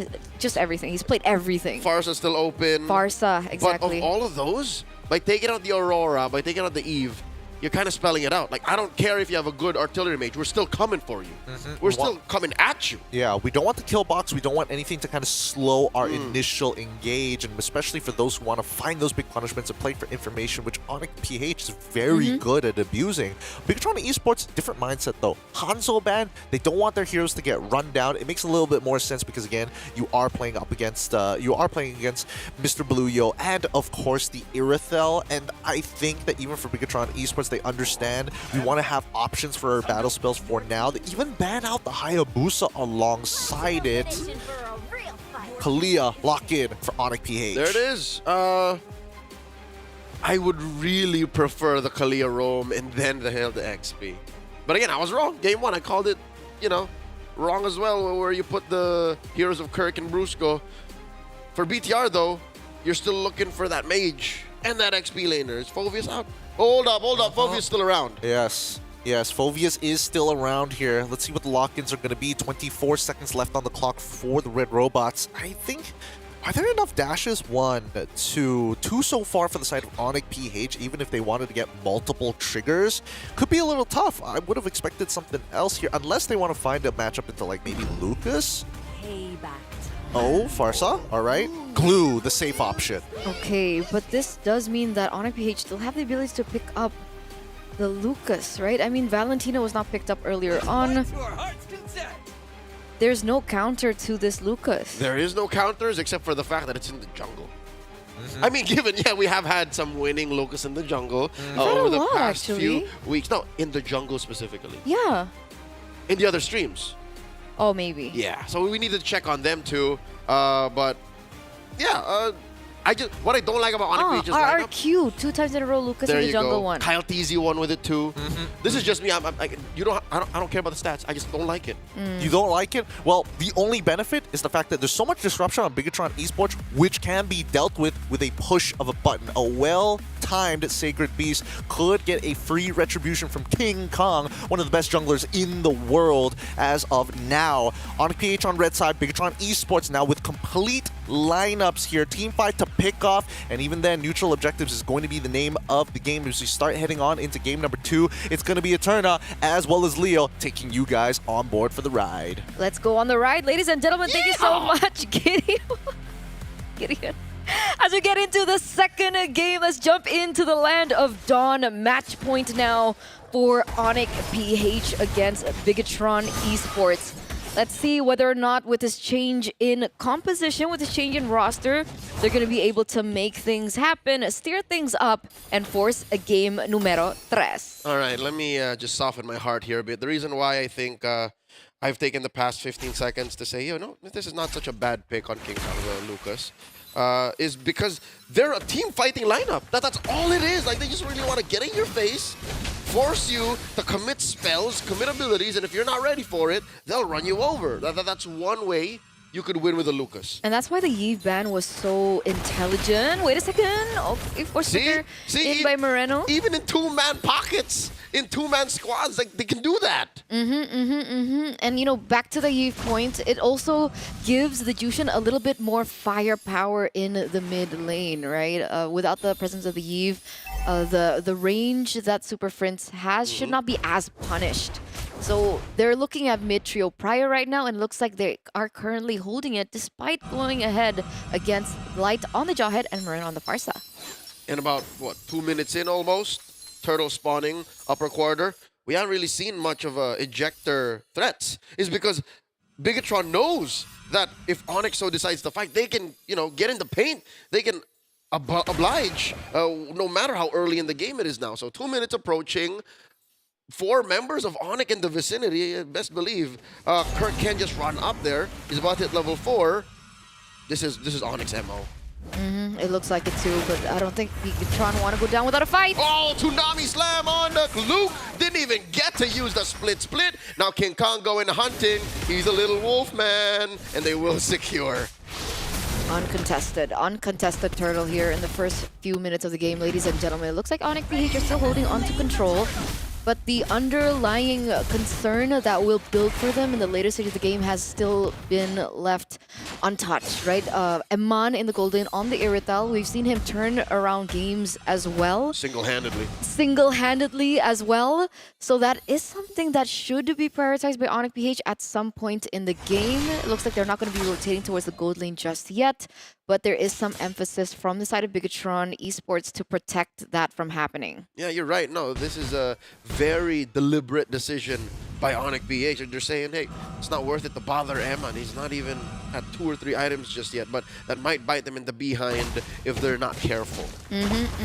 Granted as well that Kelra is still ahead in terms of gold. I think not too much. I think 500 gold-ish in that difference, so Onyx PH should be able to get to that power spike a lot quicker. Meanwhile, 2v1 situation. What's going on? Oh no! Kirk entertained these two a little too long. What are we expecting? I don't know. I think he wanted to clear in the waves. 2v1, unexpected. Wanted to get the XP.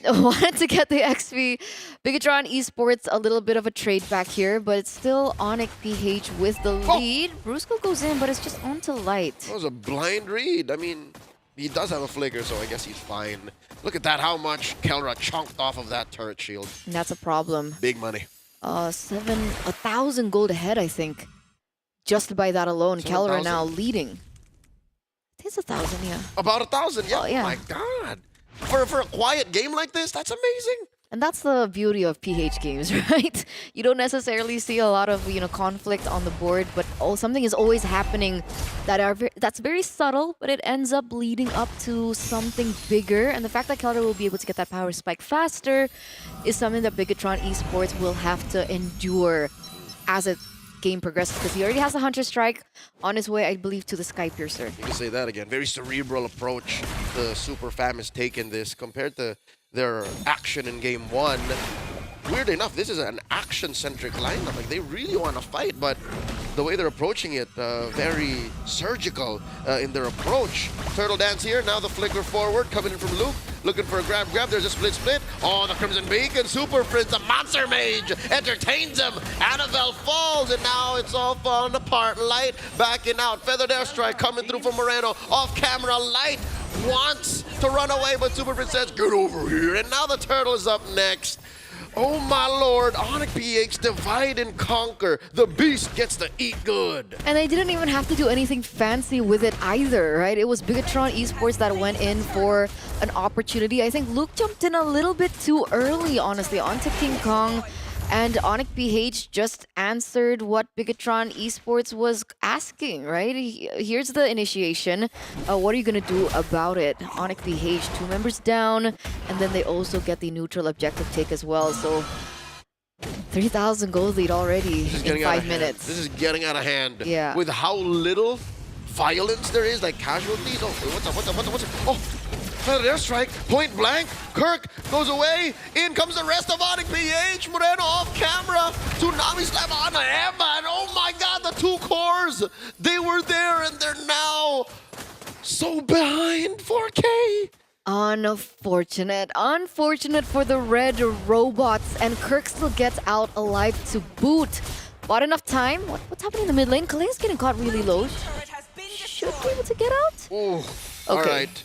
That's Gets fine. out. Yeah. Light, again, does not want to overcommit to that fight. They are in full-on defense mode, damage control. This is what the Super Fam can get away with their newfound love for macro gameplay. Last year, in 2024, their run, it was all about mechanics. It was all about team fighting. Now, they're minimizing the damage. The grab on the Kirk. He falls. Free kill for Annabelle. But honestly, that's okay, right? Because with so much control over onto Onyx PH, tower on the top side goes. Tower on the bottom side goes. It looks like they're looking for another one. Should be able to zone out Eman away here. And that's just been the nature of Onyx PH at this point. Bigatron Esports, I wonder if they're used to this, right? MPLID, always about brawl-heavy style games, very high action-packed. And when their macro gets put to the test, can they adapt on time? You know what? It did take a while for the rest of the world to follow through learning how to Lord Dance. But hey, we learned at M4 in 2023. The rest of the following years, the rest of the world has to pick up on that. And now look at this. Inside the turtle pit, Luke, very low, gets a split. That's right, the answer by Moreno, the ejector on a Super Prince. Finally, Bigatron Esports finds the Monster Mage, tames him, but only for so long. Luke, once more, forced to flicker away, gets another split. In comes Brusco, gets that Tsunami Slam, beaten off a kill to Kelra. Annabelle falls, Luke up next, the Beast, helping Kelra get a double. How does that happen? Bigatron Esports started that so well, already a man advantage in the neutral objective fight. Granted, they were looking for something more. Triple kill as well, secured in. What? What is that? Where? Huh? How? They're not done! Emma falls! The Super Fam goes above and beyond to wow us. 4 members for the price of 1. Plus, they also get the perfect turtle. That's 501 stats onto Kelra with the Sky Piercer to boot. Things are crumbling for the red robots right now. Crumbling is an understatement. They are getting dismantled, turned into scraps. That's what the Decepticons would do to the Autobots if they had their way. No mercy from Onyx PH. No quarter. You come in within range, you go down. They're taking even the purple.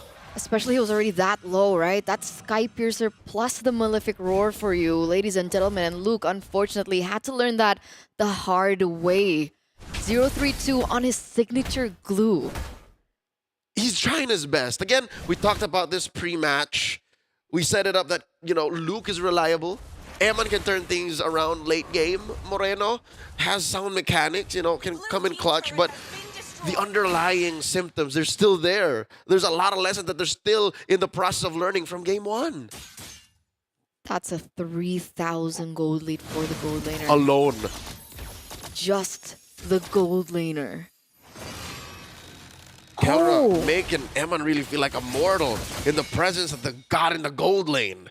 And looking at the items again, Super Prince feeling himself with the Sky Piercer too. There you go. This is what people do in ranked. This is what we were expecting from the couple of Zushins we saw yesterday. Here, this time around, Fritz is looking at that. Fritz is looking at Riz like, "Hey, look, my coach let me do this."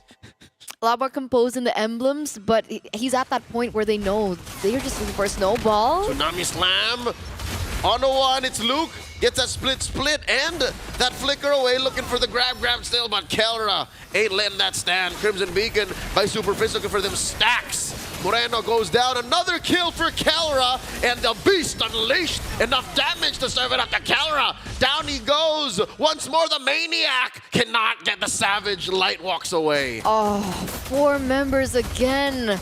Another Maniac in the hands of Kelra. He's sitting at 10-0-1 on the Harith and now on the Granger. What can't he do at this point? These inhibitor turrets should be falling.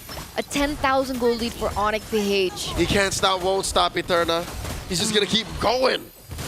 And going they will, going they shall. A Lord already being bursted down, blitzed down.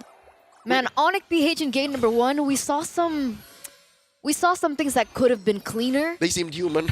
They seemed human finally, but in game number 2, they're like, all right, no. The gloves come off. The hair ties. Oh yeah, they go off. Gloves come off, hair ties go off, and your bases start to crumble. Your turrets fall, your holy shields pop, and Lord comes a marching down bottom. Looks great in an Onyx PH jersey. Can they defend this? Technically, Moreno has the high ground. Technically, Amon should be able to clear despite the lack of range. Only on 2 items right now. By the way, Amon only Windtalk and the Berserker Fury. Let's hope it's enough. Feather Dare Strike, maximum range, smack dab right in the middle of that base, hitting up mid, hitting down bottom, but this is the inevitable. Lord crashing through, finally piercing down that inhibitor, and that's permanent damage. Up next in mid. It's gonna go down for sure, right? And the flicker tsunami slam forcing a fight against Moreno. He goes down, Luke follows up just as quickly, and now it's just 3 to defend in the base. Bigatron Esports knows the end is nigh. The sweep is upon us. Ladies and gentlemen, the Super Fam is so back. King Kong finds one. There's the wipeout. Waiting for a minion wave. Onyx PH, 13,000 gold ahead. Waves crashing through. Top, bottom, and mid. They take the game 2-0. 2-0 clean from Onyx. Clean execution, clean draft. And the Red Robots had absolutely no say, especially in this second game. You can see the smiles on their faces. They knew that they played it cleaner. They knew they've done better. The Super Fam does it again. World champion standard. GG, well played to Onyx Philippines. The Red Robots are going to have to tuck their tail between their legs and walk away from this one. A brutal loss here in game number 2. 3-18 being the final score. But I have to say, OP, I love this comp so much. It makes this Lucas so deadly, and not to mention Brusco's Kalia just popping off here. Did I not say I felt a little better about this Lucas in the jungle? Again, team fight after team fight after team fight. That was taken slow and steady. I think that's the chef's kiss, the icing on top of the cake, the little red bow on top of the gift that was handed over to us as viewers, as fans.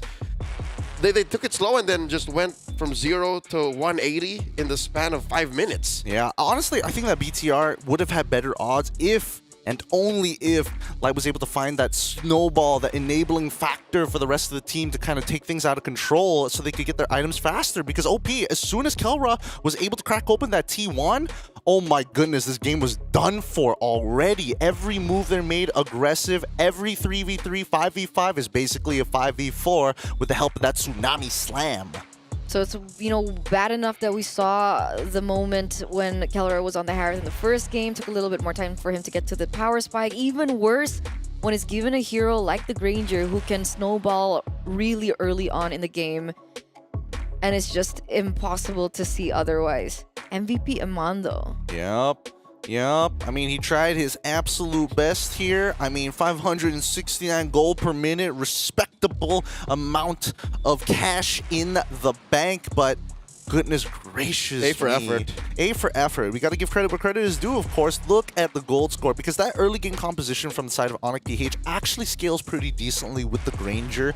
As well as having the Zushin to kind of glue the composition together. It means any mistake you make, you're never running away from. And if you're able to, find that initial pickoff, then Granger helps you extend your lead even further. Yeah, this is a dive comp masterpiece. It's basically, if Light can't punish you, and if Moreno isn't ready for how fast this is coming at you, it's over. And that's what happened. They literally ran through Bigatron Esports. Like, there was very little BTR could do to even put up a decent fight. I mean, they tried to get Anavel in a position where he can actually start the snowball and eventually outscale the Lucas, but Kelra made it impossible for him to run with the help of their mid laner Super Friends on the Jushin. It's just too hard, man. Too many things were not going the Red Robot's way. And of course, Kelra, and this time he doesn't take killing spree. Bri, he did take Impure Rage. He knows, I'm just going to chase him down. I'm going to poke him down. I don't need the resets. I just have to play a strong game. And both Game 1 and Game 2, perfect KDA. 12, 0, and 4 with a 982 GPM. That's high. That's super high. That's Don't forget the literally maniacs. really and the six triple kills. the denied Savage. Yeah. I think that's a moral victory for Light. Like, he just knows, like, at least I didn't give the Savage, y'all. But no, this is showing us that Onic PH, no matter the struggles pre-Mobile Masters, no matter how much the game has changed since they won the World Championship, they're showing us that we know how to adjust. We know how to play with the best of the best. And Brusco said it prior to the match starting, is we treat everyone as equals.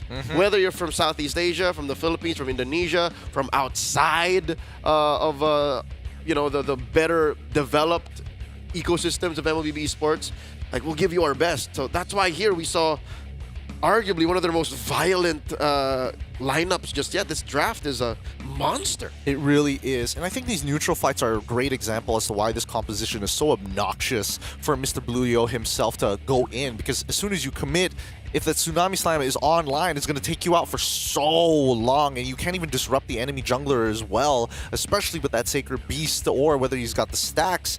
But even so, I think that, Onic PH, they had the checklist, the flow chart. Make sure the only way we lose this is if we all clump up and give Glue some free stacks to lock us down for a little bit, and more importantly, if Moreno can blow us up. So they made sure to cancel that Feathered Airstrike every single time. And technically they had the comp to do it anyway. So the fact that Bigatron actually opted to go for the Farsa was also a gamble that they made on their part, and it didn't pay off for them here.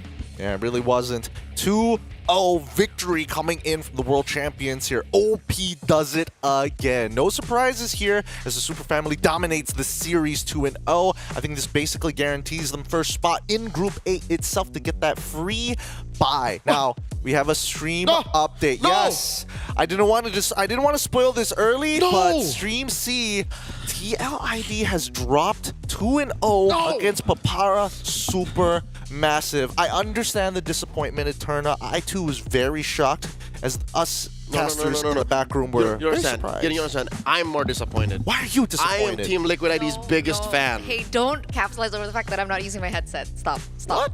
Stop. Did you even hear what I said? Yeah? Yeah, so you agree? What? You agree? No. I don't know. No. We're disappointed, right? We're just equally disappointed. It's not Can like, we hey, agree on that? Equally disappointed. Look, I love TLID as an organization, whether it be the ID boys or the PH boys, a little bit more like a slight bias towards the PH side of things, but man, TLID, I don't know what happened there. And this was technically speaking was supposed to be their international scrims. Papara Supermassive do not have enough points to even qualify for the playoffs itself, and yet they are walking away feeling like we can go toe-to-toe with some of the best. That's the thing about scrims, is anything can happen. We did talk about weird things happening today.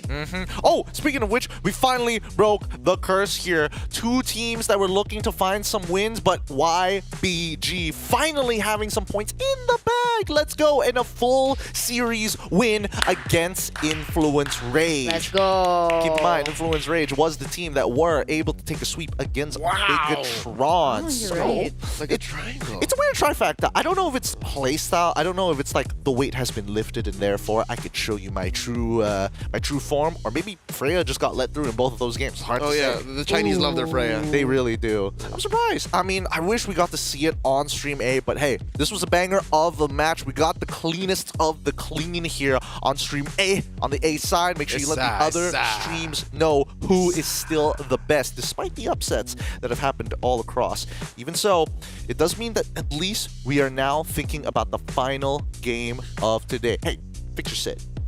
Fix your, look, Leo, he's fixing his sit right now. He's in position. This is my Anthros impression. This is your Anthros impression. Did you know that Anthros is actually a company that initially worked on wheelchairs, and they took that knowledge to give you that competitive edge on top of that comfort? It's just, hey, it's just one of those fun facts that you must know. There's medical backup to this. Science induced. Your body is just better with Anthros. Survey says Anthros top of the line.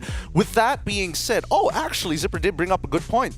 the players are actually sitting on Anthros chairs in Jakarta itself. That's why. That's where we are. Yeah, that's where we are right now. That's why competitive edge meets comfort so easily. Sorry, that was supposed to be the other way around, but you get the idea. With that being said, our upcoming matchup is going to be the make it or break it here for Group B. I should have done the math for this earlier because Group B standings is still kind of up in the air with RRQ.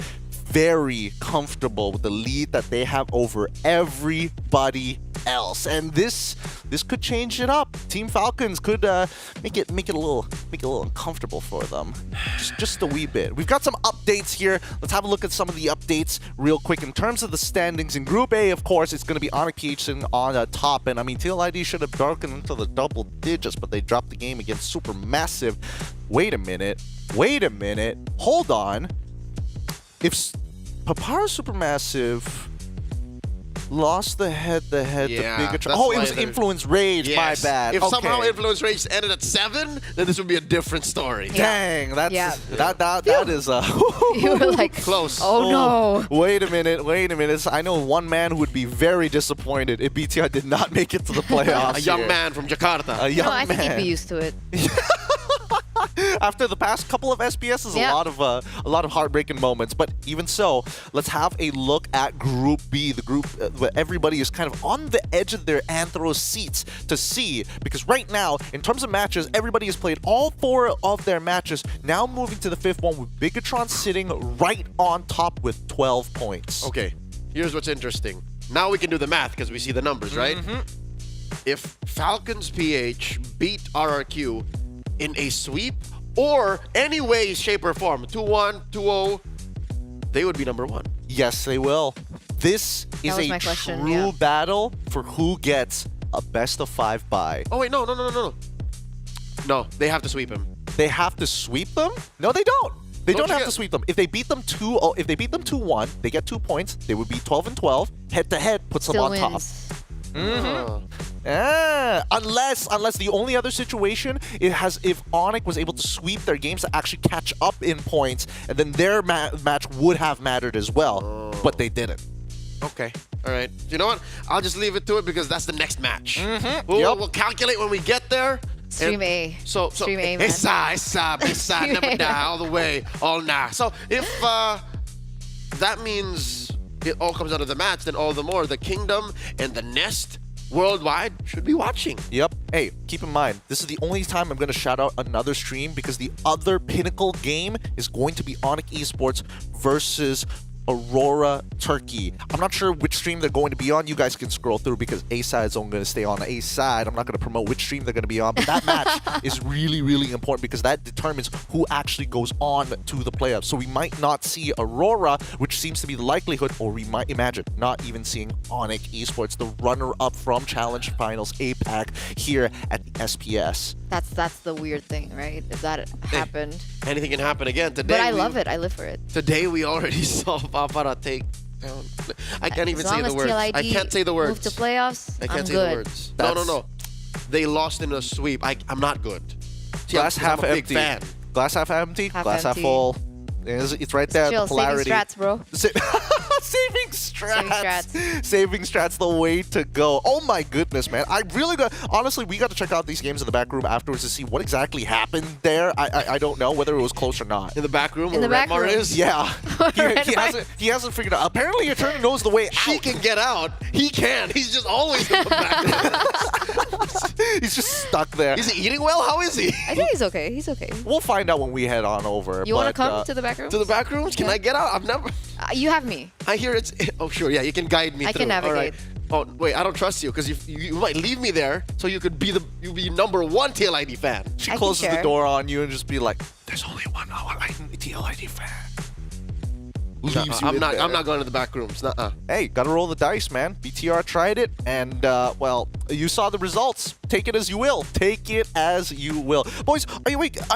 Based on what we have seen today, do you think that this could be a Falcons Day, or could this be the RRQ? And I'm only asking because Leo is here to give us the opposing opinion. I am I'm so Kingdom right now, but I'm also a Falcon guy. So here's the thing. we should ask her because she won't be here to call the match. Fair enough. Fair enough. It'll be that young boy from Jakarta joining us. So, Honestly, Eterno, what are your thoughts? I didn't study for it because I'm not casting that game. Oh, fair enough. But gut feeling, deep down.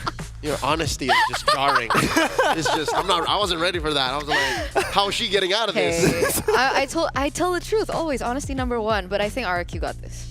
Okay, fair enough. Like that's her opinion, her uninformed opinion. She said. I didn't study, but here's my thoughts. It could be fake news. I think my prediction was 2-1 RQ. I know it's going to be very tight. Okay. But we like it tight.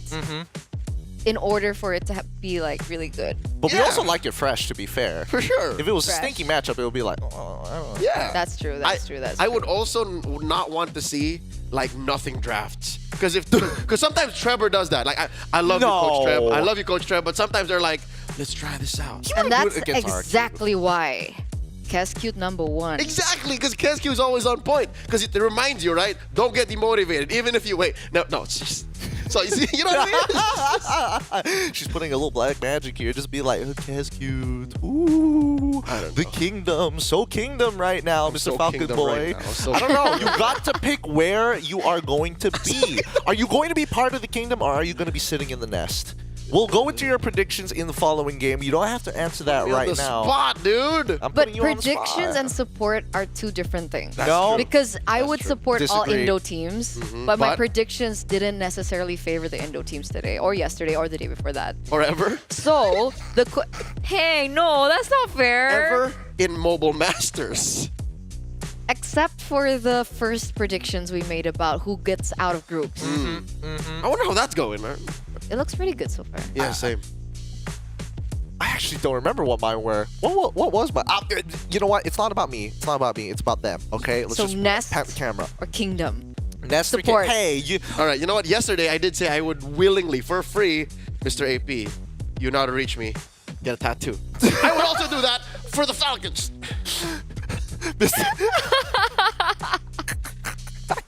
That's just the thought of it. Don't worry, we are. Oh my goodness, Your hotel is great, sir. This is going to be great here. Our next matchup, of course, going to be an exciting one. But more importantly, we need to hop on over and get the opinions of the team who's going to be moving on and getting the free buy. It's going to be from the Super Fam himself, the brains, the team, the player that every player wants to play with. Hello? It's Super Friends on the other side. Hello, Super Friends. Hi, Super Friends. Hello po.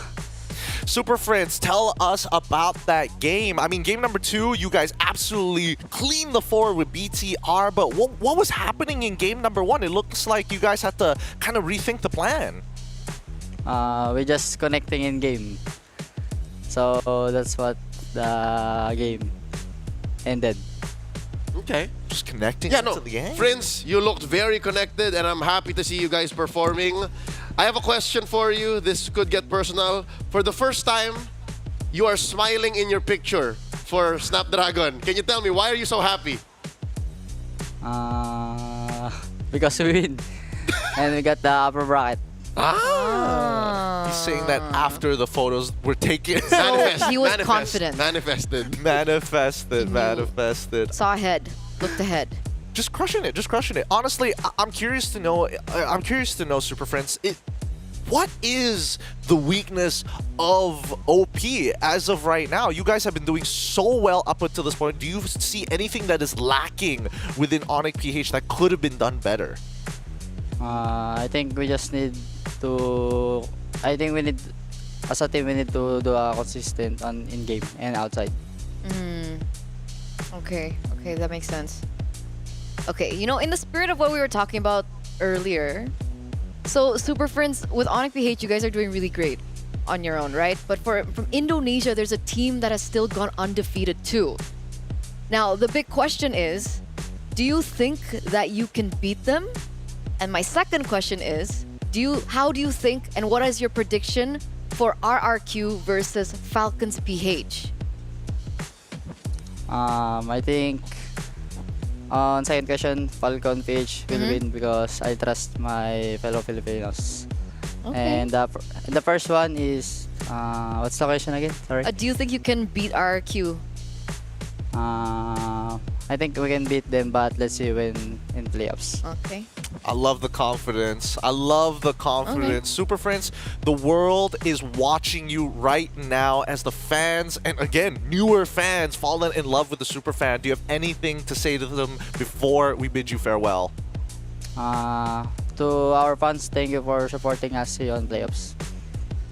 Thank you so much, Super Friends. Thank you, Super Friends. That's Super Friends from Onyx. Thank you.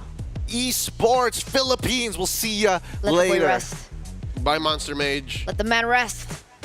Love you. All right. Aww. He would make for a terrible caster, dude. He's just like, oh, who's gonna win?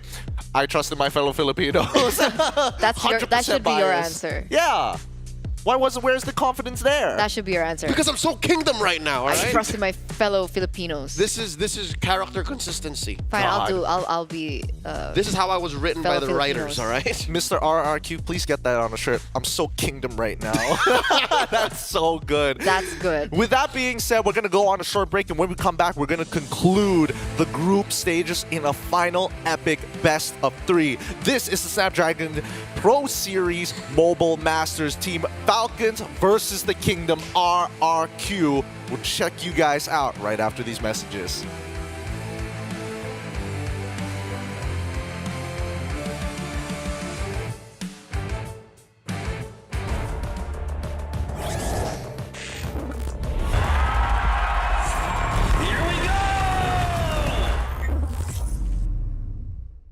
The Snapdragon Pro Series is brought to you by Snapdragon Elite Gaming and DHL.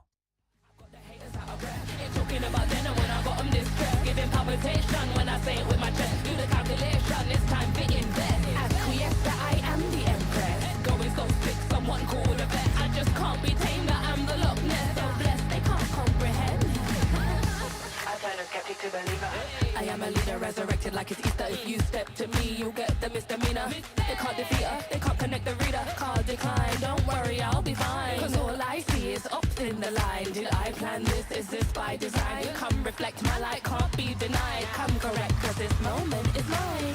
It's mine. Tell me you're feeling love. Tell me you're feeling love. Do it like nobody does.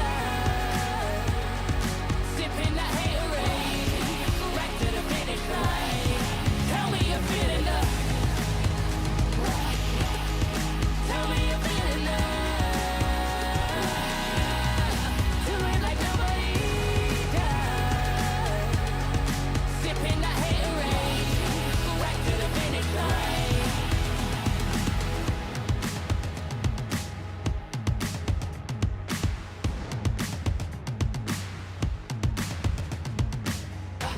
I got the haters out of breath. Ain't talking about then and when I got them distressed. Giving palpitation when I say it with my chest. Do the calculation, this time fit invest. Acquiesce that I am the empress. Going so sick, someone cool with a vet. I just can't be tamed, I am the Loch Ness. So blessed, they can't come. Tell me you're feeling love.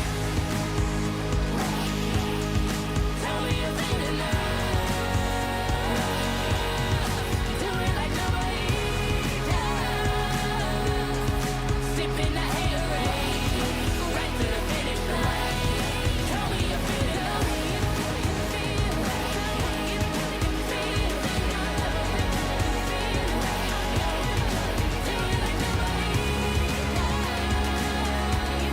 Sipping that haterade, right to the finish line.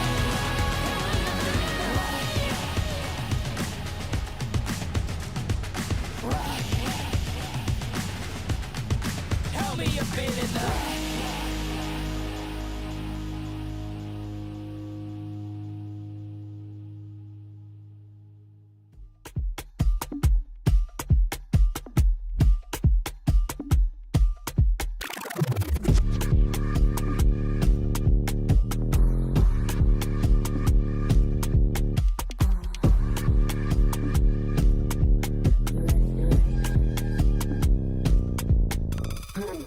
Watch me go, you can't touch this, just peep my flow. Simon said, put it all on the floor. All here's turn when I walk through the door. They know I'm hot, better yet ice cold. Heart full of chrome, you can tell when it's on. They can't stop me when I get in my zone. I don't even answer when they call on my phone.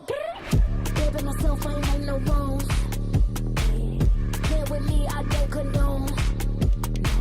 I'm way too up, but I'm so far gone.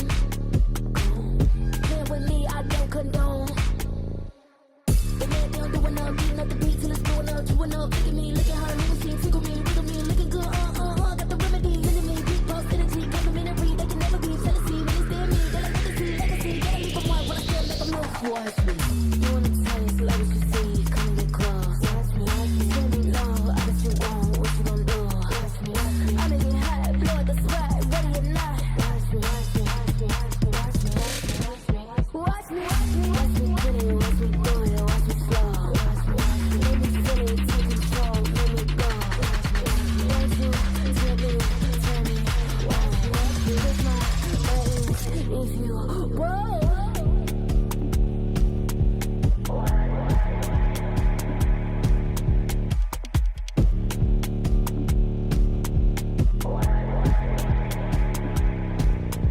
Watch me, watch me better than me. Cocky, you like to see. Watch me, who's better than me? Watch me, you like to see. Watch me, you wanna taste like what you see. Come and get close. Watch me, tell me no, I bet you won't. What you gon' do? Watch me, I make it hot, blow the spot, ready or not. Watch me, watch me, watch me.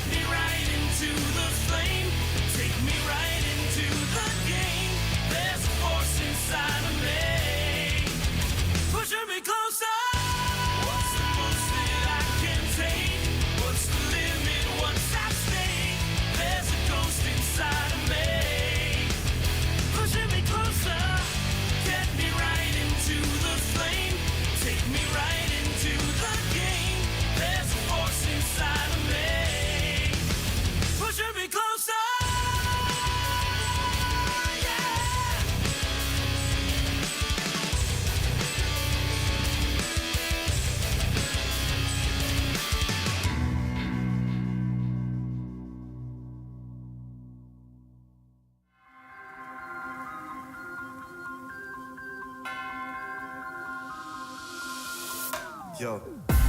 One thing's for sure, you're gonna recognize me when I walk in the door. And I had to get the haters to giving applause. I can get an encore without giving them more. But wait, I'm giving them more. Every 7 days I'm giving them 24. You can't make the cut if you ain't gonna bore. These ones don't know about war. I grew up cold, hungry and poor. I wasn't grateful, I wanted more. I wanted women, I wanted tours. So I grinded and grinded some more. Woke up depressed, I had to fight more. So I burnt out, I couldn't do more. I had to put a station on pause. Now I'm back like I want no war.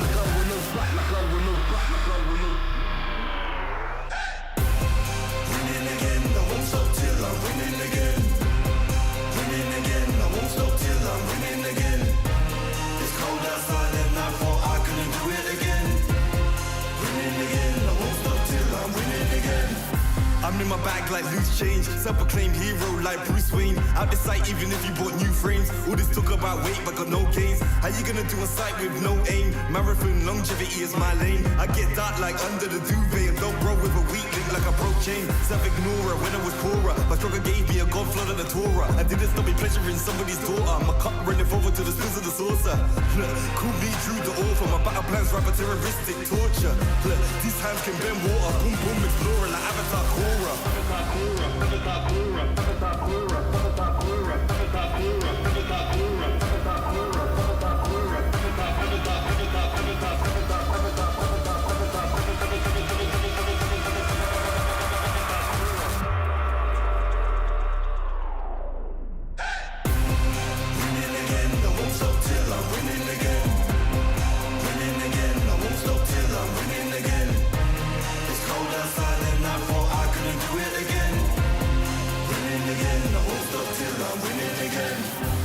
I rhyme like nursery, still my style, you will reimburse me. Plus 30, big hands and they're sturdy. I'm Drew the first, I'm back like anniversary. I came back worthy, like I swam in lava till it no longer burns me. I walked the desert for my ego's perjury, working for that zone where you can't outwork me. I'm a big man, but I ain't 32. I came to the front line with like 32. I'm a Rex, that's a shout out to 32. I'm a danger and I play 32.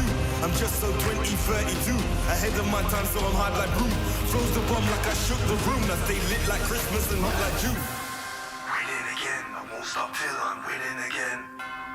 Winning again, I won't stop till I win. It's cold outside and I thought I couldn't do it again. Winning again, I won't stop till I'm winning again. Winning again, I won't stop till I'm winning again. Winning again, I won't stop till I'm winning again. It's cold outside and I thought I couldn't do it again. Winning again, I won't stop till I'm winning again.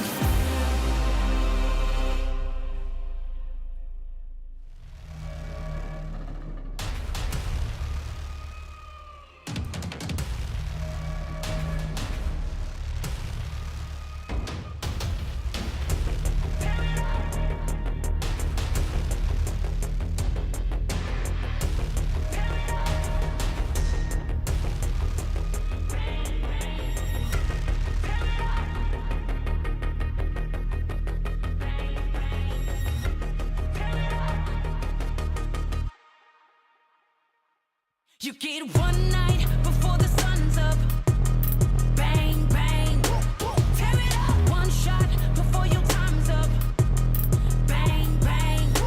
Tear it up. Get one chance before you're out of luck. Bang, bang. Tear it up. Tear it up. Bang, bang.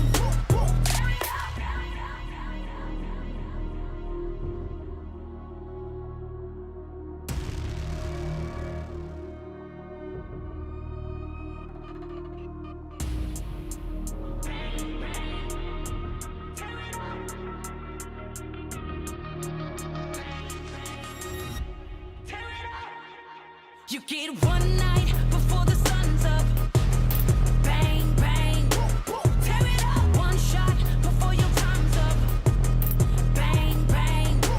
Tear it up. Get one chance before you're out of luck. Bang, bang. Tear it up. Tear it up. Bang, bang. Tear it up. One army, we unbreakable. Won't ever beat us. We too strong. Take a stand, raise all of your fists high. This is the one. We're fighting for our lives. Won't let the odds run up on us. We fighting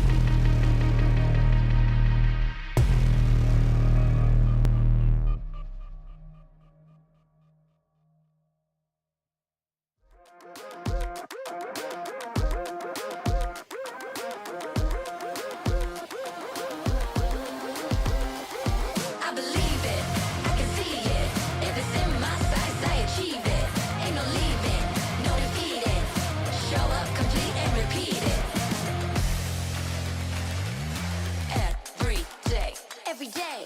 Rule that game. I always go 100%. Start to end, to the end, out or in. No between. You gotta go 100%. Play to win every single moment. Caught up in the motion. Got no use for caution. Hope you're ready for a fight. I believe it, I can see it. If it's in my sights, I achieve it. Ain't no leaving, no defeating. Show up complete and repeat it. I believe it, I can see it. If it's in my sights, I achieve it. Ain't no leaving, no defeating. Show up complete and repeat it. Every day,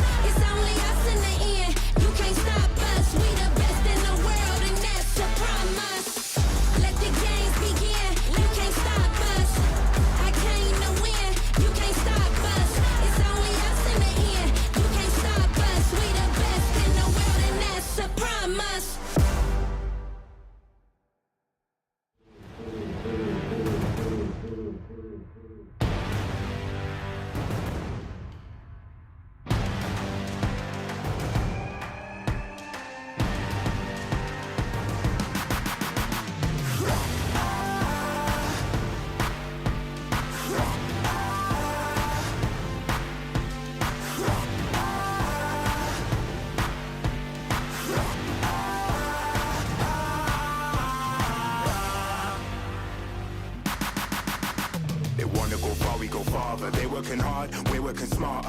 Where they're gonna go, we go harder. Hit every swing, roam like a king.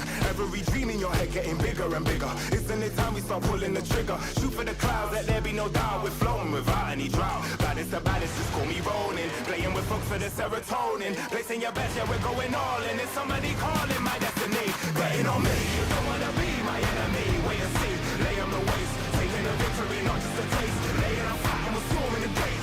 You don't wanna be my enemy. Wait and see, lay on the waist. Taking a victory, not just a taste. Laying on flat and we're storming the gates. Laying on flat and we're storming the gates.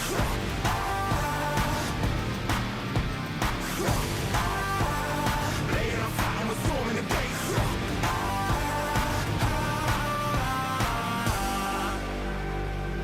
Right from the heart of me, never apart from me. It's all I had and all I'll ever need. Way too close to call it. Taking a leap and we're going all in. Baddest the baddest, before you rolling. Blessing with folks for the serotonin. I'm betting on me. You don't wanna be my enemy. Wait and see, lay on the waist. Taking a victory, not just a taste. Laying on flat and we're storming the gates. You don't wanna be my enemy. Wait and see, lay on the waist. Taking a victory, not just a taste. Laying on flat and we're storming the gates. Laying on flat and we're storming the gates. Laying on flat and we're storming the gates. You don't wanna be my enemy. Wait and see, lay on the waist. Taking a victory, not just a taste. Laying on flat and we're storming the gates.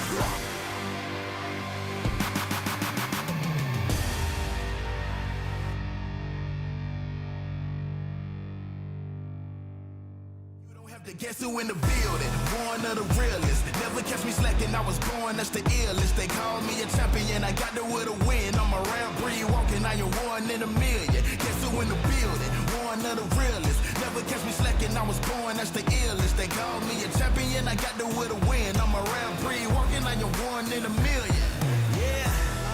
I am back in the place, don't have to guess who in the building, cause I'm back in your face. Ready for anybody coming, I am here on my toes. Never will settle for defeat, cause I'm raising the stakes, yeah. And I'm not coming to play, I got my game face on and I'm ready to shake. You see my name will be known everywhere in the world, cause I'm a king at a throne and I never will break. Hey, one of the chosen, going that's the illest, watch me kill it like a supposed to. Never catch me slipping on my pippin', I'm the coldest. The best I ever do it, I'ma show you how I know it. Notice, I am on my way, I'm here to handle business, I ain't come here to play. I see they in their feelings, I don't care what they say.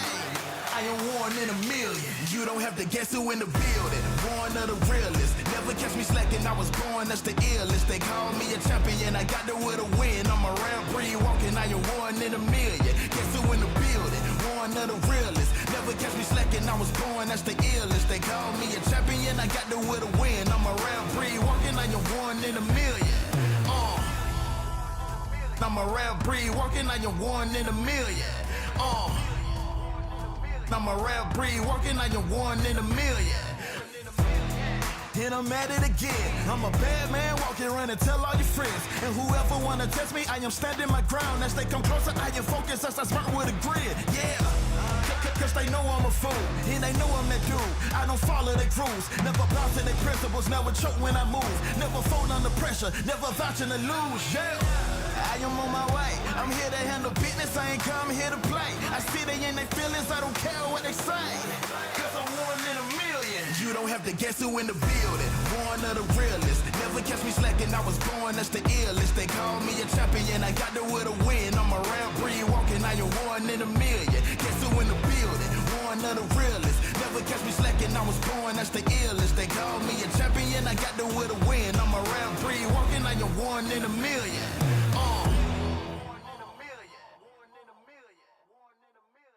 Let them know.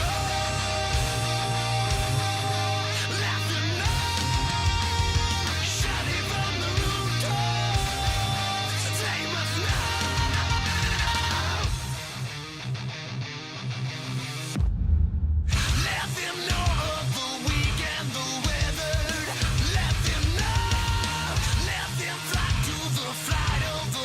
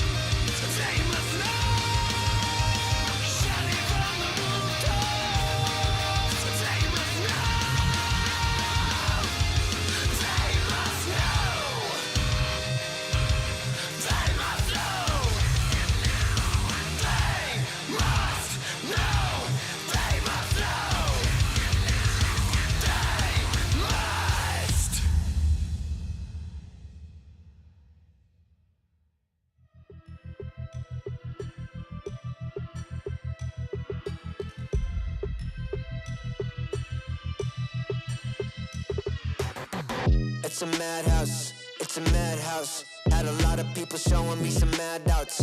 It's a madhouse, it's a madhouse. I got love for the game, I don't cash out. It's a madhouse, it's a madhouse. Everybody with their hands up in the air like whoa. It's a madhouse, it's a madhouse. Shaking all the city, this is how I like my show. I got love for the sweat that I put in. Door with a foot in, proofs in the pudding. Things I did, all them said that I couldn't. Superhero bouncing like a villain, all y'all rooting, you the fan now. Yeah, you understand now what it took to be the champion that I am now. Head in the sky, it's about the time you land now. And let's see who of us has got the better plan now. Who has got the better plan now? Who has got the better plan? Who has got the better plan now? I'm just trying to understand. Who has got the better plan now? Who has got the better plan? Who has got the better plan now? Who has got the better plan? It's a madhouse, it's a madhouse. Had a lot of people showing me some mad doubts. It's a madhouse, it's a madhouse. I got love for the game, I don't cash out. It's a madhouse, it's a madhouse. Everybody with their hands up in the air like whoa. It's a madhouse, it's a madhouse. Shaking all the city, this is how I like my show. How I like my show. Hey. This is how I like my show.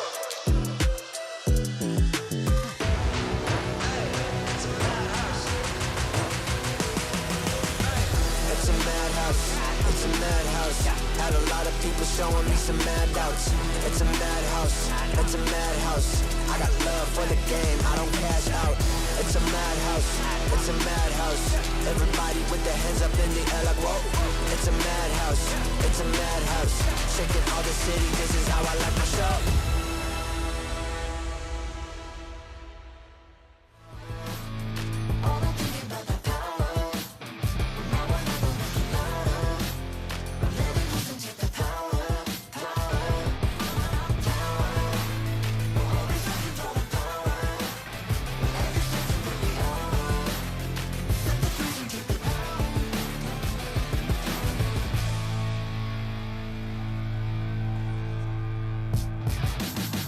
Yeah, I'm moving automatic. See the top spot, but I move right past it. You're not number one, man, you thought you had it. I got what I want, now it's more than average. We are the masters. Now we back on the roll, headed back to the throne, cause we back what we on. Now we here to set the tone, got the spirit, got the soul, never question the power. Yeah, we showing you the power. Power. Make it loud. Power. Power.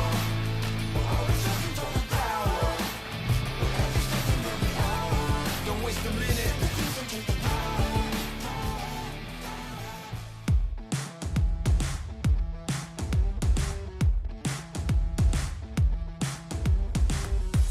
Group A has found its conclusion, and now to settle on to Group B. This is going to be the final game of today to conclude the group stages of the Snapdragon Pro Series Mobile Masters. My name is Giving Q. I'm going to be your host as always, because today we are going to finally wrap things up. Give it up for our professionals here. Hide your wife, hide your kids. You might catch them on the street with concealed weapons. It's Leo and as well as Merkel representing the A side.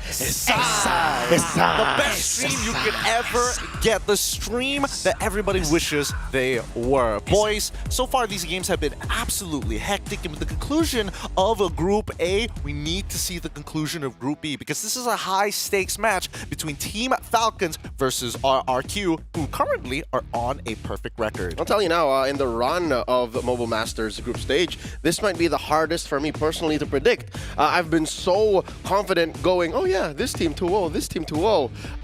Spoiler alert, this one, I really took the time to figure out what I thought was going to happen. So we're going to see your answer later. Yeah, that's easy like that. Like I kind of put you on the edge.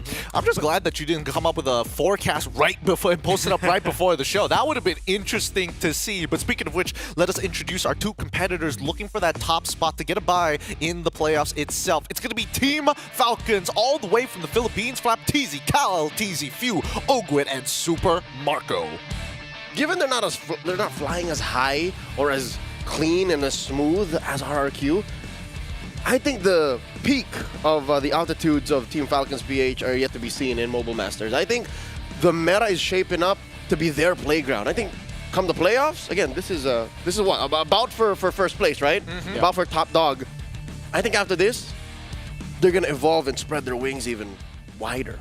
Yeah, I think we've seen that before. I mean, again, for Super Marco, I think in an interview, he also just said that as long as he's here, the PH dominance is not going to end. Well, fun fact here, if we're talking about the dominance, well, Team Falcons have defeated RRQ Hoshi in every meeting, including M2, Games of the Future 2024, SPS Season 6 APAC Challenge Finals, Group Stage itself.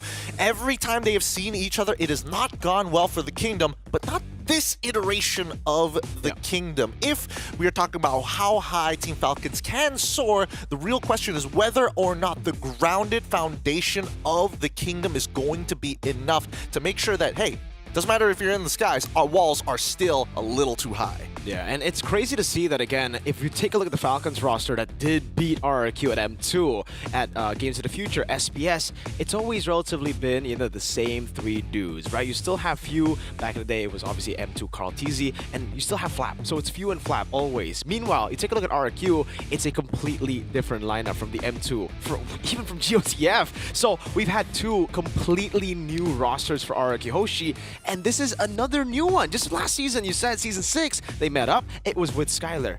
Just in one different season, it was already just the departure of Skylar, and now the new entrance of Toy plus this amazing Sutsujin plus Hazel kind of combination that we're seeing for RRQ.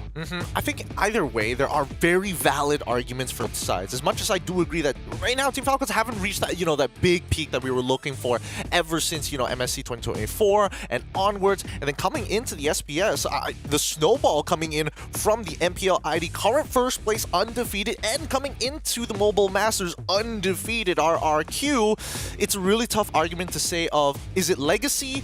Is it the branding? Or more importantly, is it the momentum that they're bringing into the game? Yeah, both of these teams have a relative amount of momentum.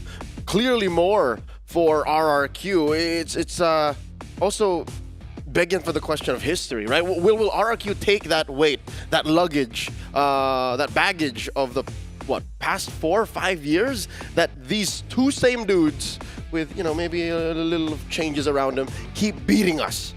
At some point, it's got to be a story in the gaming house like, hey, man, you see these dudes? They keep beating us.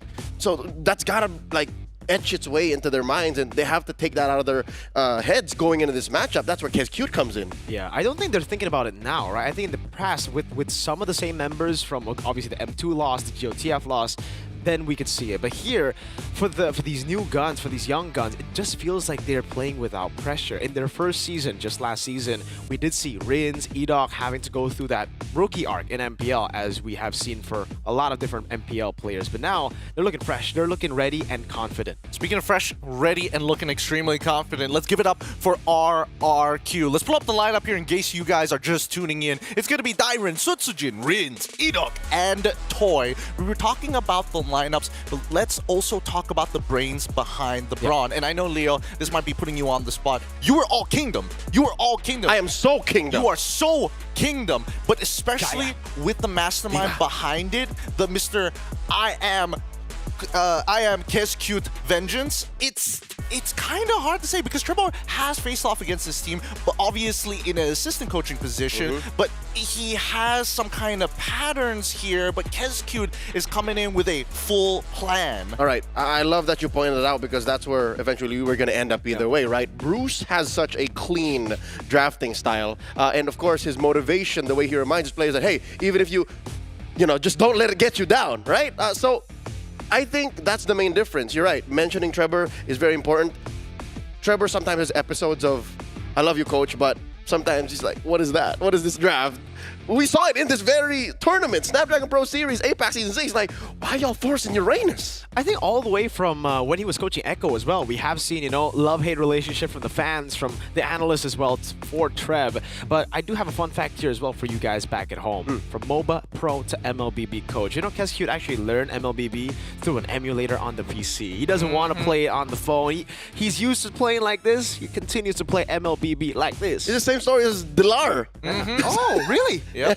Yep. All of them just blue stacks all the way through, boys. it's tough. Hey, look, I don't know. It feels weird for me. It feels a little foreign if I'm not playing on a phone itself. But hey, these teams and especially these coaches have gone through hardships to get to the level that they're at. Obviously, Kesku has come from experience within the esports scene as a whole, coming in from other mobile titles into MLBB. But even for Trevor, like as you've mentioned, in his time during Echo, there's that love-hate relationships from the fan. We're looking from it on an outside perspective, but internally, it must have been difficult for him transitioning from org to org, but still making sure that the boys that are under his care is going to be enough. With that being said, we do have an interview coming from Team Falcons PH. It's going to be Ogwin on the line. Let's see what he has to say.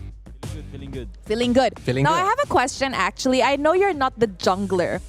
And we have Mr. the greatest of all time at the back. Okay, I know you're not a jungler, but you are a roamer. And I feel like this matchup is a matchup between the junglers. A lot of people are comparing Kyle TZ to, of course, Sutsujin of Indonesia. What is your opinion about this? I think achievement-wise, Kyle TZ is better. I think Sutsujin, in skills, I think they're on par in each other. Jadi tadi Rose nanya, kan banyak banget dari penonton tuh yang benar-benar ngebandingin nih antara Sutsujin dan juga Kyle TZ yang bakal bertemu nanti. Walaupun Ogwen adalah roamernya, kira-kira bagaimana pendapat Ogwen tentang hal tersebut? Dan ternyata dari Ogwen tadi bilang bahwa dari makro kayaknya memang Kyle TZ yang lebih unggul, tapi kalau dari skills dia benar-benar sama sih untuk keduanya. Alright, Ogwen, if you guys actually win this matchup up against RRQ Hoshi, you guys will currently be sitting at the first in this group. You guys will be getting the top seed.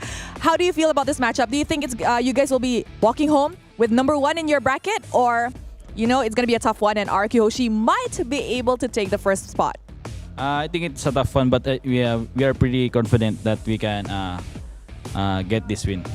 And as we all know, RRQ Hoshi is currently on a win streak, 2-0. They have yet to drop a single game. Do you feel pressured?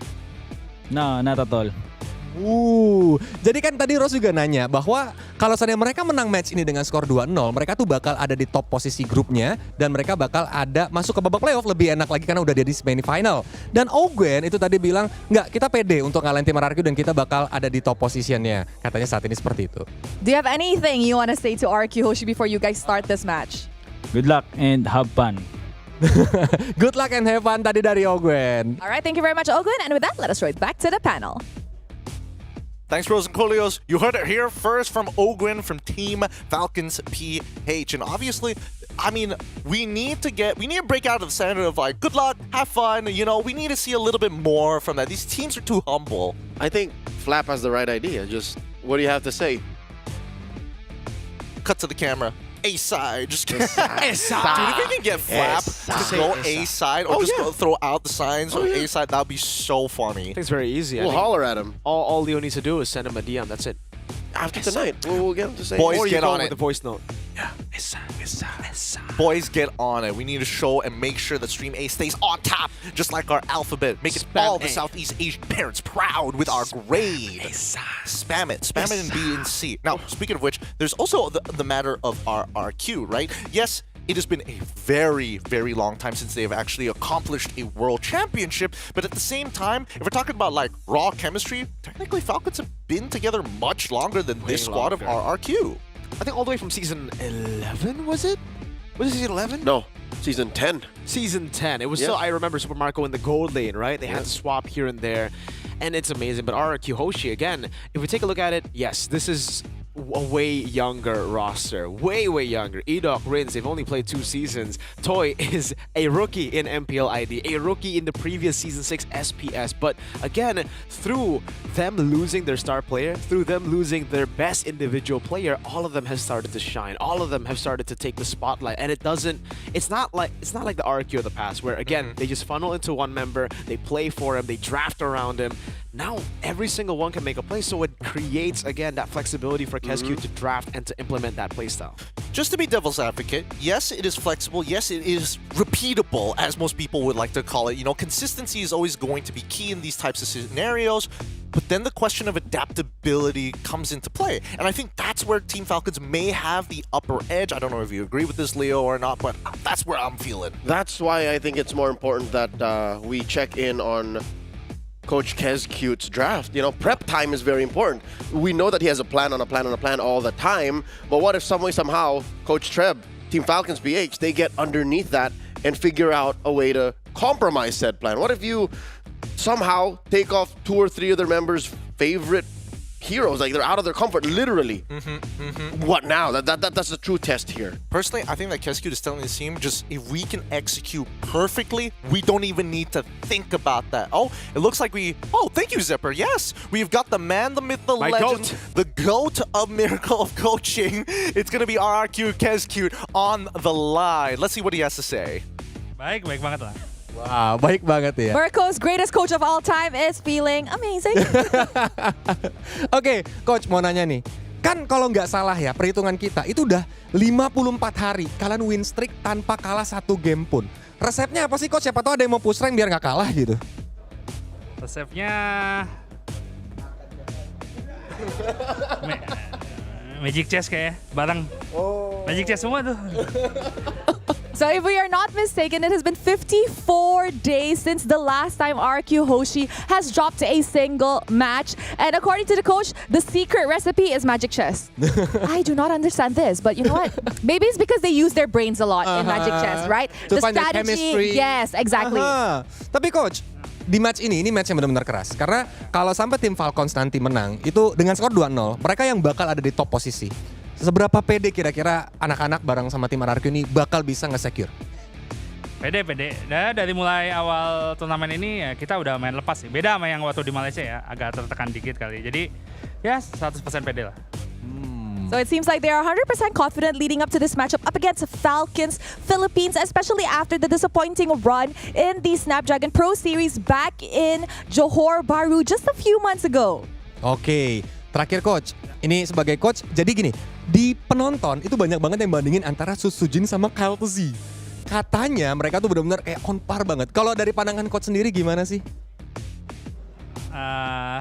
Nggak tahu sih mirip dari mana. Enggak lah. Susujin unik. Beda sendiri dia. Yeah.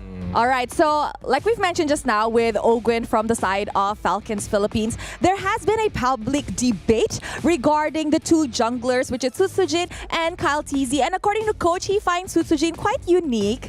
So maybe that's why, Susujin stands out to Mr. Greatest of all time, aka Merkel's favorite coach. Yes, but yeah, Susujin is more unique. From the side of Kyle Tzy there, Ogwin said that Ogwin is better. So, Kyle Tzy is better. So, we're gonna see in game later. Yep, we're gonna see it. So, itulah dia mungkin interviewnya. Jadi kita bakal lempar kembali ke para panelis. Well, interesting. It's great to hear from the man, the myth, the legend, Kescute, RQ Kescute himself, the coach of that team. But it's interesting to see. How do you get better? Better drafter? Just play some Magic Chess and apparently just treat the draft like an auto battler. No, what I took away from that is the debate between Susujin and Kyle Tzy. Like, did I hear that right? He said he likes Susujin because he's unique. He's unique. He's a unique jungler, right? I mean, from Ogwen, he said Kyle Tzy has more experience. On skill level, they're on par, but he has more experience. Kescute says, my boy's unique, bruh. He's special like that. He's a little special. Face of a boy, voice of a man. Like, it's... I don't know if that's what they were referring to. Hey, I don't think so. We'll never know. Here's our predictions right now, but let's pull it up on the screen. Let's see how Kingdom you are, good sir. This is what I've been waiting for all day. That's not very Kingdom. That ain't very Kingdom. Oof, that's a tough one. Mr. AP is shaking. No, I said the tattoo offer still stands. But here I have to be a Filipino first before a member of the kingdom. All right, that's the first tattoo, Filipino first, and then our. That's gonna be a wild piece. No. I think this could go the distance, but somewhere in my heart, I think Falcons can serve up RRQ's first loss. I definitely think it's possible, and I think it reflects in both our predictions as well. You and me, Mirko, yes, we are leaning towards the Kingdom. Me personally, because of the momentum that they're bringing into the table and the level of polish they're walking in with, I do think my only concern is whether or not Team Falcons are able to kind of mess up the execution and then force them into that adaptation style, like 20 minutes sort of type of games. Yeah, that's the same reason I gave RRQ a 2-1 here. Although obviously I'm Indonesian, I'm part of the Kingdom because Mr. Cascune as well, my GOAT. Again, they have shown that a couple of times when it does get messy, they can drop games. I think a good example of this was Alter Ego in MPL Indonesia Season 15 up against RRQ. Their first game loss. It was a very chaotic, super fast-paced team, and I think Falcons have the capabilities of doing that, to create a chaotic atmosphere up against RRQ and to match Cascune in the draft with Trevor. We'll see, we'll see. It's going to be the battle of the brains here, as it looks like the draft is about to begin very shortly. And honestly, let's see whether or not blue or red side is going to matter between these two top caliber teams. And I don't know. For those of you in chat, show your support. Who are you leaning into? Is it Team Falcons or is it going to be RRQ? Type in A if you're Team Falcons. Also type in lowercase a if you're RRQ, and do it into the stream Bs and stream Cs just in case. S-side. Let's jump right into the draft here because it's already begun and things are spinning out of control very, very fast from what we are seeing on the other side of the screen. Hold up. Wait. Is this right? Is that a Harith? Yep. About to be flanked by a folks. You won't believe this. This is the first time I've seen this here in a while in first phase, like prio pick. It's about to come up. It's an Eve. Ooh. There it is. Harith and Eve. I want to ask you the question because when I was in MPL Indonesia, there was this big talk about like Eve players. Eve. Rins was on the lower side of that spectrum. Yes. Has that changed? It has changed. The way that he's been able to utilize the RWM, utilize the hero as well, it has really changed in the way where he can control his flicker now. Like in the previously, Rins is just known as the flicker guy. He would flicker forward on Farsa, he would flicker forward on Yves. It would work on Jutsun and Valentina, but yeah, it's kind of tough to pull off on the Yves Farsas. But in MPLID, and I think in the previous game we watched as well, I forgot if it was yesterday. Up against Onyx, they were able to utilize the Eve really, really well to create that box to play around the neutral objectives. And this so far is going the exact same way that we saw the Onyx draft go. RRQ have gone for the same template here. Eve, Harith, Haya up against Team Falcons, Suyo, Jawhead, Cecilia, that Onyx template that we saw yesterday. Exactly, and it fell into the exact same pattern too. I mean, the heart, I feel like in Kescute's mind, it's like, yes, this could be a pattern, but if we're talking about individual synergies, at least the RWM means that you're not going to get punished too hard by the Jawhead, assuming things are relatively even, especially around neutral objectives. But if we're talking about the ban so far, we're seeing that the Lucas ban coming in from Team Falcons could have potentially caused the initial disruption in the first place. The Kalia ban even coming in from RRQ Hoshi. But as we go into the second phase of the ban, I see that the Moskov instantly gone. So where does this put Marco? There is no Granger either. You want to go Irithel here? You wanna pick up a Beatrix? You played a Beatrix. I think at this point they might just go for the Claude for Super Marco, right? I think RRQ have their sights set on the Claude ban as well, maybe. Another hero that can blink. Again, doing really well against the Harith, but with the blink, you also get away from the real-world inflation easier. Also, technically, against the Hayabusa, it is a way to get away from the shadow kill. Also notice that, you know, Matilda not touched at all in the bans. Neither of these teams even wanted to dabble in it. They're like, Matilda is a liability. Okay, Bruno, by the way, is the choice for RRQ. Set to ban out the Bruno, Team Falcons. Final ban. Do they take out a glue? They could take out the glue. They already have the Sicilian, so no Pharym is possible for them. The glue would disrupt a lot. Again, against the Jawhead, against the Suyo, if he's able to split and just buy that time, bait out those ejectors, it's going to be tough. I guess, but does this mean that they're trying to set up something for Dyron here? Go in for potentially, you know, EXP support flex, or just show what your support is going to be, and then wait for Team Falcons to show everything before they decide. I don't know. Red 4 seems to be pretty flex. Like you pick something like a Hylos, still out there. Badang. You pick a Badang, pick a Gadot. They're all out there. Glue even? Yeah. Yep. Glue is still open. A lot of different options here. I feel like Glue would be the only kind of like to be first shown here on Red 4 would make a lot of sense because again, you've already shown your mid laners. For RRQ, I like the Badang more. We've seen RRQ utilize the Badang so much in Season 15, so much in SBS as well, in the Mobile Masters.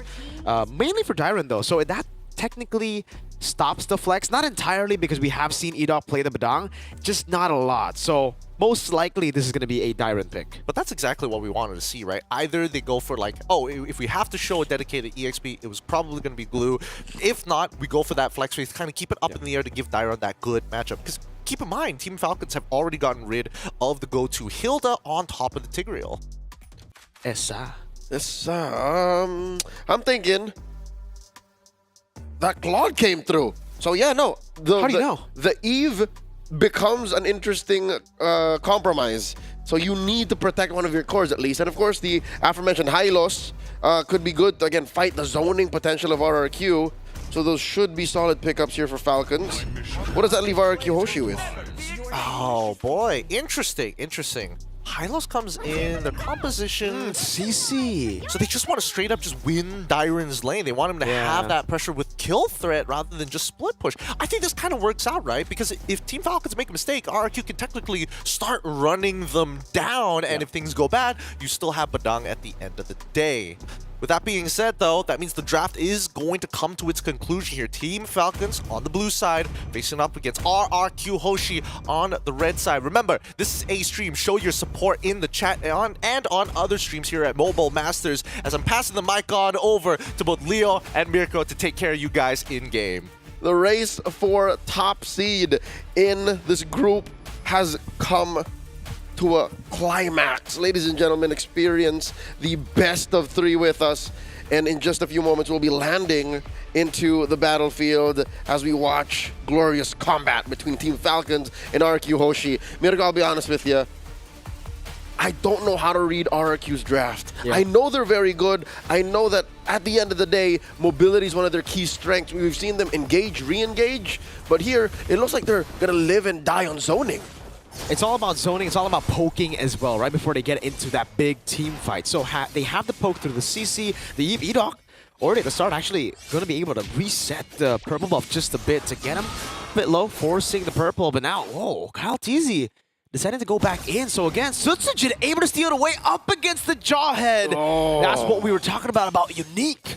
He's so unique. Only he saw that angle. Ogwin didn't know what was up until it was too late. That is irreparable damage. Well played. Really well played. Again, it's the preparation, Leo, that we were talking about. It's prep time. The prep of Mr. Bruce Kescute Wayne. Yep, he said, yo, we might not win fights up front, given how good Team Falcons draft might come through. Go for the buff. Uh-oh, mid lane. Again, few. Maybe take it very low. Bait surge coming out. Rins flickering out to safety. But Kyle Teasy still able to pick up first blood ejector flicker from Ogwen. Irreparable might not be the key word. Instead, vengeance is the key. Team Falcons answering back with violence of a different brand. A 2 for none, punishing that orange buff steal. You know what, Mirko? I'd call it quits here. This is equal. If anything, slightly benefiting the Falcons. Yeah, definitely benefiting the Falcons, I feel. Kyle Teasy getting a kill and an assist is so good for the early game. We already know how impressive the Suyo Jawhead combination can be. Add in a kill onto it, and the early mishap of the orange buff being stolen kind of goes away. You can forget about it. Forget about it. Yeah, the thing is, at least Kyle Teasy did not commit to it. It was literally just Ogwen saying, dude, it's gone, go look for something else. Now, Falcons collapse onto the turtle and they're blitzing. All right, oh, the pin down coming down as well. Diver's the one who steals it away with the curtain call. Kyle Teasy locked down RWM, trying to go for the chase. Sutsujin doing the same. Now Quad Shadow back. Now Few caught in the bad spot. Should be taken down. Shadow kill, and Rins takes him out. Team Falcons did not respect RRQ Hoshi's prowess in the paint. Like literally when it gets down to it, you get pinned up against that wall. Edok found the perfect crack and Rins kept y'all in it. I think they respected it too much, Leo. They tried to blitz it faster than RRQ's rotation over because they knew they could not take a fight early on without, the purple buff. Again, they knew Sutsujin was on purple. They respected it. They tried to blitz it. And they got punished for that. It was literally just a second more of freedom and Team Falcons would have gotten away with highway robbery, but instead, it's back to deadlock. Again, a turtle for RRQ Hoshi, a kill on the backswing, and that kill was I'd say, significant. It was Few. Now the crack on Ogwen. Ejector only landing towards Edok. It's going to be a kill over. Shadow kill with the real world manipulation. Blade surge forward. Kyle Teasy looking for the kill over to Rins. Gets kind of the way. Toy's going to walk up as well. Has the flicker. Decides not to use it. It is a 1-for-1. Both roamers. So that's a trade that Falcons were looking to get, again, for free. And now, Super Marco in trouble. He got Sutsujin on him. Whoa, takes the kill without the shadow kill. Shurikens, quad shadow, basic attack. Super Marco got read out. There was nothing Ogwen could do. This is an offensive-minded Jawhead. What was he going to do? Hope for a flicker? Was ejector? Was he going to try to do that? That would be a waste of resources. There you have it. A wave pushed in, shoved in, denied away from Marco as Few soaks it in. A whole level lead in the gold lane, Leo.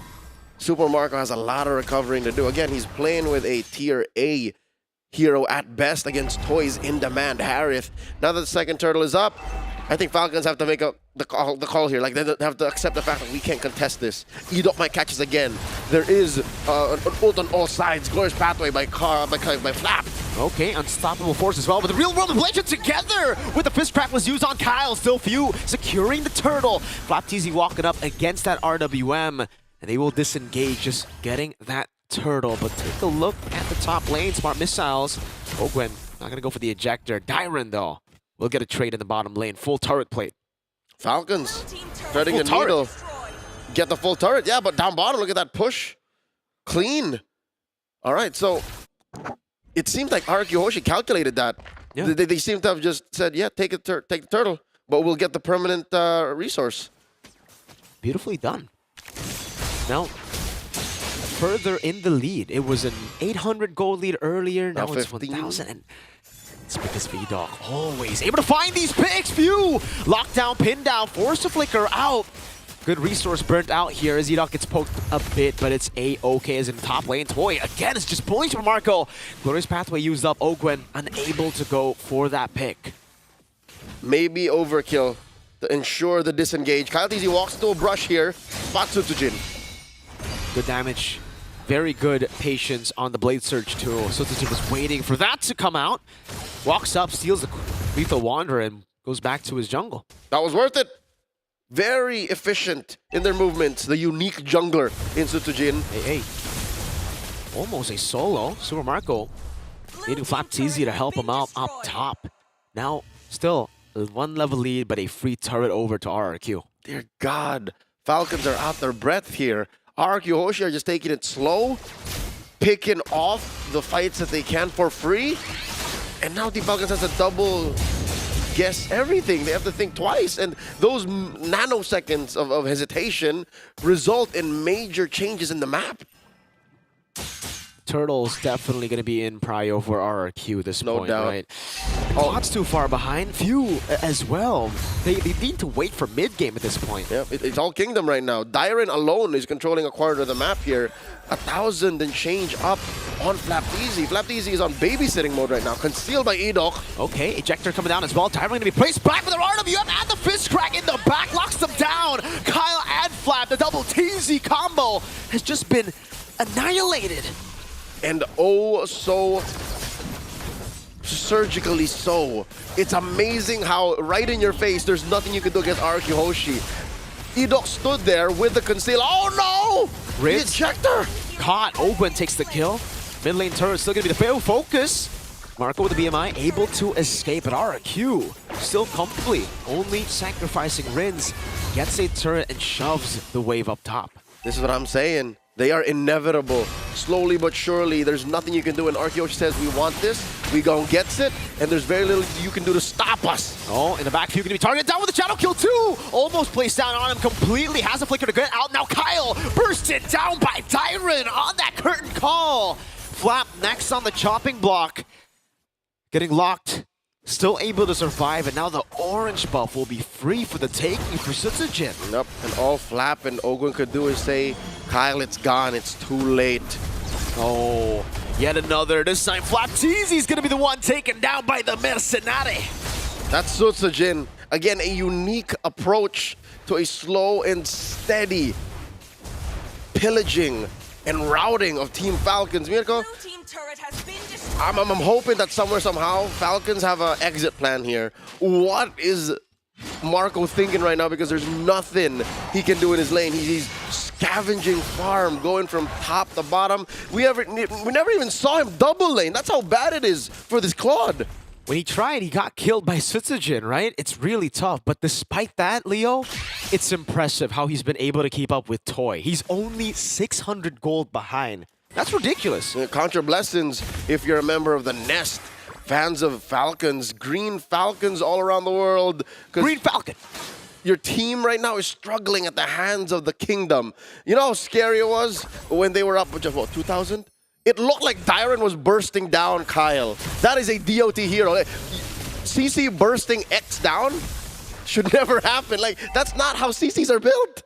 It's how CC's Dyron is built. I'll say it that way. Just him. Because Dyron has been able to pop off on these picks again. Dyron walks up. Ogwen not able to get that ejector down. Did he not pop it, or did Dyron just jump over him? It looks like Ogwen has to find the re-engage. This is not safe at all for Team Falcons. They don't know where Edok is. Edok, for the past 9 minutes, has always been catching Falcons sleeping. Wow. And because of that alone, the threat of the unknown leads to a retreat. Free Lord for RRQ. Forced errors across the board for the Kingdom. It's the systematic playstyle comboed in with how they're able to fight in these chaotic skirmishes that ends up working so well for them. Again, that was a free Lord. Tyrant gets a free turret. It's been free. It's sinister, Mirko. It's what's best for business, and they collapse on the flap. Uh-oh. You don't want to go all in just yet, though. Not onto flap. Oh, no. Ogwen, caught in the bad spot, does have his flicker. RQ definitely want to try to burn it out before the Lord comes in, but even then, Conceal gone. Defensive Conceal. This is dire for Team Falcons. RQ Hoshi, the evil and deceptive movements that they have on the map. Ill intentions to Team Falcons. You know what they're doing? They're presenting problems and giving Team Falcons just one solution. Just backing off. Well, you can see the siege already from Tyrant. He's not only just bursting these heroes, he's bursting the turret as well. Edog! Into the back, finding the fist crack, but now it's going to be Sutsujin in the back as well with the shadow kill. Super Marco taken low and a fountain. How did he just get flapped on the quad shadow? In the base, too. RRQ Hoshi have cracked bottom, they cracked through mid, and they're not done. There's just 3 defenders left for Team Falcons. Kyle Teasy desperately trying to hold on. Now it's Toy. What is the bond force? Over to Super Marco. Gets stunned up, but now it's Kyle gets punished for it. Toy falls to the bad impact, but it's another hero taken down. Marco going for the chase over to Sutsujin. Shadow kill! BMI to get him out of it. Even there, it's Sutsujin with the win, taking the orange buff away. Rins. No. Okay. That's how you spell Doom for Team Falcons. S-U-T-S-U-J-I-N. Of all the things that could have happened, the best way to clap back for Team Falcons, they could have shut down Sutsujin, gotten a little bit of coin. No. RQ Hoshi says no. It's Toy who goes out and didn't even have a streak. That's how difficult it is for Team Falcons right now to bounce back, and all they have to show for it is just one last inhibitor. Flap Teasy backs off. Dyron, here comes the real world. Uh-oh, coming down again, it's Tyron, who's shredding everyone. Another one for Enox. He punches Kyle Teasy in the face. Now, it's just Few and Ogwen left to defend. A whole wave coming down in the mid lane and the bottom. They got 2 waves. They have to think of ways to support this. An almost impossible defense. Few trying to escape, trying to defend, but with too many waves, RRQ make quick work of the Falcons. GG, well played. RRQ take the first game in this best-of-3 series against Team Falcons PH. My goodness, 2 very differing strategies, but RRQ going back to what they know best to simulate the situations that they've played millions, thousands, trillions of times. But Team Falcons, on the other hand, they've got some good ideas as well, but I think the draft is what really hurt them at the end. The power spike wasn't there, especially since they're so gold hungry. Yeah, it was too real how my inability to read the draft on RRQ bled into Falcons' reading of the map. Again, Edok hiding in almost every single bush that Falcons was trying to walk into or find a position nearby became the death of them. He was a ward that could punch people in the face. It's lethal. It's deadly. It's so deadly. But also, props to Sutsujin for not dropping the ball too many times, despite his first death actually being because of a fast rotate coming in from Falcons. Again, to break it down for you, RRQ are still playing with their mid trio very, very often. Every single time you see Edok get a little too low, that's when Falcons does find that space. But they were playing very jungle-centric, making sure that, hey, Ogwen, those smart missiles, let's speed up that clear. Let's look for that invade because we are stronger now at level 3 than he is at at level 4. And in my opinion, it's just odd to see that Falcons have gone for the exact same route in the first phase as Onyx did when they lost against RRQ in game number 1. It was again the Suyo, Jawhead, and Sicilian. I would like to think after seeing that game 1 against Onyx, RRQ against Onyx, that they would go for Suyo, Jawhead, but maybe the Moskov here. Because again, they've seen the Harriet. Putting Super Marco on a comfort pick has been one of the ways that Falcons have been able to win out in most of their matches against the big teams in MPLPH, right? So going up against RRQ, it felt like they just still wanted to stick to this, and RRQ clearly have made those adaptations already. That early rotation from Edoc baiting Kyle to Kyle getting baited. Usually you take the purple, you run straight to orange when you have a Jawhead. He got baited. Sutsujin, Edoc, they knew about that. They knew he was going to do that. It's crazy prep. It really is. It really is. And even from the drafting aspect here, some sacrifices had to be made for RRQ at the very least. Hey, you guys might have to be in a 4v5 scenario because Dyron is going to get that first tournament on bot side, but the profits later down the line, the investment of unlocking him in that lane proved to be amazing for Toy. It was so amazing how Dyron controlled a quarter, nay, a third of the map. I think that was worth it. Because how was that possible, folks? Before even the highlights play, because I could have sworn Dyron was going to be the MVP. Because of how depraved the rest of Falcons were because of that low maintenance CC getting to the point that it was. Obviously, our MVP was Susujin, right? He was threatening everything from minute 1, getting this many kills, not getting shut down. The reason why is because Flapteezy was on babysitting mode. Flapteezy had to guard the backsides of Few and Super Marco constantly. Like, what was that? Minute 2, he just lived over there. Like, the point between Marco and Few is where Flap was always sitting. They had 2 losing lanes in the side lanes, right? It was a Claude up against a Harith. Going to have some troubles there, especially early on with the trades. We don't even need to talk about CC Hylos because that is a stomp of a lane, right? It's not a lane. Hylos basically tries to clear a wave and then rotates over, tries to rotate over faster. But Dyron is so quick. Not only is he winning the lane, he is also rotating quicker. If he doesn't rotate at all. He just stays in the bottom lane, taking a turret. Yep. I mean, I have to say, Sutsujin continues to impress me, right? Like, before, we were like, his Hayabusa was kind of like, eh. Today, his Hayabusa is looking impeccable. Immaculate, even. How do you deal with him? And honestly, why is he getting away with this so very often? There's not much of single target acquisition for Team Falcons. Sure, you have a Jawhead, sure you have a Hylos, but these two are super preoccupied. You have Edoc, you have Dyron to deal with, and that's why Sutsujin, where you thought he would have gotten shut down, right? That's a lot of gold that we were expecting for Team Falcons to get in the punish. They couldn't get him. I think the majority of RRQ fans, majority of analysts as well in MPO Indonesia, after seeing Hazel's performance with RRQ, felt like Hazel was the better fit for RRQ. Just the way that they were able to dominate every single match. Sutsujin played 2 matches so far out of 5 in MPL ID. To go for the streak? Yeah. And now, we see him back in the lineup like nothing has changed. Hazel and Sutsujin match up each other so well now. Maybe, I don't know, it could be a good thing, could be a bad thing. It's tough to say from the outside because the Kingdom's walls are so high and looking in can be a bit of an issue, but I think that most people just have to kind of fix their sit. If they don't fix their sit, their backs are going to be really tired from trying to see the tops of these walls. But overall, with Game 1 going over to RRQ, it does beg the question what Team Falcons is going to do to kind of change that up, because so far RQ's red side has been impeccable. Like, what do you do against it? I think Mirko already mentioned a part of the solution here. One way to try and get to Game 3, Team Falcons has the number 1, watch their step. Don't fall for Kez Cute's tricks. He's got a utility belt, smoke bombs, caltrops, ninja stars. Anti-shark spray. You already saw what they did to Onyx with the Adi opener, right? So avoid that. And number 2, get Marco comfy. That was a losing, again, an A-class marksman. I would say even B. B+. B+. Going up against a Harith, bro, people would give up so much for a Harith. So much. Truly, truly. With that being said, we're going to go on a short break, and when we come back, we're going to be witnessing game number 2 between these top caliber teams here at the Snapdragon Pro Series Mobile Masters right after this break.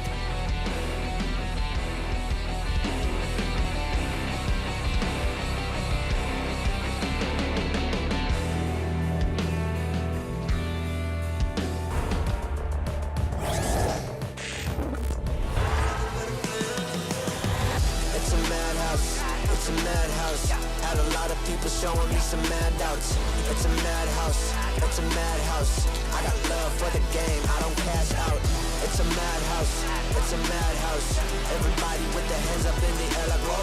It's a madhouse, it's a madhouse. Shaking all the city, this is how I like my show. How I like my show. Hey.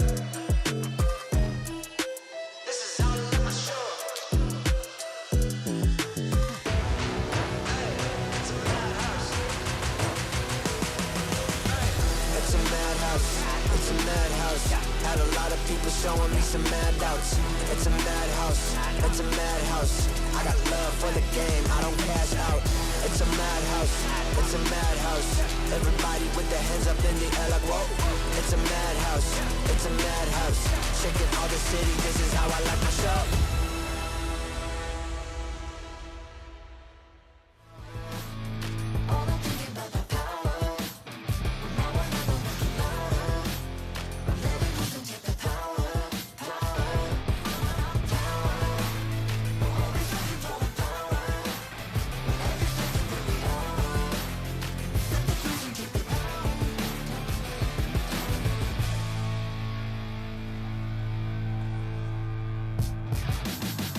Yeah, I'm moving automatic. See the top spot, but I move right past it. You're not number one, man, you thought you had it. I got what I want, now it's more than average. We are the masters. Now we back on the roll, headed back to the throne, cause we back what we on. Now we here to set the tone, got the spirit, got the soul, never question the power. Yeah, we showing you the power. Power. Make it loud. Power. Power. Don't waste a minute.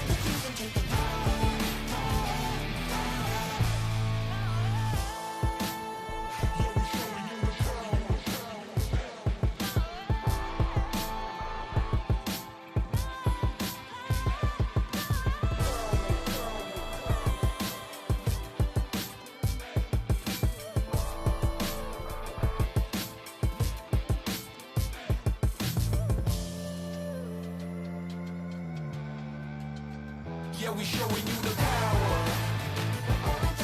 Power. Make it loud.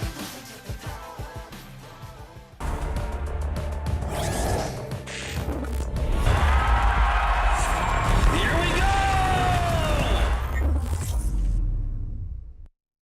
The Snapdragon Pro Series is brought to you by Snapdragon Elite Gaming and DHL.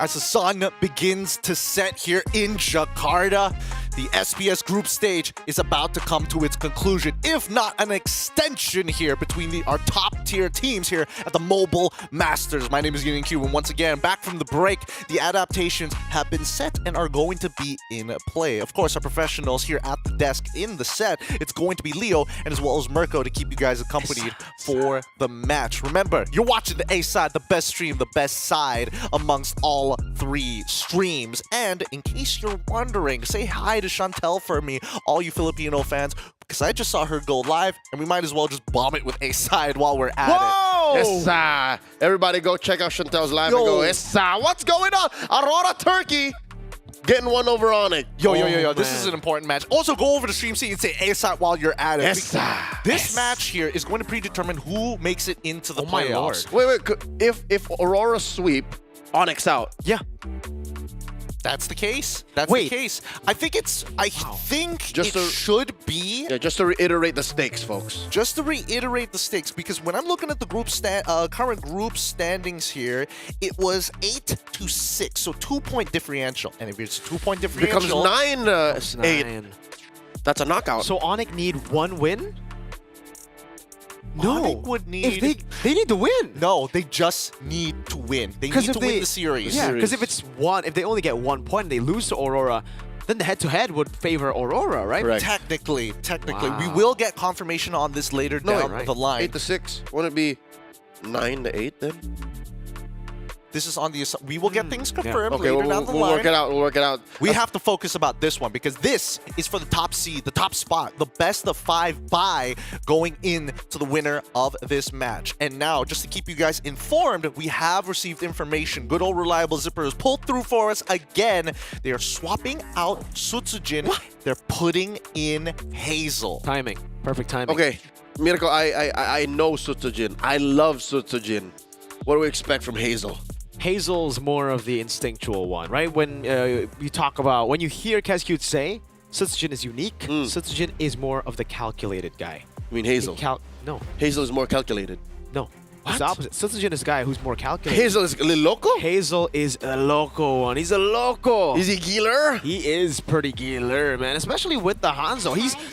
He performs on heroes that you wouldn't see Sutsujin play. Like, again, he plays the Ling. He has played the Ling. He's played the Hanzo before as well. It's all about just sheer mechanics, sometimes sheer muscle, you could say, from Mr. Hazel in the gym. Well, I mean, you can thank the MDL for that. The global ban system. Actually, he's never played in an MDL. Really? He's a straight call-up. Wow. He's a straight Liga call-up. Nacional to Geek Fam, and then RRQ. Straight call-up, this young man. Straight call-up. Wow. I thought of all people who might have been from the MDL, Hazel could have been one of those players. Now, with RQ Hoshi on the blue side, Team Falcons on the red side, the first pick has already gone through, and Harith Toy has been performing phenomenally. Doesn't make doesn't make any mechanical mistakes on Harith at all. His laning is superb, but now we finally see the Matilda. It was not banned in game number 1, but is now picked up here in game number 2 with an abysmal win rate of 25%. But they're also pairing it up with good old Phoveus.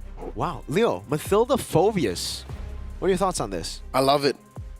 When Team Falcons get their hands on heroes like this, despite Matilda's currently low win rate, I believe they're just playing to be able to recover. Like these two heroes, when you're playing in a metagame like MPL Philippines, there's nothing that can get you when you play with heroes that can reposition and that can go deep in the paint when the timing is right, the way that they do here. But RQ Hoshi, I'll tell you now, are picking up some solid bombs. 100% win rate on that Franco.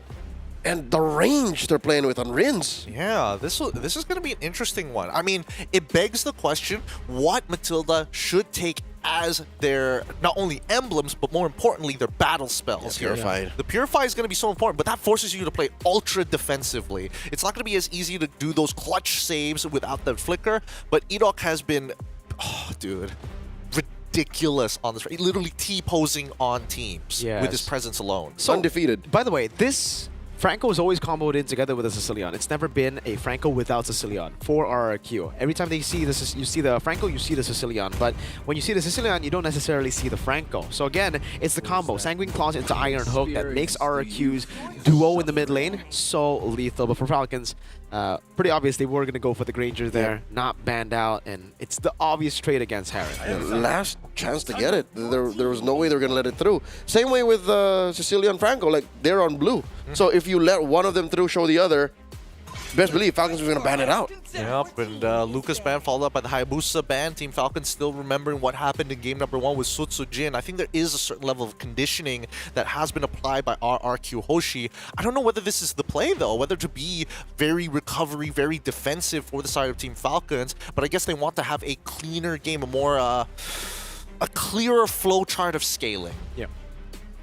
That's how you recover from what happened in game 1. What was that? A 12-minute game? That's very fast, given how high our expectations are from these two. So I don't blame him for playing this way. I don't blame him for covering all the bases like this. Good Hanzo ban by Team Falcons as well. They've really, done their research as well. Maybe they have been preparing for more of a Hazel lineup than a Sutsujin lineup that could also come into the play again, because in MPL we've seen more Hazel than we have Sutsujin. So Hanzo, Hayabusa taken out. A lot of assassins, 4 assassin bans to be exact for Team Falcons, and they're probably going to deny another jungler here. Yeah, steal it away. I think it might just be the Nolan or something along that lines, because this is the first time in a while that we've seen both Suyo and as well as Joy just not touch the Land of Dawn at all, and now with the rest of what about Alpha? Yeah. Ooh, I was going to say, weirdly enough, now would be an okay Alpha. But if that's the case, maybe don't pick it at all. You see, don't pick it at all. Pick something else and see how far RQ Hoshi is going to be committing to give Hazel a good hero. I suppose. This is a really, really tough one now that we've kind of gone beyond what the default standard is supposed to be, and even some of the quote-unquote priority interesting picks in the bans. The Fire Mist gets shown. Super defensive, ultra sustained. Yeah, in the draft alone, there's nothing that answers the Netherrealm. No Valentina, no Claude, no Burst that's, you know, sudden or early available. I think this is a good pick from Team Falcons, a very specific kind of Faramis. I'm not sure, because they're not going to be sticking close too much RRQ Hoshi, right? So, technically for Team Falcons, they're going to be lacking that damage, damage in general. They're only going to have physical damage with the Granger and the Phobies. We're thinking it's going to be a physical damage jungler to like an Alpha, right? So RRQ, whoa, they just bang. Oh, okay. They double down on HP. They know Team Falcons won't really have that much damage to shred down these tanky members, even with the Alpha. They're leaning into it. Oh, and there we go. The Nolan comes in. I'm surprised they didn't go for the Alpha this time around, but I guess it makes sense, right? You know, the Fraga armor is a little frustrating to deal with, and not to mention that last Insanity could potentially deal with the Netherrealm.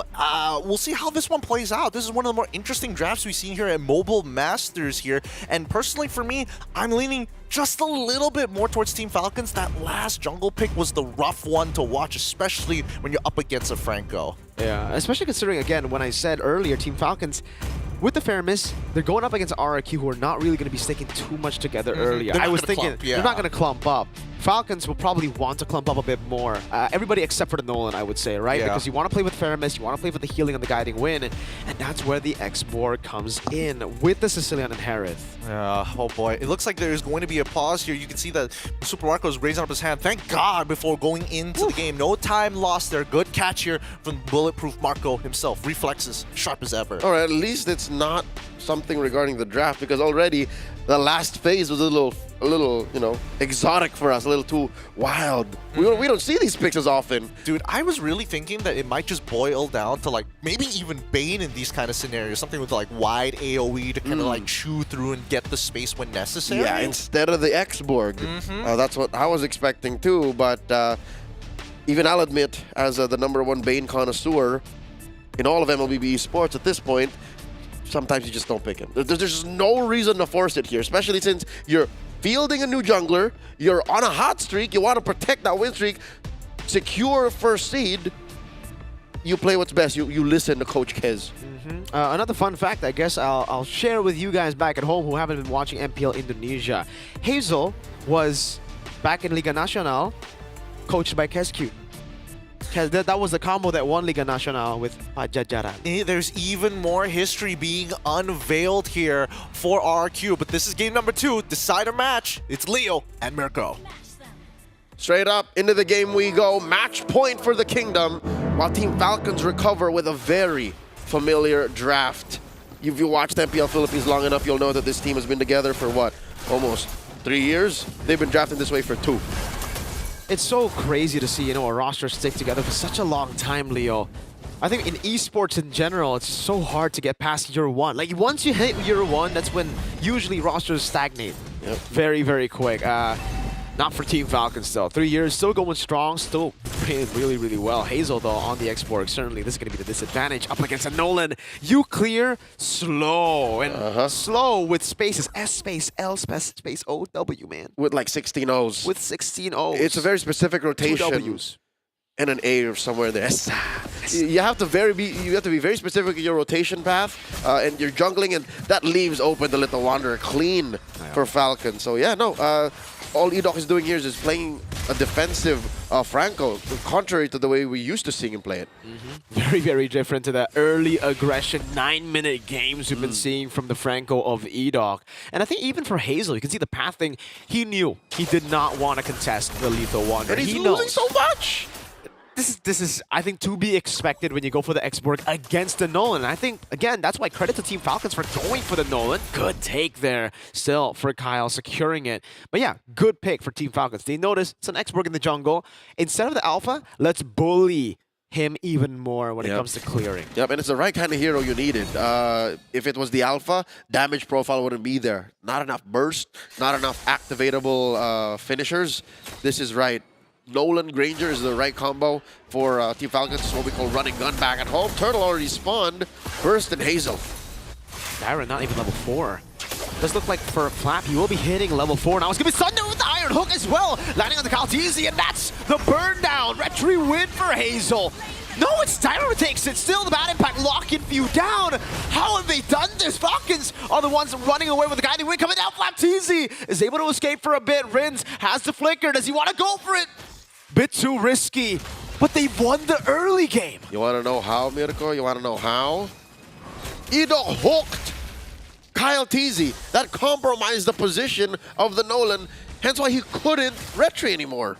And it's all set up by a level 3 Dairon. That's why he didn't rotate, didn't need to. All he needed was level 3. Just a bonk. Getting the stun, getting that combo as Edok locked in the hook. It's a dirty combo. Wow. Again, these two heavy line frontliners that led to the steal. As if stunning Kyle Teasy was enough to assist in the hook. Oof. He stole it too. And now suddenly Arkeyoshi can put their pedal to the metal and start going for the offense. Oh man. You can see this matchup too, the Phobius really stopped down by Hylos. Dairon doing a stellar job up top. Edok rotating forward, flickering forward with the play of the hunt now. Zaman Force coming down as well. Super Marco going to be taken down, traded in for Edok. Toy, can he survive? Dragged back by the Shadow Stampede. Good rotation reaction from Falcons. Punitive action from Team Falcons. 2 for 1. Y'all go for the bulletproof. We will clap back in kind. And now we're waiting for how Team Falcons repair the situation up top. You mentioned how Flapteezy isn't exactly having the best time against Dairon. And now he sees Dairon's a little forward. Do I know what's up? He does see 2 of them. Sanguine Claw to Flapteezy, no flicker. He is done up top. Rins gets given the kill there as Hazel looks for the invade over to Kyle Teasy. Will be able to put down the pressure. That's another whole wave Flapteezy will be missing out on. Turtle probably go for free. Glorious Pathway coming out, baiting out the Circling Eagle already. Kaltizi gonna be locked down by the Sanguine Claws too. Hazel still on a Turtle. Bad impact from Rins over to Kaltizi as Dairon gets locked and brought back by the Stampede. Hazel doesn't even need to retry. The 10 seconds that RQ Hoshi held the line that Dairon and Edok were ready to die for was enough to waste Kyle Teasy's time. And look, he's about to lose his purple. Another one. He didn't use the retribution earlier. Kyle doesn't have the retry. And the advantage that we would expect Kyle Teasy to have on the Nolan, the clear speed, has been neutralized through the fast rotations, through that CC lock. Wow. We knew that on a mechanical level, logic-wise, the Hylos was going to do work.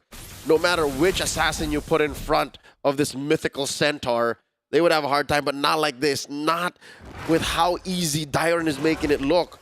Not 2,000 gold ahead, 5,000, 5 minutes in. Look, Kyle Teasy can't even walk through his own jungle. And an Iron Hook lands with the Bloody Hunt. The Netherrealm comes in clutch, but still Ogwen, even with the flicker, won't be able to survive. He might have just banned a few in to give Toy a double in the mid lane. It just went from bad to worst as Marco can only hide behind tier 2, while 4-5 members of RQ Hoshi barrel forward. Tier 1 in mid goes. How have RRQ done this? I'll tell you. Through Dairon confirming stuns, through Edok playing with range, and for Hazel to just make the right calls. Hazel, again, he's playing a hero that we haven't seen in a while in the jungle. He's picking his fights, man. He's picking his spots.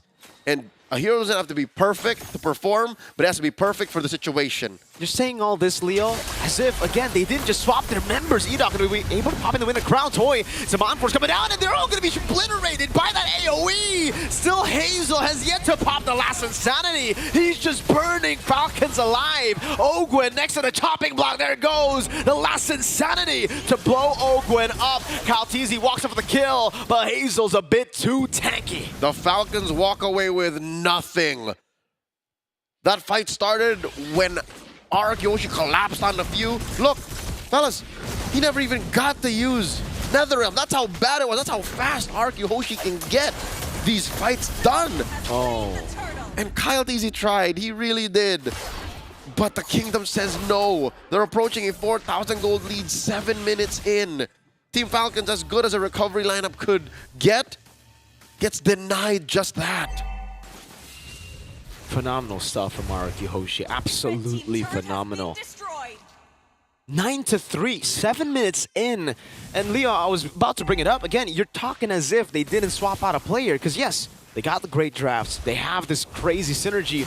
But it's Hazel, not Sutsujin. Yet everything has stayed the same. Maybe even this game a bit more oppressive. Oh yeah, no doubt. I'll tell you now.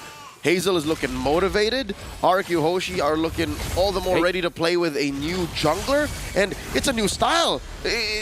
You're right. He's a little loco. The draft is a little loco. It's loco when you got Hazel. Kescute can get a little bit loco. He'll allow it. He'll allow it, but sometimes the good old calculation from Sutsujin might be better as well. And they have now 2 options that have synced with the team up top. Okay. I'll tell you now, how do you calculate 5,000 gold ahead at 8 minutes? All 3 turtles, 9-3. There's nothing to calculate. You are stomping your way through a mid-game power spike. You can do whatever you want. You would expect this composition again to have to wait for the mid-game. Like you said, Hazel on the export, Rins on a Sicilian. These ain't early game picks. Taking a look at the items, man, War Axe already, Brute Force Breastplate for Hazel. And he's keeping up with the farm of Nolan. Kyle TZ is only ahead by 200 gold. But Mirko, get this, that's the only thing Kyle TZ is doing. He's literally just farming. Yeah. He couldn't even touch the turtle earlier. He tried, but, you know, came about this close. I'm holding my hand like 6 inches apart, but it's not close at all. And who can he really target is my question here. Rins, that's it, right? Because even Toy, he has ways to deal with the Nolan. Yeah. Heck, I would say Toy would do better against the Nolan on the Harith. That's right. And now, Team Falcons can't even think of contesting the Lord. Wow. They push back any level of resistance. Ogwin had to dash out of there. Kyle is thankfully can touch his orange, at least. That's a 9-minute holy crystal for Toy. Toy's rocking Wishing Lantern from Rins. Yep, Toy's rocking the Mage Gold Lane Trinity. Oh, man. Feather of Heaven, Starlim Scythe, Holy Crystal. Again, you're right. At this point, I'll agree with you. Kyle TZ would regret trying to pick a fight with Toy. Oh, Tyrant gets pulled in. Oh! Iron Hook Flicker not able to land, but Few has been taken quite low. Force to back away. Might be able to go for the Holy Defense. Again, baiting out Super Marco with the dash right there. Is that going to be Hazel? Lock time quite a bit. Ooh. Able to get out. Does pop the Holy Defense. Now does not have that Faraga armor. Lord charging down to the bottom lane. Able to get that charge down. Sanguine Claws and Iron Hook. Not landing. Glorious Pathways loading them away. Now it's also a full fight with a dive in, but it's Mew gets obliterated. Still Toy free, hitting in the skirmish. Dyra in the front line. Toy getting a double, looking for another. Kyle forced back. No minions, no problem. The dive continues. Few and Ogun popped their flickers. I was wondering, why not the Purify? Again, hindsight is 2020, but a Purify would have been very much in order here in a matchup like this. That's why it's so hard for Team Falcons to pick these fights. That's why it's so hard for Team Falcons to even respond when Araki Hoshi says it's go time. I honestly cannot blame him here, Leo. They thought they would be the ones ahead in the early game with a Nolan farming 2 times faster than an Xborg, with a Phobius Mathilda and a Faramis. They really have set themselves up for winning the neutral objective, at least Turtle 1, right? And by then, if they did win Turtle 1, maybe they would be able to get a snowball, and then they would be able to just flicker in before RQ do all this, poke them down, go for picks. But it didn't play out the way they expected. Are you telling me they didn't expect the Law and Order hook to derail everything? Because that's literally it. It was literally the stun and the hook that denied the turtle from Team Falcons and turned everything sideways. But even then, right, it was the guy who couldn't go for Purify, who got stunned, hooked over. So, yikes! It's a difficulty in recovery. Yeah. And Team Falcons aren't armed for that. Again, the Purify, sure, the Flicker, sure, will reposition you. But when Araki Hoshi move forward, they really have no way back. Again, they're not the ones playing with the Matilda. It's Team Falcons playing with the Matilda. Now they're approaching a 9K gold lead. And Rins and Toy are ready to go. All right, let's check what Team Falcons are building here. Not a single one is ready to take on that kind of magic damage. No. And not a single one of them can really hurt the front line of RRQ Hoshi at this time. RRQ have built themselves up so well, these frontliners, to Hazel. What is he sitting on now? Immortality. Oh, make that 3 now health bars that you're going to have to deal with against Hazel. And he already has a Dreadnought armor. What happened to Calteezy? That's going to be a kill back. Edo finally taken down. Super Marco picks up the kill. Finds the Malefic Roar. Sanguine Claws landing. Ogwen with the flicker around. Glorious pathway and a flicker forward from Rins. This is a 2v4 and they're taking it. Rins going to be jumped on now, but Toy in the back line is dismantling everyone. Ogwen now still up there. Triple kill taken out. Super Marco falling under that base turret too. And now Few has to do damage control. Gotta clean up the Falcons' nest because there's waves crashing through. A base left standing and 2 members of the Kingdom knocking on your door, plus a Lord. It's GG. Few can only just watch as the Lord of the Kingdom slices and dices, cracks that base open. They remind me of exactly why I was so Kingdom these past few days. RRQ Hoshi with a sweep and a debut of Hazel at Mobile Masters. GG, well played to RRQ. The execution order was given by the King and they played it perfect. Oh my goodness, I have not seen the Kingdom, or not many teams, can put Team Falcons into a vulnerable, submissive position like that. They were on their back foot since the first turtle. And it seemed so simple, but again, as Mirko said, you can't blame them. Falcons played to win. And when they were denied that avenue, they were left with alms. They played through their win cons, right? This draft was supposed to, again, win on the early game at least through having the level lead against Hazel.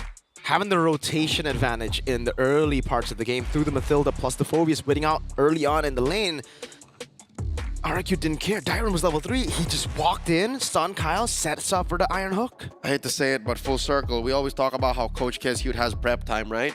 We've seen a lineup like this from MPL Philippines. They've done it at least a couple of times in Season 15 alone. This is run and gun. Coach Kescute found the answer to stop run and gun. It was in the folder. Man, I don't know what to say, because again, when I was looking at RQ's draft, I'm like, yeah, they're eventually going to scale. They've got a really good mid game, and then I was watching how the early game was starting to play out, and I'm like, okay, Falcons just need to hold that tempo, hold that momentum. I didn't expect it to break so early on, and I think, you know, the real, when you know that the game is about to come to its end, it's when Rins is able to level 3 bat impact say, your Netherrealm doesn't mean anything. I break your temp HP in 1 bat impact. That's how crazy it was. This Sicilian is always comboed together with the Franco of Edoc. We didn't get to see those combos. Actually, we got to see a different combo. Dyron and the Hylos being the one to set up for those Iron Hooks. Or just Edoc landing it flat on anyone from Falcons, because again, they didn't play defensively. They didn't play for those Purifies. They didn't want to go mid-game. Being behind. They wanted to play to win, as you said. I have to ask, Hazel as a player, he's bringing something else to RRQ, and it's not a matter of, oh, is Sutsujin better mechanically or is Hazel better mechanically? It feels like he brings something outside of the game, and it synergizes well with the shot calls from Commander Rins. He's way more aggressive as a player. Like I said, he's the instinctual one. He's the guy who would feel like it's the right call and go in. He wouldn't think about it much, and sometimes you need this kind of player. Sutsujin is home RRQ. Yep.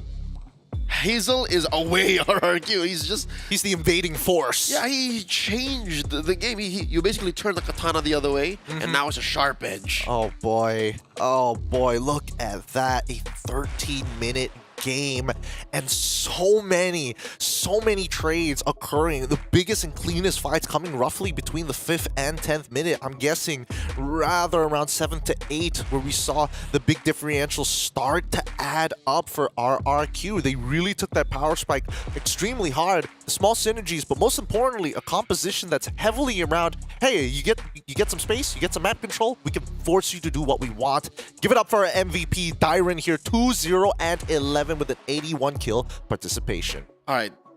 in game 1, clearly it was Sutsujin game. He was MVP there. But then alone, Dyron was planting the seeds for his MVP shout out, you know? And here, finally, from that minute 2 stunt to set up the hook, and then all the way to just depraving Kyle Teasy of farm and just denying the rest of Falcons from getting into, again, serve up Guiding Wind, serve up Circling Eagles, serve up Netherrealms. Dyron was there for all of that. He was. He really was. And I mean, he literally went into his jungle and told him, hey, put him up. Put him up. We have to brawl. You want to brawl it out? Let's go. Centaur versus you, human being. Dimensional Rift Traveler, but doesn't matter. Well, either way, doesn't matter. It's impossible. It's really, really difficult, especially without the right equipment and the right battle spells to kind of deal with the Mr. T-Pose himself. You know, it's what can you do? I mean, the space he creates alone is disgusting. It really is. And again, the timing from Toy, they're all reliable, right? Again, it's everybody doing their job. When you're talking about RRQ, obviously there are these star players, Dyron and Edog. Those two, in my opinion, are levels above the rest. But everybody does their job really well. They exceed. It's like, I don't know how to describe it. You know, usually you have one guy carry the bags, the other's just like there. Nope.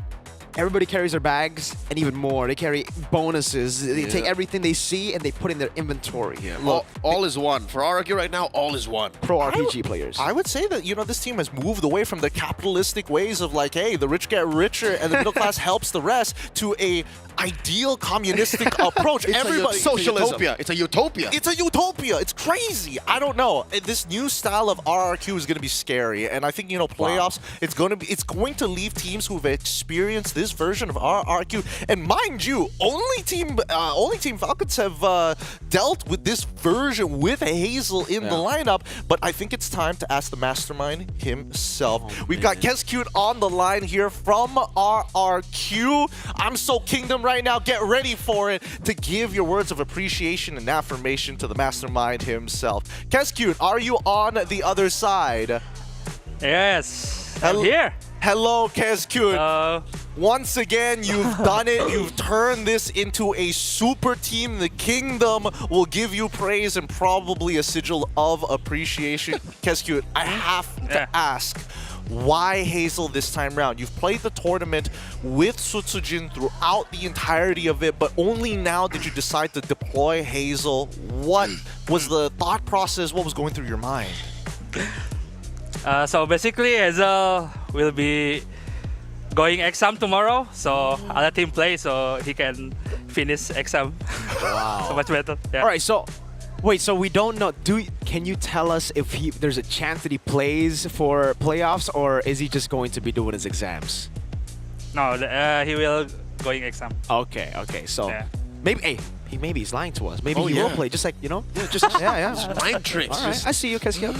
All right, Coach Kez, again, cannot be any happier for the Kingdom, for your team. Congratulations. You have secured #1 spot in your group. I don't know if you know this, Coach, but we're calling you Batman here on the stream because you have so many plans, so many gadgets for any matchup.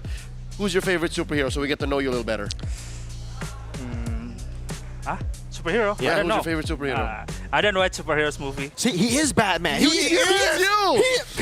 He's that guy. He looks at the mirror. That's the superhero right there.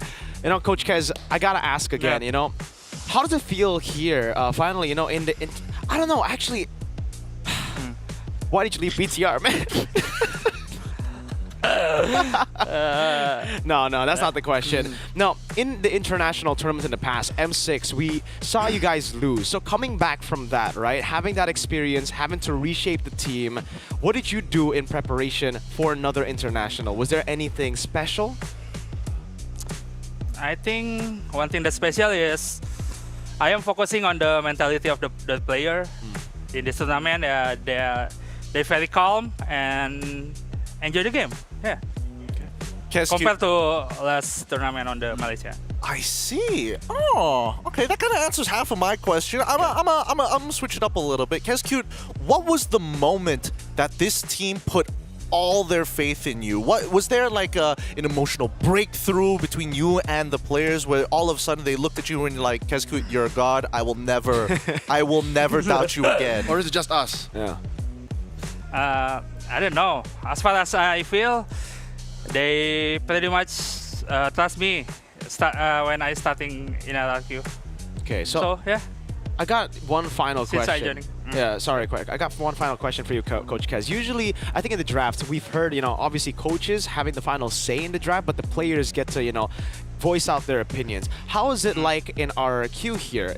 Is it just you and NMM making the calls, or do you also listen to your players in the draft? Maybe 90% on the draft is all on me, but I will asking to the player if the last pick heroes or something that on their mind. Yeah. I see. Don't worry, I'll save the rest of the questions for the next interview because I'm expecting to see a lot of you, Keskute, for the time and coming into playoffs. Please, congratulations. You may go and take your break, but before you go, please inform the rest of the kingdom. What do you have to say to all the kingdom fans across the world and in Southeast Asia? Buat bahasa Indo aja ya. Ya, buat para Kingdom, ya makasih udah tetap dukung kita. Ya, RRQ sekarang belum sempurna lah, masih dalam tahap pembangunan juga. Jadi ya mungkin kedepannya kita bisa lebih baik, lebih enak ditonton dan ya bisa bawa piala sih yang paling penting. Did you get that, Leo? No. Keep watching. Thank you so much, Keskute. You've had a long day. Please enjoy your break. Thank you so much. This is Keskute from RRQ. Round of applause, boys. Round of applause. Viva! Keskute. Viva RRQ. Viva Keskute. Jaya, Jaya, Jaya. Okay, so tell me, what did he say? No way. He left me with more questions than answers. I picked up like 20% tops. He said to all the kingdom out there, me included, yeah, we're still rebuilding. We are not perfect. This is not us yet. You see what I mean? We asked him so many questions. He's like, yeah, answering with the I'm him type aura, and then he drops that for the kingdom. Yo, this is some Tower of Babel. Right now, this is he gonna form the Justice League? What's going on? He's got extra plans. Like he knows how to take everyone down, but in case that doesn't work out, he's got other plans. Goodness gracious me. Mr. Keskute. In case Hazel or like somebody moves over to a different team, he's got the answer to that. That's Tower of Babel, by the way. Maybe. Good storyline. Great storyline. Dude, that's so great. Why did he have to put that at the very end? I was like, okay. Oh, it's done. Questions. Aurora can't. That's it. We will double confirm. Don't worry, we will double confirm with Zipper later down the line. It is 1-1 so far. Let's see who wins the matchup in Stream C. If Aurora wins, it'll become 8-8. 9-8. Because our Onyx are the ones with they 8. scored one. We will get final confirmations. But for the time being, Stream A is complete. This is our very final series from the A side stream. Let the other streams know who's on top here, because we are trying to give you the best of the best, and we caught the best of the best in terms of action from RRQ, from every team who has come onto the stream. Thank you so much to everybody out there for watching. This has been quite an enjoyable time. Boys, this gives us a little bit of time to kind of talk about and kind of sum up the entirety of the group stage. What are your, what are your thorns? What are your buds? Thorns being something that you have grievance with, buds being the best part, and what are the fragrances, the part that you will walk away thinking, yeah, I'll remember that. May I begin? Yes, you may. It is a single coin that is two-sided. One, I betrayed the kingdom. I predicted against my family. No, the other side is Falcons. What was that, right? There's so many nitpicks. I hate to be that guy, but especially in that recovery game, game 2. So it's 2-1. Like, that's a current thorn I'm dealing with. It's like, how did I get that prediction wrong so bad? And like, what's up with Falcons? Like, is it a single game problem? Is it a single series problem? But luckily, they can deal with it. They're still in the playoffs. It's just, missed out on first seed. All right. To paraphrase Eterna, coins have sides. Yeah. They've got a bunch of sides. It's the same coin with the two sides. Yeah. Yeah. That's how she opened up our match together. I shall just use the two sides then. Yep. No, not the added sides. I'll, to keep it in same thing. Coins. First side. My goats lost against Influence Rage 2-0. Nobody was surprised.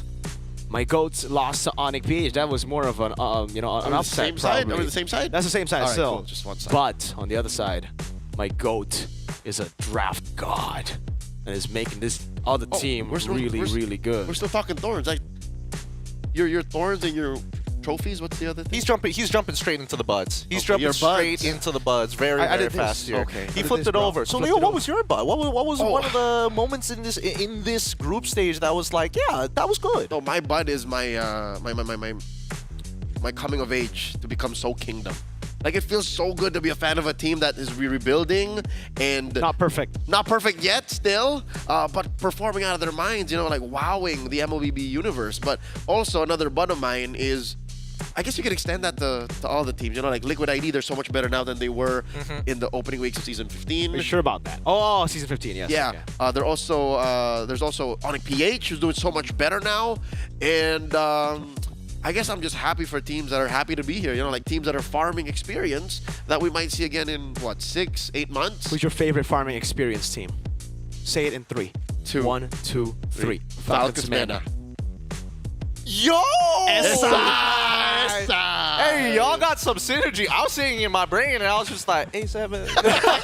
It's a space. It's a space. Whoa, you were right. We were wrong. They farm they farm so much experience. Falcons Meta experience. They farm more experience, yo. You only lose if you don't learn. Yes. Woo! I'll take it. I'll take something, man. I'll take something. I was not ready for that to be so on the ball. And it was a sweeping series as well. But that does mean that is the conclusion of sorry, not group, but B as well. So well done to Stream B. Hopefully Tangerine they're Robert. having Tangerine Rob. Hey, you can't be calling him that, man. Tangerine Robert will remember this.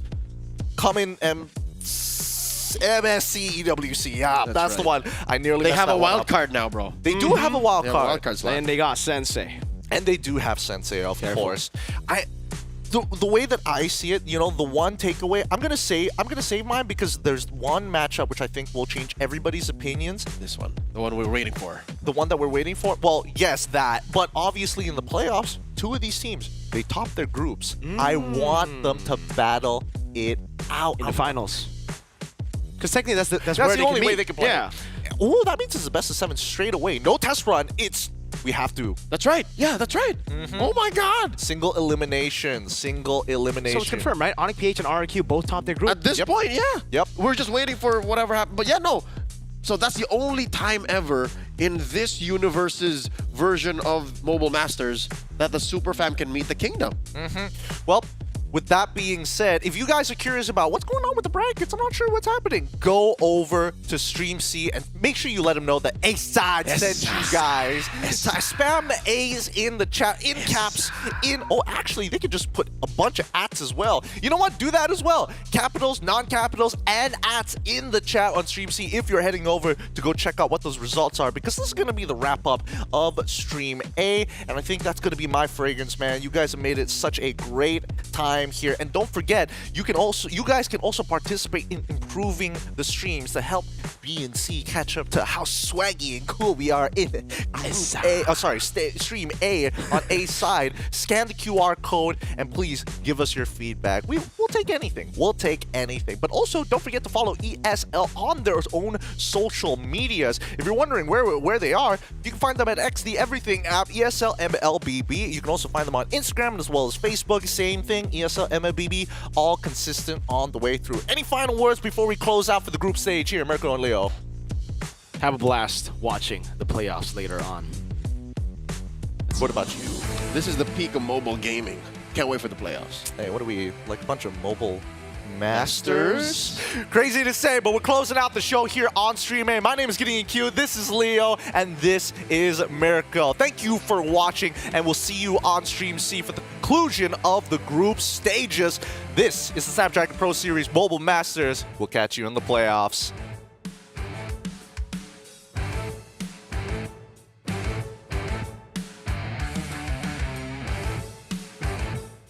The Snapdragon Pro Series is brought to you by Snapdragon Elite Gaming and DHL.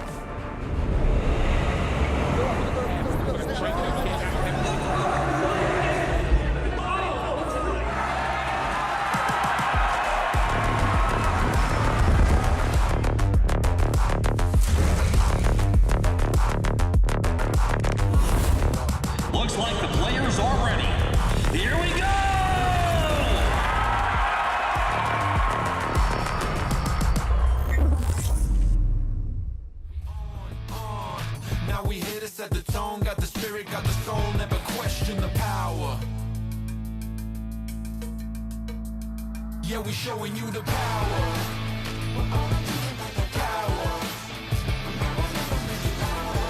Make it loud. Power. Power. Don't waste a minute.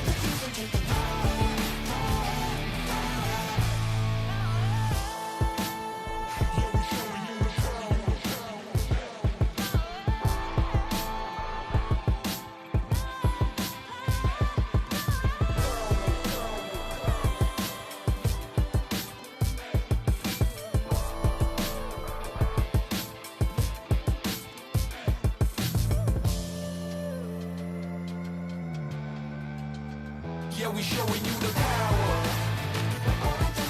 Power. Make it loud. Power. Power. Don't waste a minute. Yeah, I'm moving automatic. See the top spot, but I move right past it. You're not number one, man, you thought you had it. I got what I want, now it's more than average. We are the masters. Now we back on the road, headed back to the throne. Cause we back what we on. Now we here to set the tone. Got the spirit, got the soul, never question the power.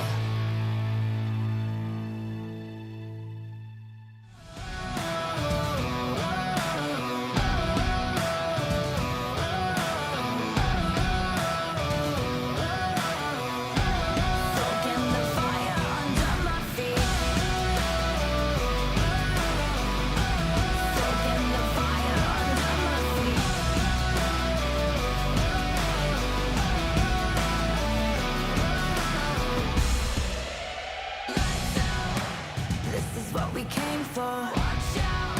What we got you can't handle. Step out. Cause we don't ever stand still. No